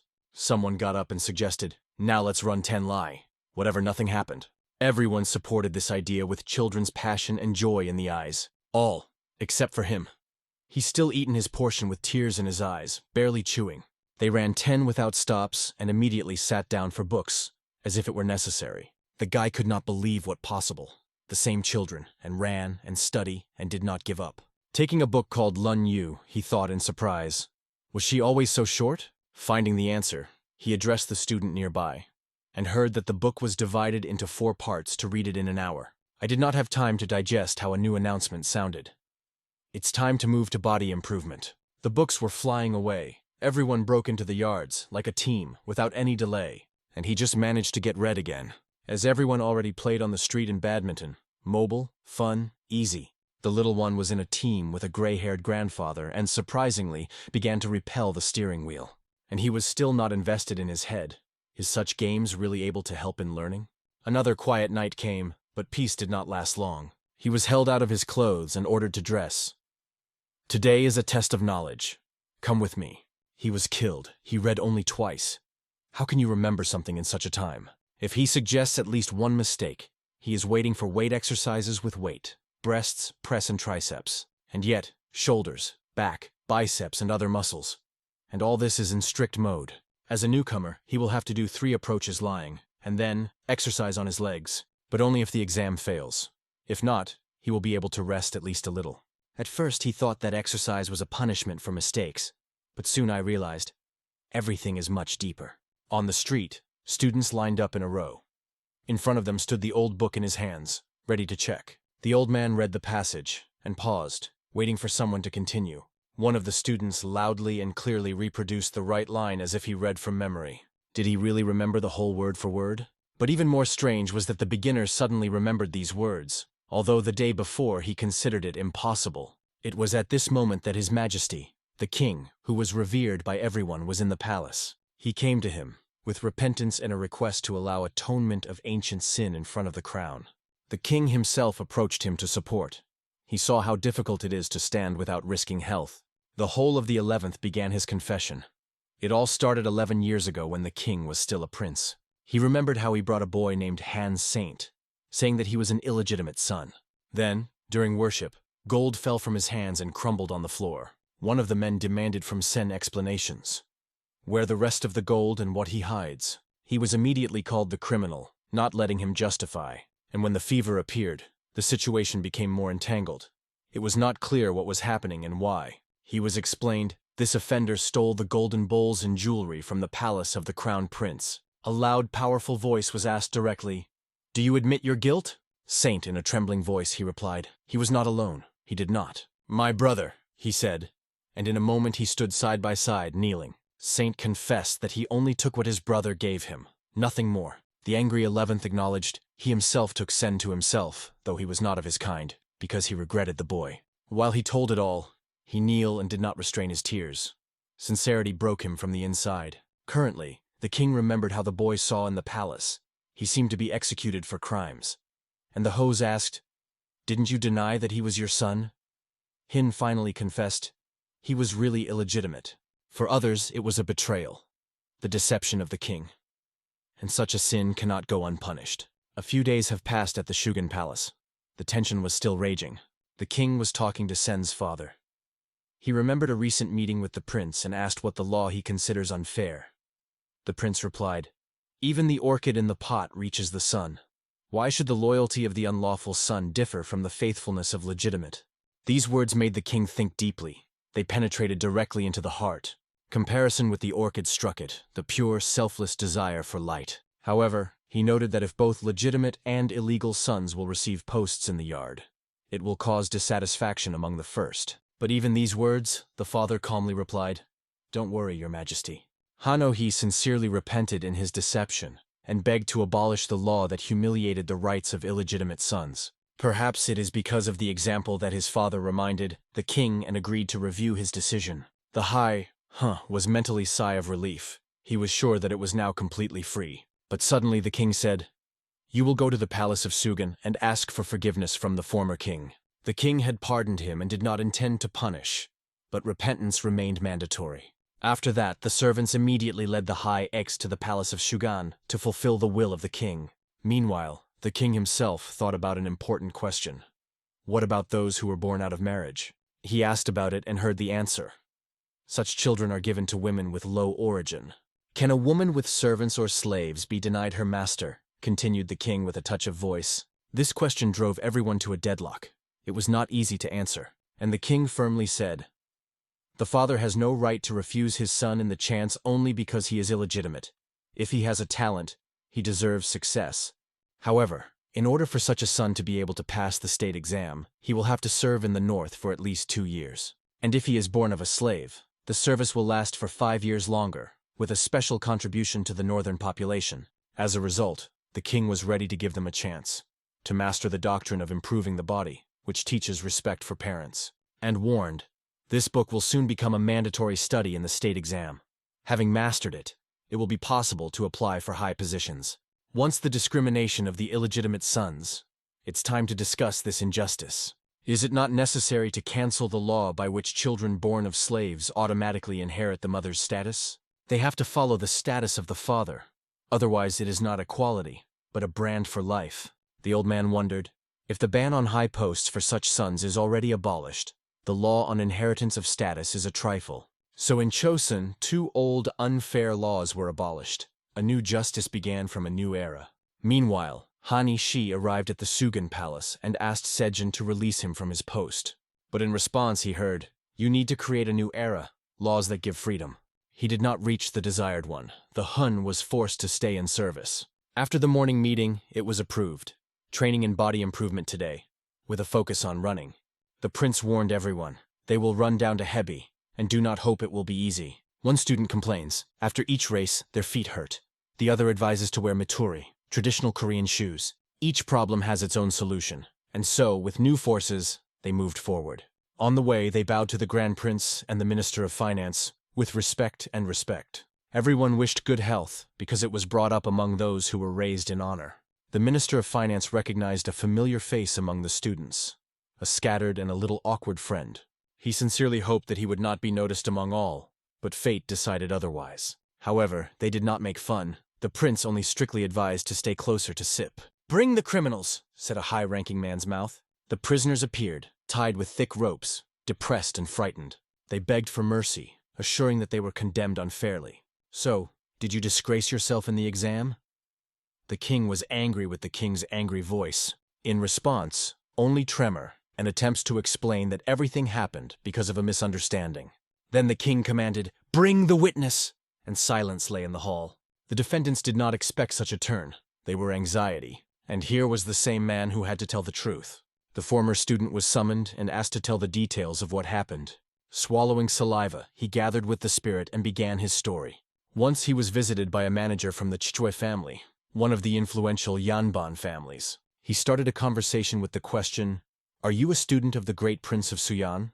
They say you are smart. Teach one, slave."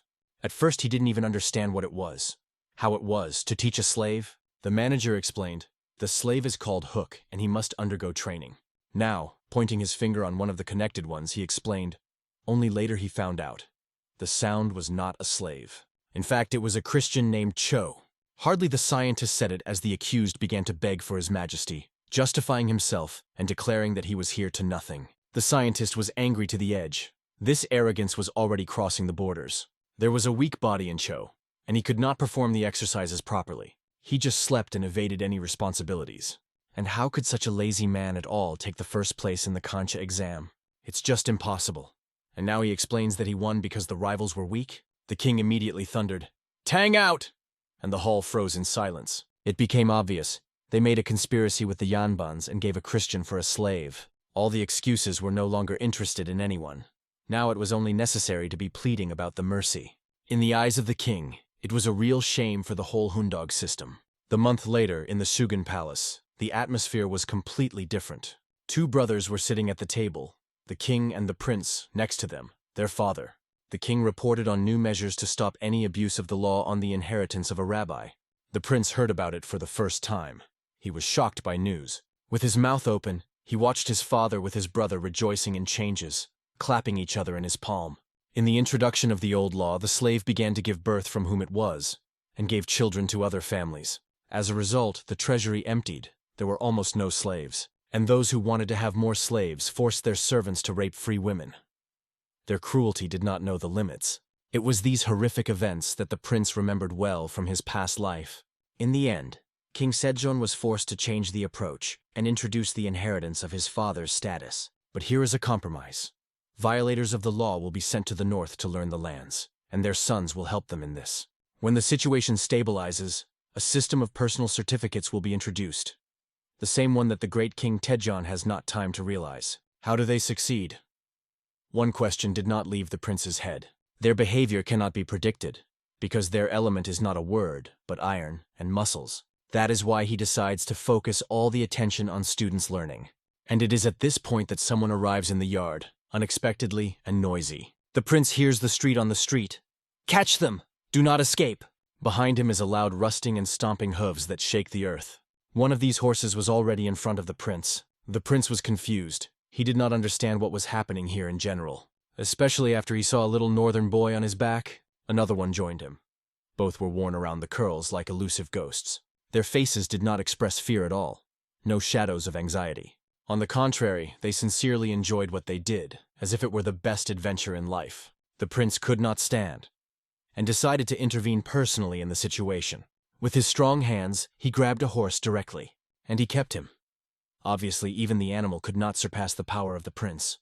Although it was a pity, but the prince pressed it with a muzzle to the ground to stop. There was no other way out. The prince's face was skewed with anger. No one has seen such a fierce. He strictly ordered the child to get off his horse immediately. And here the old man ran out of the yard, frightened, confused, crying. His eyes shone from tears, and he turned to a great prince with a shaking in his voice. After falling on his knees, he begged to listen, and the prince only asked calmly, "What happened?" The old man started the story. Lately, the children asked to teach them to fight. They complained that they were difficult to study, and sought something more, real, living. Now, they stole horses and behaved like real devils. They trampled the crops, turning the fields into chaos and dirt, and they knocked someone on the way, racing without disassembling the roads. It is impossible to stop these breaks. They are like a storm that knows no limits. Even now, when the teacher complained and the prince kept the little one for the collar, he did not ask for forgiveness, but only demanded to teach them to fight. The prince patiently explained, "Your bones have not yet strengthened. It's dangerous." But to study, he decided to shake his stupidity a little. But even then, the little one did not give up and argued that they were smart and capable. The old man complained that it was impossible to cope with them, and the prince only spread his hands in response. He did not know what to do with them. The prince understood. Future talents simply overvolted, and they urgently need a discharge. That is why one very interesting memory has fallen in his head.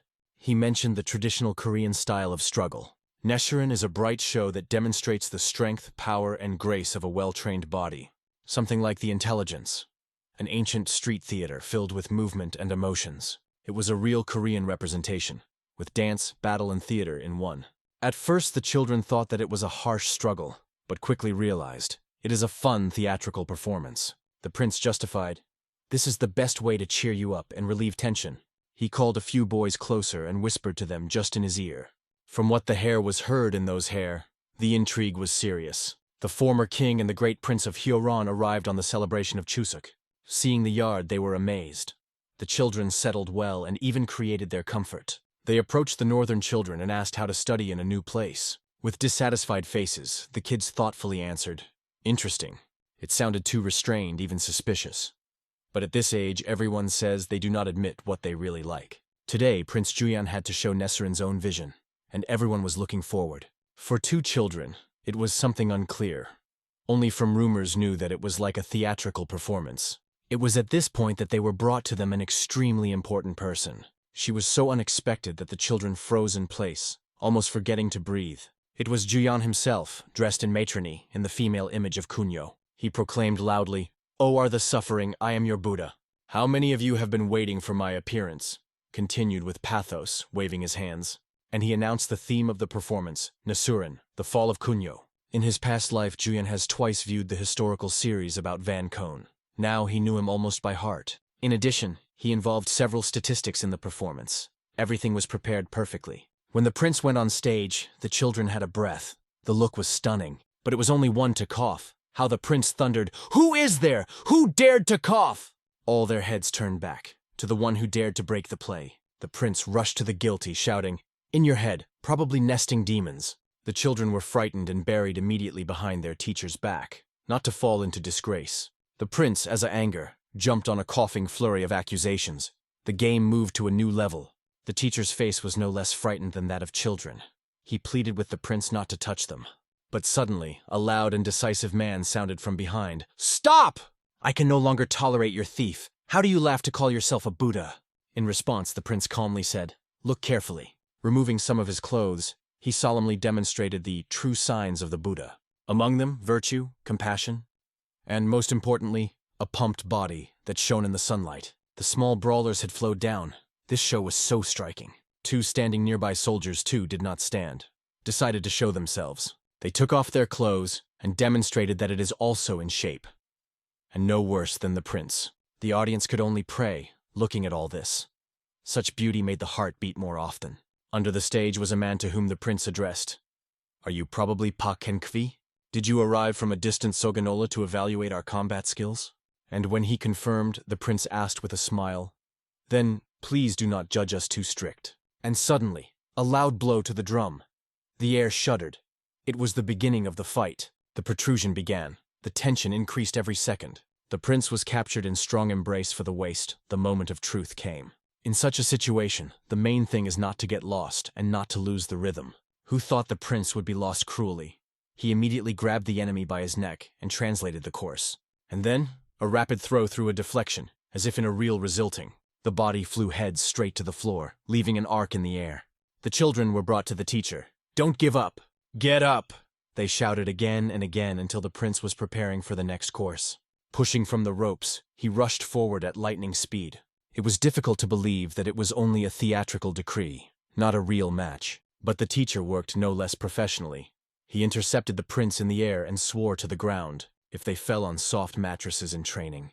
So, the solid floor made it completely feel the reality of the collision. While the prince lay on the ground, the teacher, breathing hard, climbed the ropes, ready for the next jump. The teacher exclaimed loudly, "Your tyranny has come end," and flew up to the decisive blow. The audience looked with their eyes wide open. What happened went beyond the imaginary. The prince's father, seriously naked. His son seemed to be on the battlefield. The teacher pushed back. He was preparing to complete the start and put a point. At that moment, his cry resembled the voice of an eagle that goes to hunt. The eagle looking for prey. And when he was already flying down, the prince suddenly exclaimed, "Wait!" It was definitely not included in the script. The prince himself did not understand what was happening. But a light smile appeared on this thought. The show managed. But she disappeared instantly when the teacher's elbow crashed into his stomach. Even if it was a vague, the pain was quite real and merciless.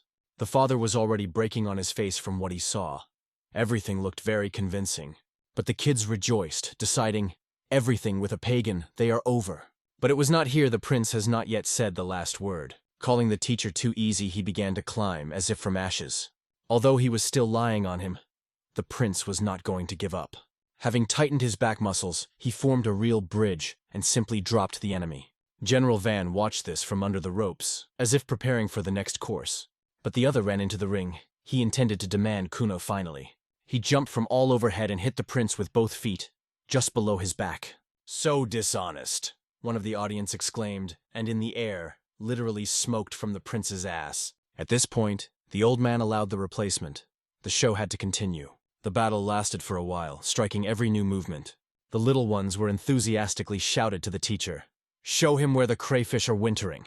General Demon, now San, a dark and formidable figure, came to the arena. The prince accused him of Van Gon's betrayal, calling him a traitor and a apostate. "You are nothing. Even a traitor tongue does not return to call," he exclaimed with fury. "Anu, attack, saucer," said the prince, lighting up a new round. Their collision caused a wave that dispersed all over the ring, powerful and spectacular. The prince leaned to the enemy and whispered, "It's time to finish." Understanding the hint, the general bent and prepared for the final trick. He moved his head between the prince's legs, preparing an unexpected reception. And then he broke up sharply, throwing him a bag of rice through himself. The prince was laid on the hard floor again with deaf guns. Not a performance, but a survival. The children jumped with joy. Kunio was defeated. The holiday was done. But they were happy early because Kunio rose again. He stood up to prove again who he really is. The only true master of this world is unbreakable and invincible. He began to mock the general mockingly until he was pleased to stop, already turning to him not as an actor, but as a real prince. The old man, though dictated by the rules of the game, did not expect to see the prince's hand in his neck. "Shut up! How do you laugh at talking to a master?" Suyan rattled, taking into account the role. Kunio had a tyranny and then heroically defeat, and two fighters were prepared for a common attack. The final act of drama. They simultaneously bounced and collided with their backs in the air, like legendary heroes. Lifting his eyes up, the prince saw this picture, as if from an ancient epic. With wounds on his face, he addressed the children. "Have you looked carefully?" He remembered how they sat in the audience. Incomprehensible, inattentive, indifferent. "Nesserin is a story about heroes where strength, honor, and skill are ruled," he said solemnly. The prince announced the theme of the performance, the last days after Kunio, and then he accused the children that they did not understand anything, because they studied badly. If you were studying everything properly, they would have a lot more pleasure from Nesserin. The little one looked at the book with interest for the first time. Something has changed. At that moment, the prince addressed the teachers.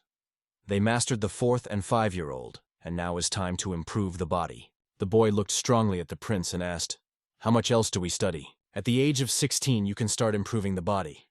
It has been 5 years. Are you ready?" The prince replied, and a unanimous voice came, "Yes." After a while, the prince genuinely apologized to these two for making them so nervous. And they did not hide that during the speech were sitting on needles. The heart was fighting at a frantic speed. They were also awkward in front of the Sinmi master, who came with them. But the prince also apologized to him. The father asked his son with interest, "How did you know about the exploits of the insane monk Kunio?" The prince thought, after all, the history of Koryo has not yet been written. What to say? "I saw a lot of Sagi scrolls in the repository." He began with cautious. "I mixed Sagi with legends to create my story," the prince confessed. The next time he was already planning to arrange a battle at a boasting, but while keeping it secret. The next morning during the official assembly, someone read a letter in which it was reported. The great prince of Juyan at the holiday staged a play by Nesserin, using the monk Kunio as a thief. The letter was read by the king himself. After reading to the end, he raised his eyes on the prince, and he said strictly, "Go forward." The king was waiting for the explanation, and the prince gave him. "Your obedient servant of Juyan showed difficult self-confidence due to lack of knowledge." Meanwhile, children, armed with sticks, were dressed in their hands on the streets. They imitated the robber Kunio, a hero from the performance, and they also stated that they would destroy all the Alamans. Of course, the prince asked for such influence. But what to say when everything happened? The performance has done its business. The king was more interested in another. How did the prince portray the events that did not exist in the history of Koryo? As a punishment, he ordered the prince again to look at all the chronicles. The prince has been instructed to gather scientists and review the story from the beginning, even if you have seen it 3 times. The king's gaze fell directly on the prince, and he already felt bad. He was overwhelmed by a strange anticipation. Something will go wrong. Perhaps the matter in that Mount Tsukoyu, which scientists were kept. How huge is the story of Koryo? It seemed endless. When doing business, Julian thought more and more, where are other students? But it turned out, they were all occupied by writing other historical books. And here the prince covered memories from the past life. For a graduate of the Faculty of History, this was not a problem. 2 years of maximum, and maybe 1 is enough, he said with fire in his eyes. Scientists have only been surprised to look at. Such confidence looked a little suspicious. These books have not yet been completed, they explained. They are at the stage of verification. First primary sources, then secondary sources. The prince nodded and said, "Good. First, sort the material, and then rewrite the text." When the prince said it, he easily touched the shoulder of one of the scientists, a gesture that preceded the storm. He seems to have forgotten about the improvement of the body, plunging into books. But it is not necessary to worry. The prince was already preparing to help and restore their shape. It all started innocently, with light warm up, without a hint of rigidity. Meanwhile, on the East Sea, one man was on his knees near the board of the ship, shaking with the waves. Was it so well in the south?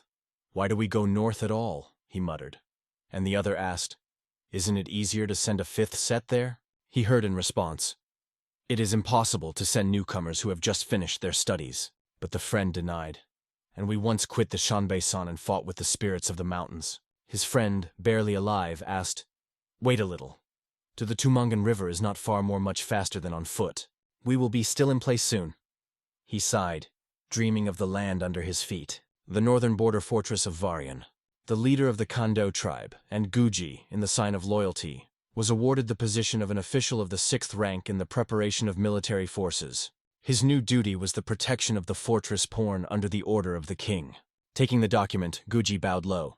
"I listen and submit." The king gave him not only powers, but also generous gifts. Even the cows were sent, and 9 carts to the top of the stuffed supplies. "You do not have to engage in agriculture. 2 months later we will send food," they said. After all, he heard only one thing: relax, live and live quietly. The man himself could not believe. Did they really treat him so generously? Just as he left, the children tried to calculate the stocks. One boy with a stick brought the numbers on the ground that he dictated. Particular attention was attracted by heavy iron cauldrons. They were struck. 40 arrows! The guy exclaimed. But for the second time he was wrong. In fact, the arrow was 51. Apparently it is not yet able to count. One of the men approached, took the guy by the hand, looked, not realizing that it was, and then he just took and tried to bite, as it should be expected. Immediately began to spit out with disgust. A few more men approached them. One of them, the elder, said they had already arrived at the construction site. Realizing that Guji is the main here, they asked, "Give some workers. We do not have enough people." He ordered the guy to gather everyone who was able to work. When the team gathered, trees were chosen together that can be cut down for construction. Guji began to understand. This position is not just formal, but really responsible. A few weeks later, already on construction, Guji came to check the course of the work, and he was reported. "Everything is going well. The building is erected from the strongest tree." But suddenly, a cry behind your back. People shouted, and then a deaf thigri was heard.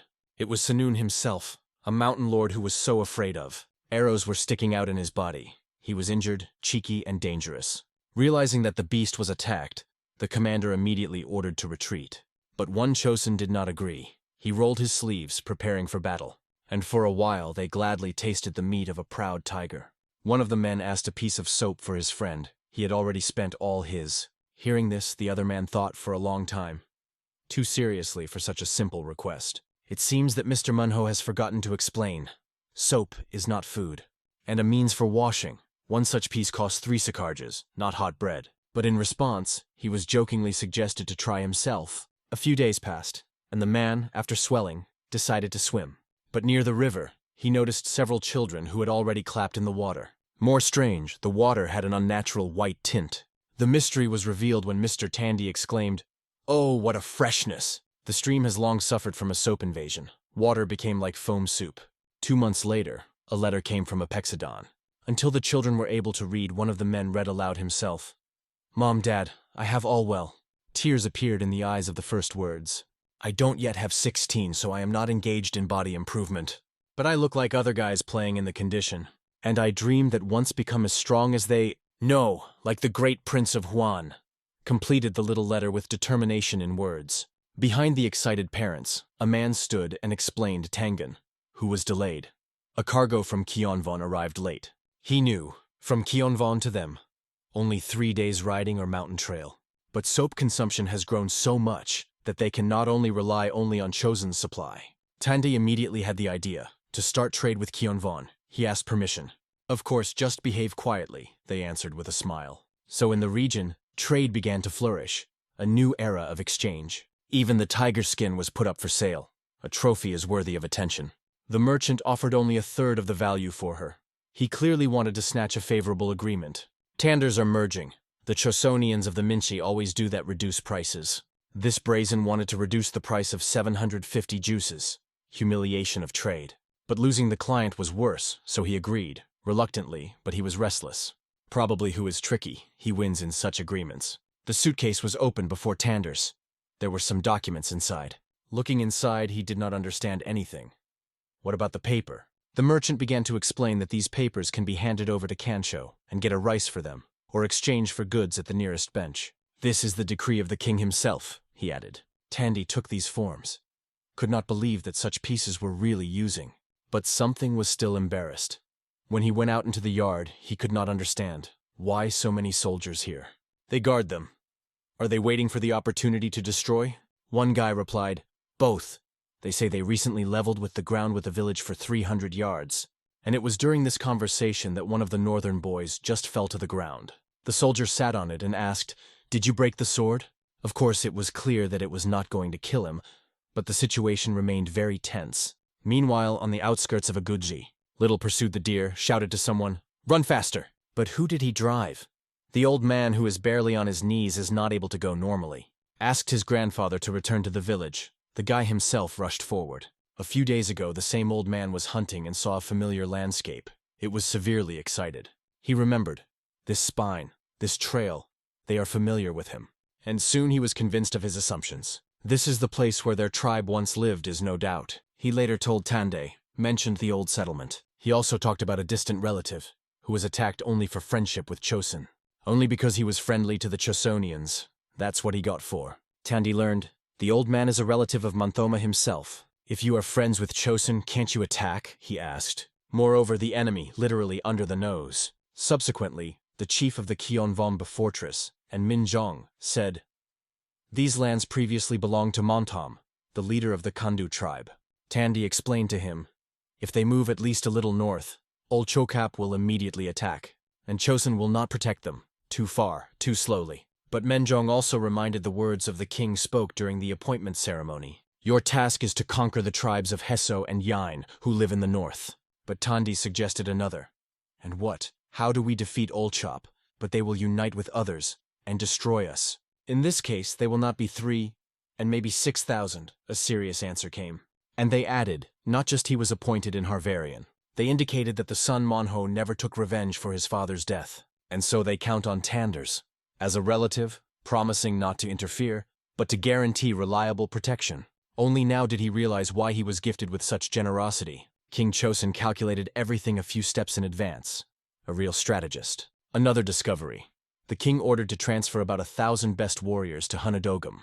The same ones who won the Tyson Khan's army are the first graduates of the new military department. And Tanders, with a light smile, said, the decision to join Chosun is the best in my life. Meanwhile, in Chipcheonjon, the capital of Chosun, the scientist viewed the documents and asked, do you really want to combine it? Yes, even if King Chonole was passionate about women, he founded Songgungwan, the basis of Confucian education. His contribution cannot be ignored, the prince explained. But the scientist was interested in something more. Will you be able to focus? Do you not pay too much attention to Mo Chon? Myo Chan is a Buddhist monk who tried to overthrow the ruling elite of Koryo and move the capital to Sogyeon. In this case, you must correctly correct, the prince exclaimed and got into the bar. Do you want me to change the text? Or pose? He asked with a smile. At this point, the king himself came to the room. And he also asked the same thing as a scientist. Do you manage to focus on reading? They soon sat at the table, and the prince assured, everything goes very smoothly. The prince noted that the decision to place a relative of Muntham was a truly wise step. Compared to my father's plans, it's just a small trick, the king replied with a smile. And he added, the seed brought by him gave a great harvest. And iron production also increased significantly. Progress was felt everywhere. Thanks to Khan's gifts, many new horses have appeared in the country, whole herds. The Minister of Public Works suggested expanding the roads. There were problems with the distribution of iron, despite large volumes of production. The prince immediately guessed who gave the idea. A smile gave his thoughts. Now he is in the caisson. Checks the accuracy of the measure of weight and length, he added. Meanwhile, caisson. Why don't you use state units? Asked the inspector. We have such a tradition, they answered calmly. Everyone else has given up and went for a long time, and this guy has been holding on. He has not receded for several months. He explained that they would suffer serious losses unchanged, and no one would be able to compensate for them. Here appeared Healthy with a mace in his hands, and a look that promised trouble. He was ordered to study the relevant new moon. But will he handle his mace if that guy has such iron hands? Of course, no. Despite his massive body, he immediately flies into the air. It was unfortunate, because he really wanted to help, not to fly out of the frame. Grinding is rolled into the water, lifting a wave like a ship. I traveled to Ming with the great Prince of Sun and studied their trade, improving my body in parallel, the new moon said. You need to change your approach, he added calmly without raising his voice. After these words, he stretched a book about his traveling to mines. Seeing her, a man on her face has a genuine surprise, such a surprise. To put it mildly, from this urgency everyone was boiling here. It was impossible to endure. Well, though, they did not lose one movie, though something was right. Sitting at the table, the man remembered the words of Prince Suyan. He said, "Right, following the principle of 6 questions, so it will be easier to read the text." At this moment, the scientist asked the back, "Do you gather in the capital?" "Yes," the man replied. "I have not seen the great prince for a long time. I want to ask if I do everything right." The old man followed him, stepping slowly, and just heard the conversation. Someone dreamed that the great prince came to Quezon and read a lecture on body improvement. Meanwhile, in the camp of the northern tribes, Chonjon Dream met with Kanga. He immediately made the impression of unusual, not at all like a typical military. There was something in his gaze and manners, like a real wild wolf. He was asked to briefly report on the state of affairs. Tango said that 3 tribes have already been conquered, and 1 was almost completely destroyed. This made Kona understand that first it is worth conducting an intelligence to check the situation in place. But there was one serious problem. The dream said that there are almost no skilled riders among their fighters. Well, it's not surprising. You do not shoot from the musket on the horse. Someone was on the side. But John just answered, "Don't worry," and got a long star sent by the king himself. Such devices need to be given to all intelligence. The advantage is obvious. The dream took him in his hands, pressed him to his eye, and looked in surprise. The dream was amazed. He saw even a bird flying far in the sky. At first he was scared. I didn't understand how possible, as if magic in his hands. The next he showed a map drawn up by Aguji and other leaders. He pointed his finger at a place where the mountains are very high.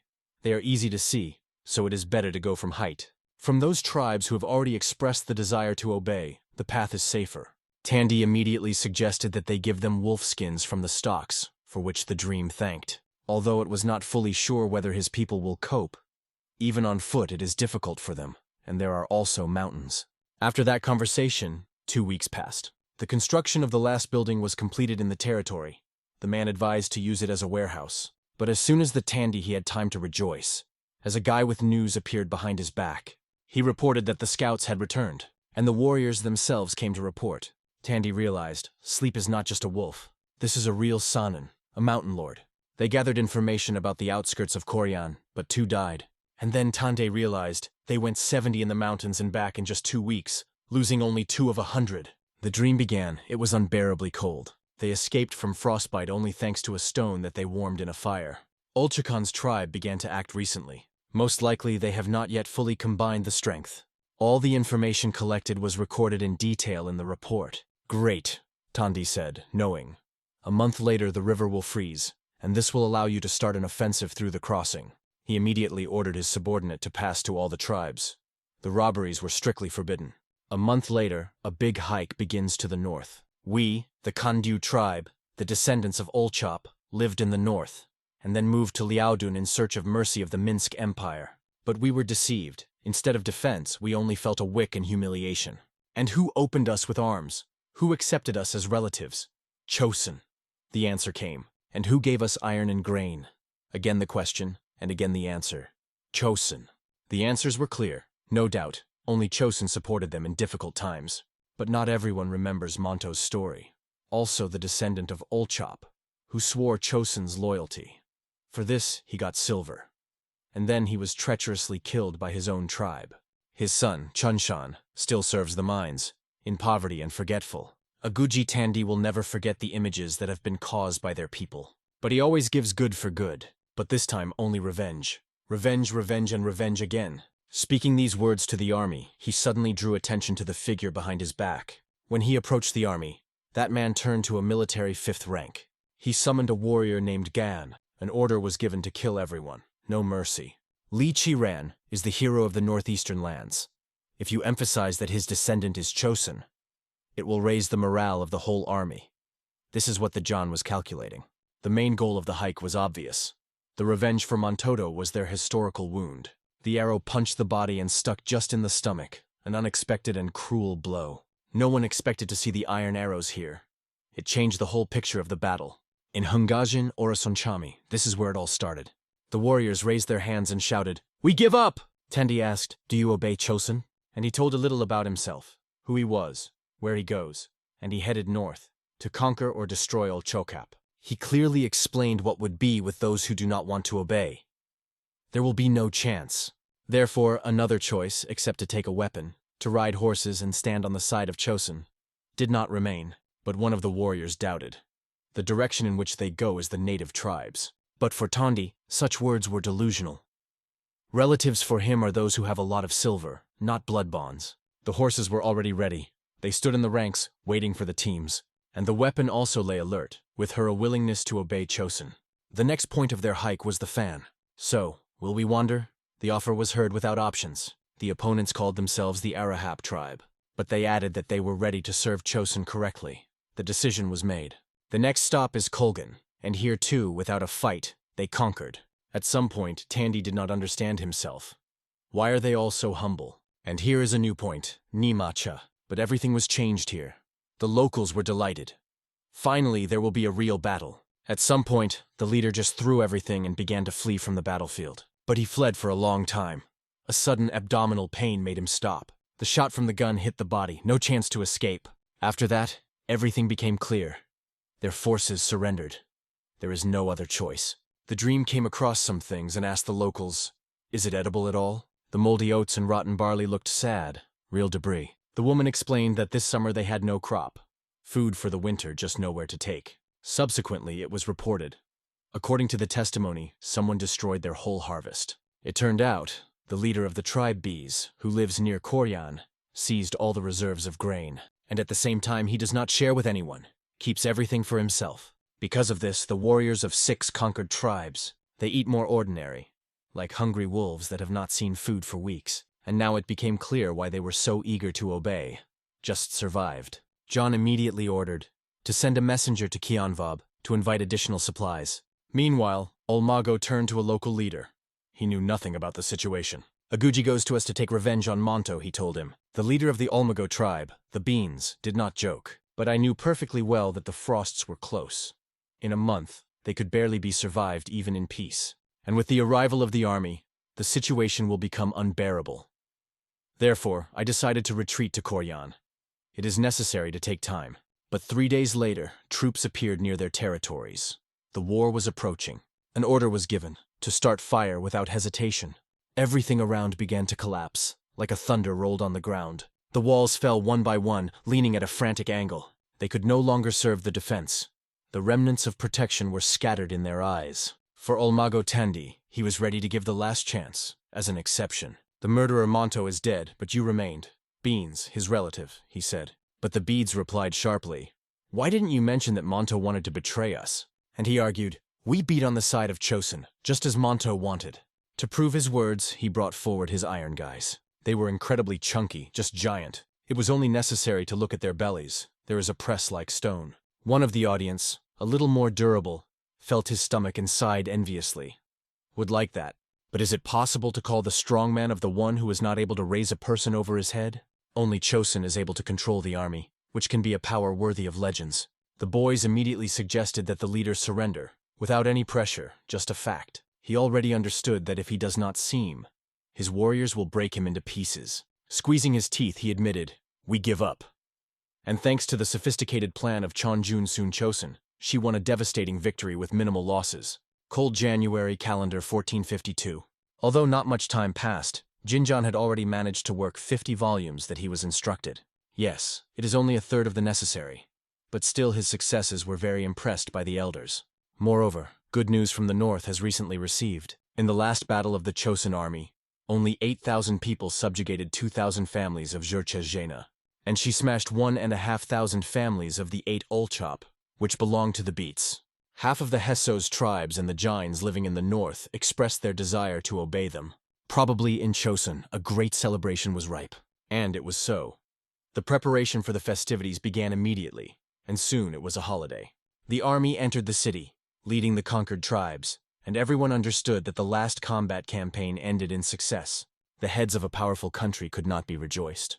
Li Han spoke joyfully with the subjects who gathered in front of the palace. The head of the army came from the back to the most valuable prisoner, and pushed him into his back, to the legs of Li Han. It was the same man who killed the vassal of their country, Monto, also invaded their territory, and tried to raise a rebellion against the legitimate rulers of these lands.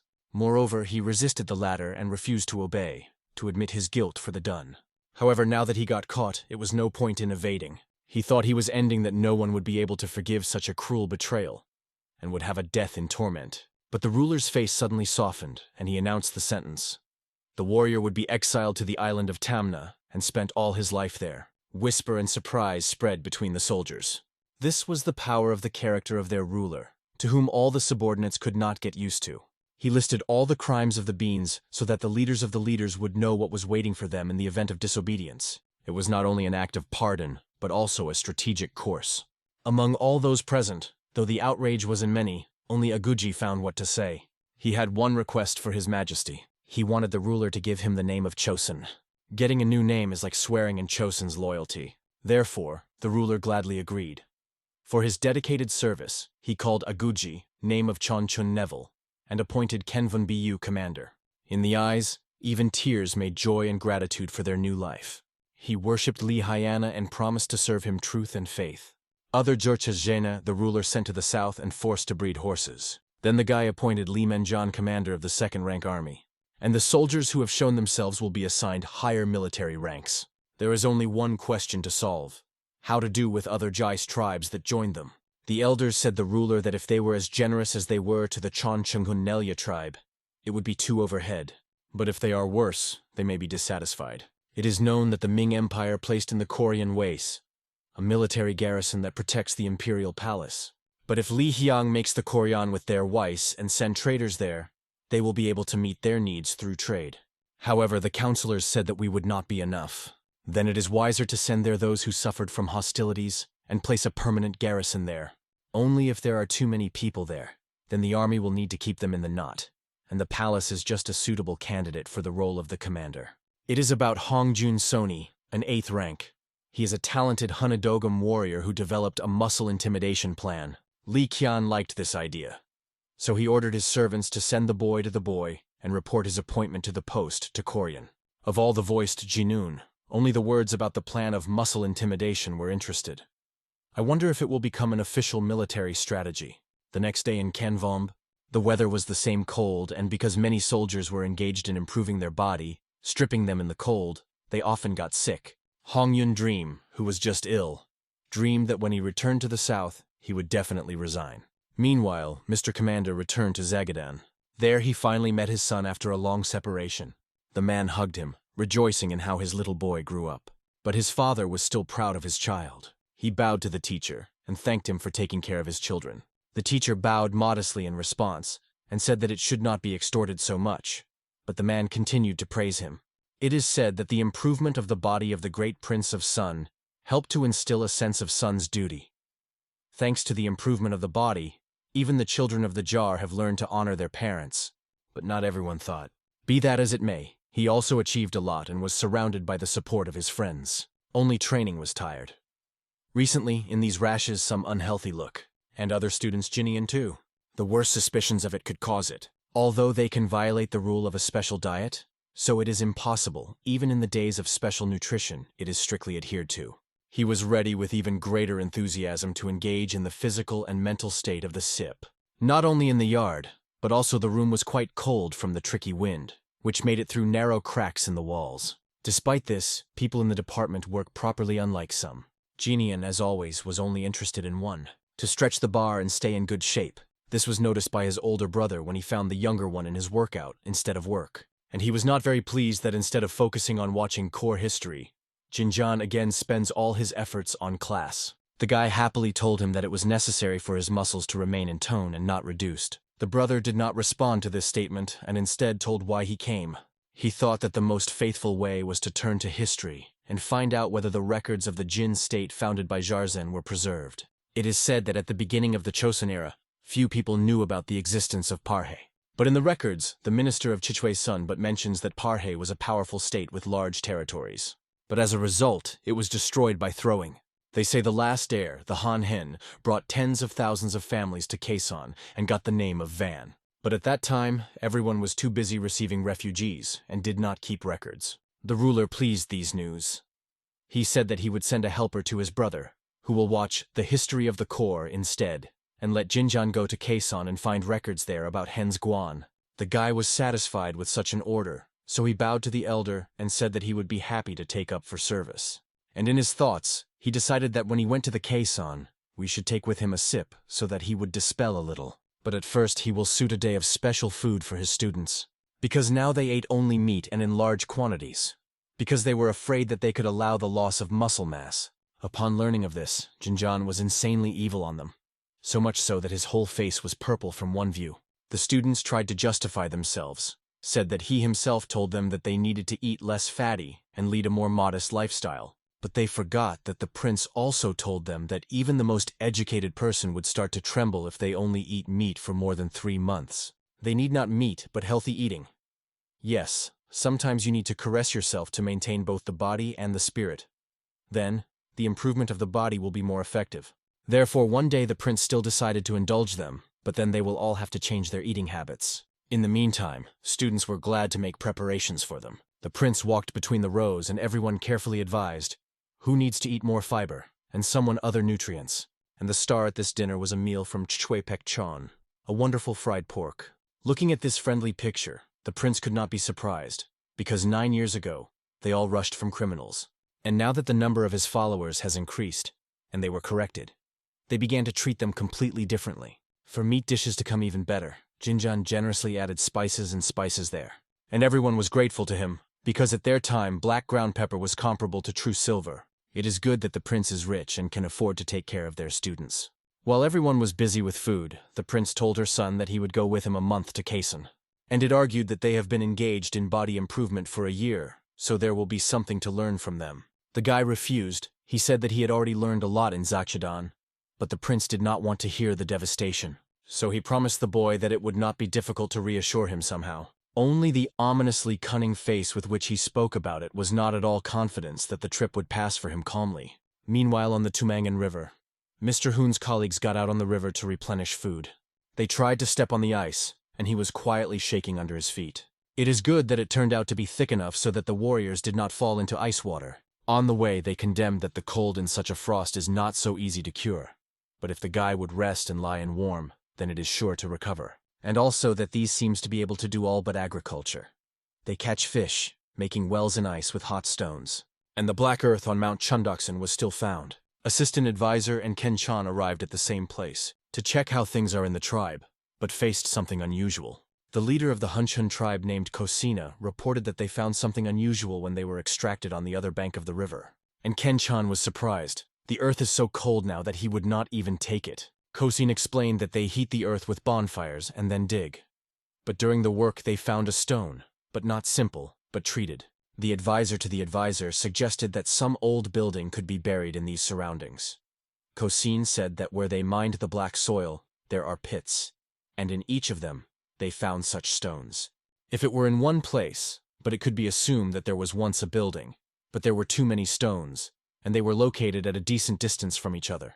And Ken Chan looked into the pipe and saw many dug pits in the distance, making sure of these words. Hosin smiled quite and said dreamily that they may be able to break the real treasure. But Ken Chan was not as inspired. He sadly said that it could just be the ruins of some old fortress. But he promised that the finding of the find in the Hanian, so let the tribe leave these lands. They will still have their reward. The leader did not insist on the continuation of the excavations, because he was quite pleased with the quick award for effort. A few days later in Chipchenko, a man arrived at the office by order of the king to help Jinjun with watching Kore's history. Mun himself entered the apartment. He was a Saganwan, that is, a royal mentor. Jinian heard well about the talents of a man as a scientist, so he happily congratulated one of the 6 ministers. He was also a glad meeting because, it turns out, a lot has learned from Prince Suyan. Recently, the reputation of the young prince has increased, and many envy him. According to the story that the guy studied at the university, before the movement, he had to become enemies with a dream. Therefore, when Mun himself said that he had read his book about body improvement, Jinjan tensed all, waiting for the Kavergi. However, he even managed to change the story, because Mun himself was genuinely delighted with the prince's book. And thank God for the dream of Mon himself is one of those whom the guy would like to see among his officials. At this point, the archive entered the sun. He came with Kensando to pick up some books. He greeted the great prince and his new assistant. The news has come to Jinian that the student returned from Keisan, and now checks the condition of the granaries in Kensando. Since the prince also ordered to go to Season, and the king sent him an assistant who will help him watch the core history, you can go on the road. These son told the prince that body improvement was really popular in Season. But there are still strong prejudices of the past. And those who want to achieve a high position are treated differently than in Hanyan, more cruel and rude. One of Siniana's colleagues said he has a friend in Quezon, Khan Monkve. He serves as a goalkeeper there. These son even saw him. He was small in height and weak physique. He was difficult to improve his body. Now the prince realized why in the letters from Quezon nothing was said about Khan Monkve. He was born premature, 7 months, and he was probably mocked during body improvement. Then the prince rose from the table and said when his deputy arrived, the prince immediately went on the road. And he asked his colleagues to take care of the bark history until he would. So all things for the journey were collected. The detachment arrived in Quezon in March 1452. When the boys went into the city, these son, smiling, said that Jinjan was so huge that probably people in the city would immediately find out who he is. The descendants of the Kor dynasty, who have not forgotten the former images, still live in Quezon. So the guy was a little worried.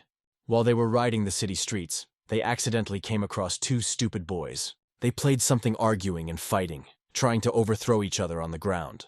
But then suddenly the mother of one of them appeared and pulled her son out of a fight by her ear. She told him that King Tejo would be in rage if he found out how horribly his subjects behave. But the boy said there was no king here, so they are afraid of nothing. That's just at this moment Genian drove through his big, strong horse. The poor child was so frightened by the terrifying look of his uncle that immediately rushed to run away. Be that as it may, let the boy's behavior seem strange, he did not sharpen his attention.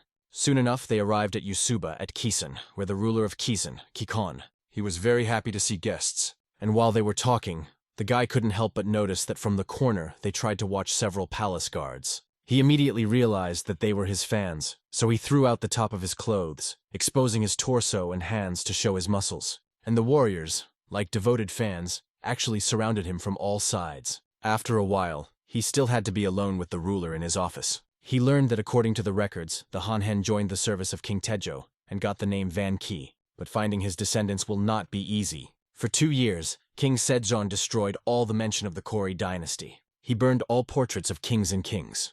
They also buried their statues, so finding traces of descendants Van K will be very difficult. Suddenly, Khan mentioned that they recently brought a man named Cho Udi, who claimed that she was of the Van. The king appointed him the deputy head of Sunjun to continue the tradition of rituals of honor, and he suggested that the boy meet him. When introduced, Jinian asked the man about Van K, but he, unfortunately, knew anything about it, and at the request to look at his chocopo, and was completely angry so that hell saliva was flying.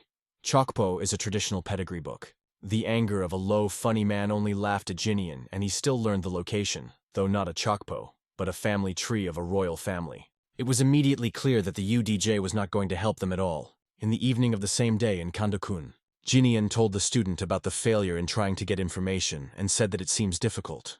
The day seemed difficult, so Jinjan was going to work only a little with a barbell at bedtime and then lie down.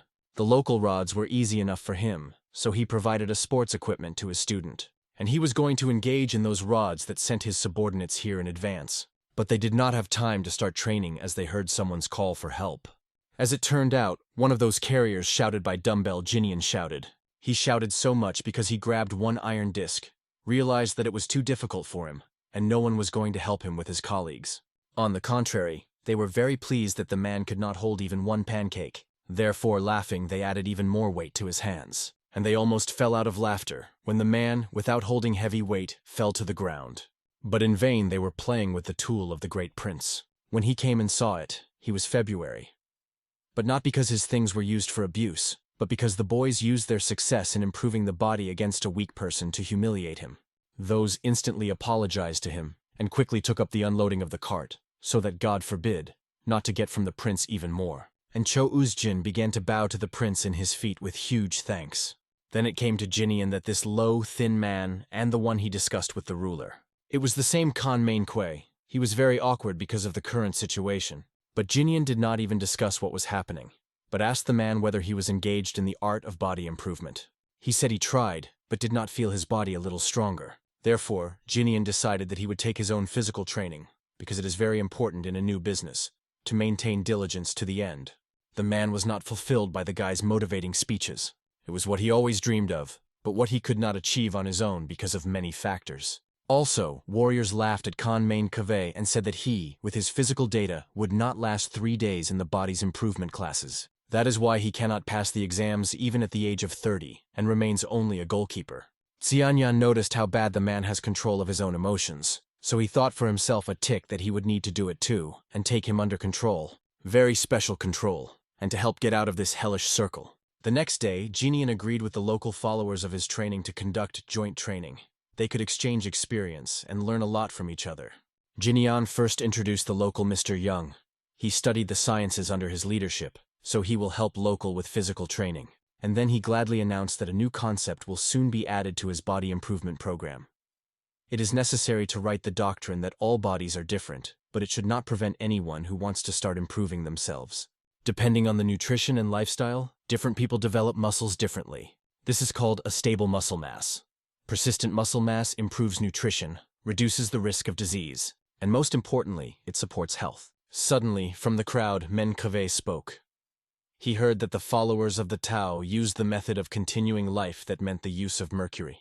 At first he thought that the Grand Prince also spoke about this mysterious doctrine, but it was a bad thing. Manhwa immediately thought how to train effortlessly, only on drugs. But Jinian was a supporter of an exceptionally healthy lifestyle and honest training. He told the boys that when he worked on his body, he thought about his father. He moved a lot, ate a lot of meat, but never touched any medication. Manhwa was a little awkward, and said he now realized that the prince was actually in mind. Therefore, Jinian no longer postponed the start of training for later and announced that it was time to start the class. Mr. Yun soon noticed that the prince was paying special attention to 2 soldiers, and asked if he was. Jinian told him that he was especially closely monitored by a guy who is a younger year-old in Pajadan, because he is the least experienced. He also watches more closely at the man who was the oldest here, and became a leader through his physical data. Mr. Yu said he tried many times to make the younger one, but as a result believed that everything was in vain. He categorically lacks persistence. That's just at this moment the guy grabbed the barbell and perfectly performed the bench. His movements were perfect. No excesses, and the back draws a graceful arc. The guy modestly said that he has not enough experience, but thanks to the tips of Jinian, he had a very good technique. But the con of the Min Bove things did not go so well. He grabbed with both hands for a heavy bar, but could neither move it nor lift it. Soon he managed to lift it a little over the ground, but it cost him a great effort. Mr. Yu ran up to him and told not to pull the barbell so sharply because he could bend and harm his health. The man said that he was engaged in improving his body for 7 months, but during this time he did not see this bar. According to historical records, Main was born 7 months, but that does not mean that he had poor health, because, for example, he calmly tolerated alcohol, and even a good riding. Mr. Yu was very surprised when he heard how long a man has played sports. 7 months passed, and he still had such a body that he was reading all these months of books. Slopes, sluggish shoulders, abdomen, thin limbs. The man himself also did not understand that he was wrong. After his workout he hurts. Why no changes were observed? Here from the back, Jinian was unnoticed from the back and screamed in the ear, "Well, of course they will hurt." After all, the man completely built his training plan. Then the prince approached him from behind and took his hands for the same barbell that Manhwa took. He said he would keep the barbell and let the man just move his hands. So they began to lift it together every time, causing great surprise from others. After a while, the man had already fallen without the strength of such intense training. But the prince said that it was not all. The next stage is the pectoral muscles. Now the main thing is to increase the absolute muscle mass. When the muscles enlarge, people will look at the young owl quite differently. If for 3 days he follows the program that he personally prepared for him, then the coach, and B, as the reward, will allow him to drink. The man motivated it very well, and before, intensified workouts. Fee soon felt all this excitement and enjoying sports, so he promised that he would try hard. But after 3 days he was not happy even the cherished drink. He felt as if he was beaten from his head to his feet. Xianan told him that it means that the man did everything right, and he decided to treat him with chicken soup. This food is very rich and small, so the prince advised her man to eat more. And at lunch he decided to ask the student about the Quan Rama, and also asked why a man, albeit of an honorary kind, did not take the state exam. Manhwa said he passed the exam for the last 2 years ago. These exams are a solid fuss. Now people come there with great strength and deep knowledge. He cannot cope with such. And Jinjan said joyfully that they were his students in the exams. They simply combine physical training with learning. And then the guy suggested that the eldest quit work here and come to him in Pegadan. He was surprised and asked, was he not too late? He is 40 years old. The prince said it doesn't matter. Age and circumstances are not important for learning. And the prince thought, this man seeks power. If it is controlled, it can be very useful. A few more days have passed, and the successor has never been successful. Then suddenly the great prince expressed his intention to reveal the grave of the former ruler, since in the city they were looking for people who could be descendants of the dynasty. But everyone either denied their belonging to that kind, or were not sure that documents that would confirm or refute it were not preserved. Or they even threw out these records, fearing that it was harmful to them in the future. Then Jinian wondered what could be done to regain the lost trust of the people, and he decided that it was necessary to try to dig a statue of King Tejo, who was ordered to be buried by King Sejong 24 years ago. The ruler of Season said it could cause dissatisfaction with the previous king, but the guy just wanted to restore the destroyed and overgrown weeds. He was a little anxious because of this plan, because the weeding could happen but they decided that they would be cautious by eradicating weeds so that there was no accident. In addition, strange rumors go. It is said that when the Chosun dynasty fell, one rich treasure was buried next to Henan's grave. This, of course, only increased the risk of an accident, but also heated interest. Jinian said that probably someone is very greedy to power, and money may well contribute to their plan through rumors. And first of all, he hinted at Manhwa, who was unrestrained after drinking with a great prince of days. Therefore, the guy decided to immediately send a letter to the king and report his plans for the near future. And after the letter was sent, he returned to training. He has free time once. Meanwhile, Main did not train, but decided to visit the massage. The child walked on his back, kneading her. The massage woman noted that in the last month the body of a man has become much stronger. How difficult it is for him to withstand training, which every time became more difficult when he still has a chance to strengthen friendship with Prince Suyan.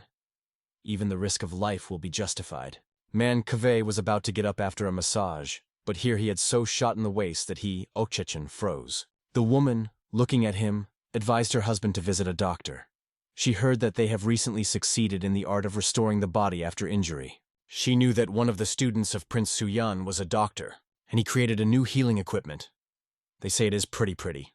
The man was surprised when he heard about the creation of his own healing equipment. Although, of course, the followers of Prince Suyan opened many different opportunities. Also, in the secret of the massage therapist whispered to the man about what they say. Next to the grave, Hen buried the treasure. It was interested in Min Outhouse more than anything else. Therefore, on the same day, he joined the prince and several other accompanied to study the grave of the ancient King Tejo.